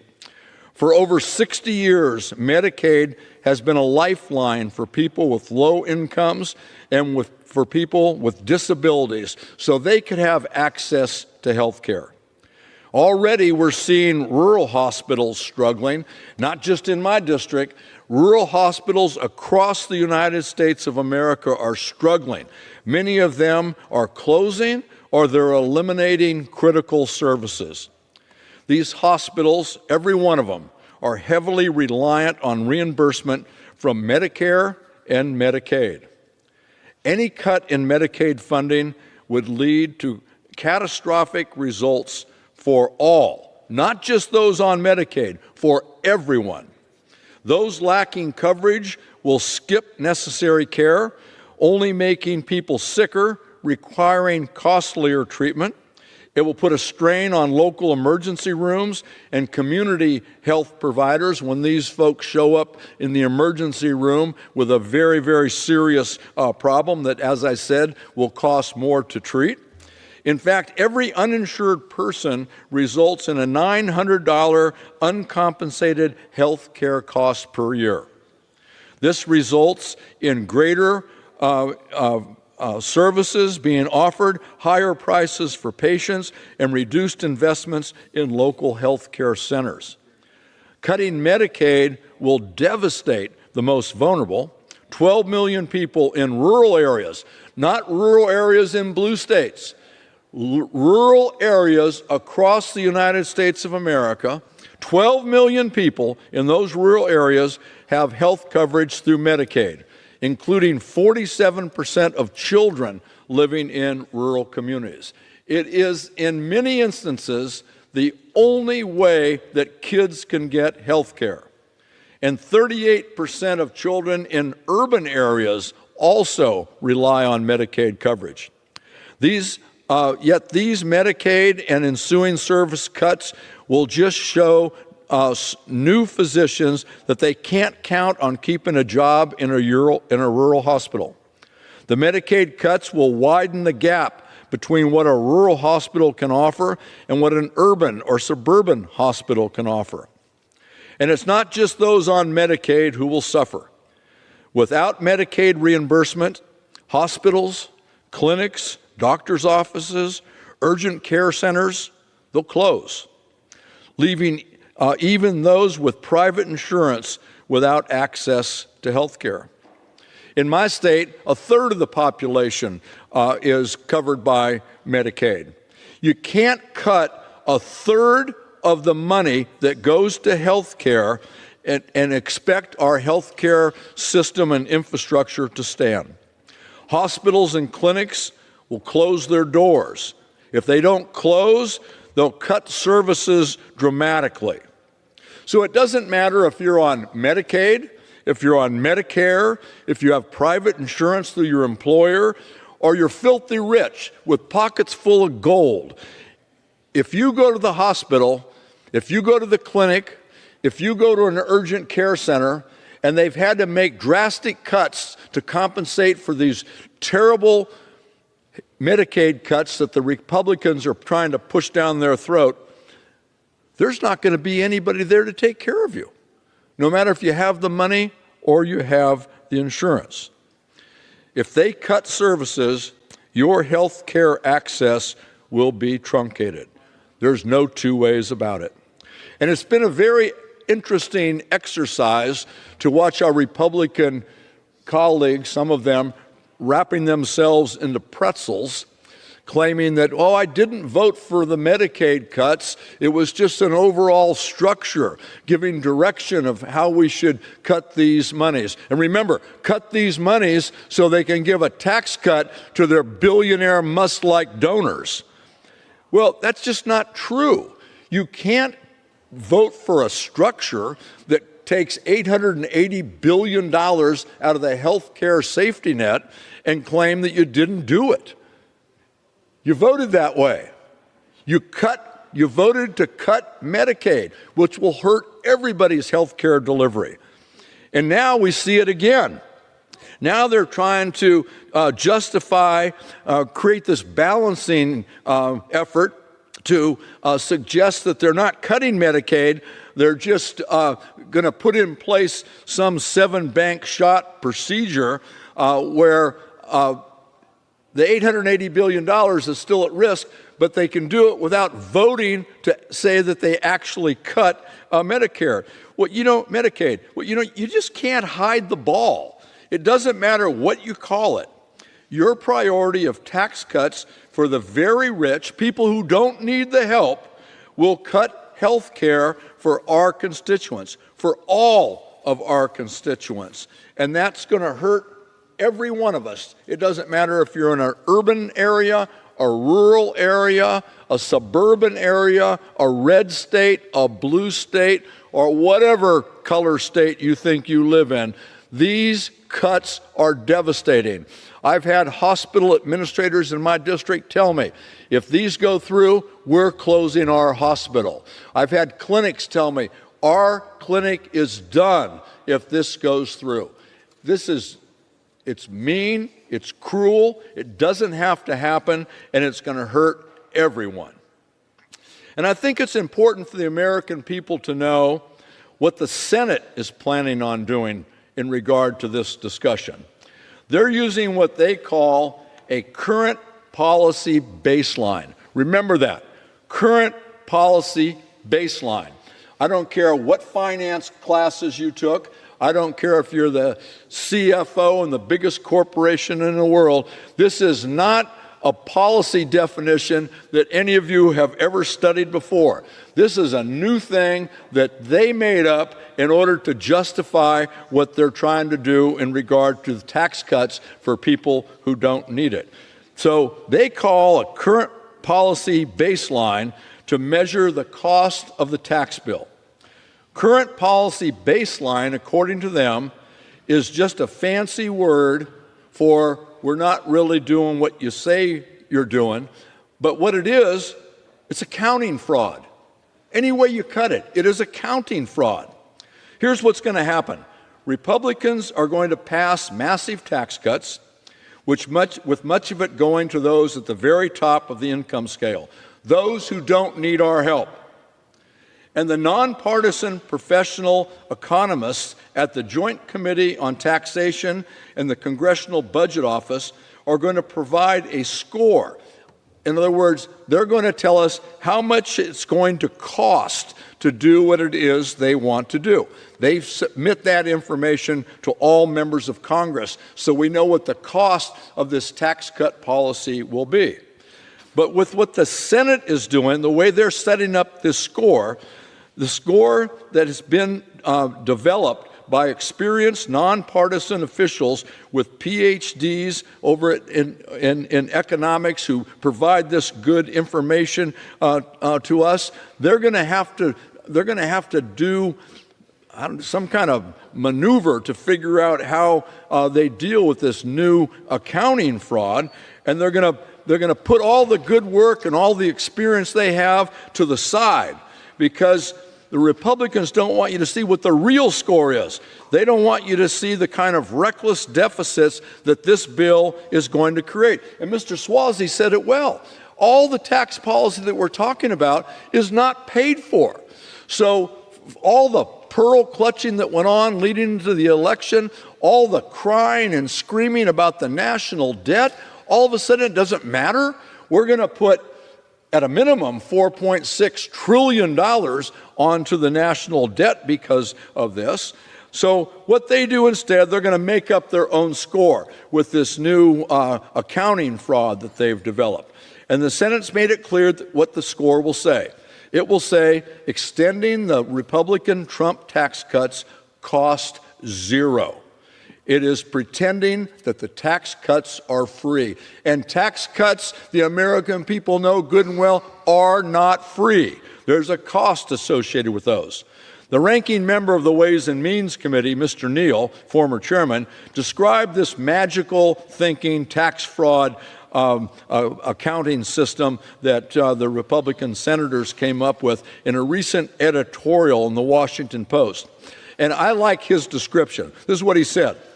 He said it's like paying for 3 family vacations, saving your money and paying for 3 family vacations, and then saying, now all of our future vacations are free. We don't have to save, we don't have to pay for them. Now, Mr. Speaker, let me assure you, let me assure the whole House, let me assure the American people, extending the Trump tax cuts is not free. In fact, we have a recent estimate from the Joint Committee on Taxation that says extending the Trump tax cuts costs $4.6 trillion. This is $4.6 trillion that will be added to the debt. Not only does extending the Republican Trump tax cuts cost an extra $4.6 trillion. But because they are pretending it's free and it doesn't cost anything and doesn't need to be offset, every last penny of those tax cuts will be borrowed money.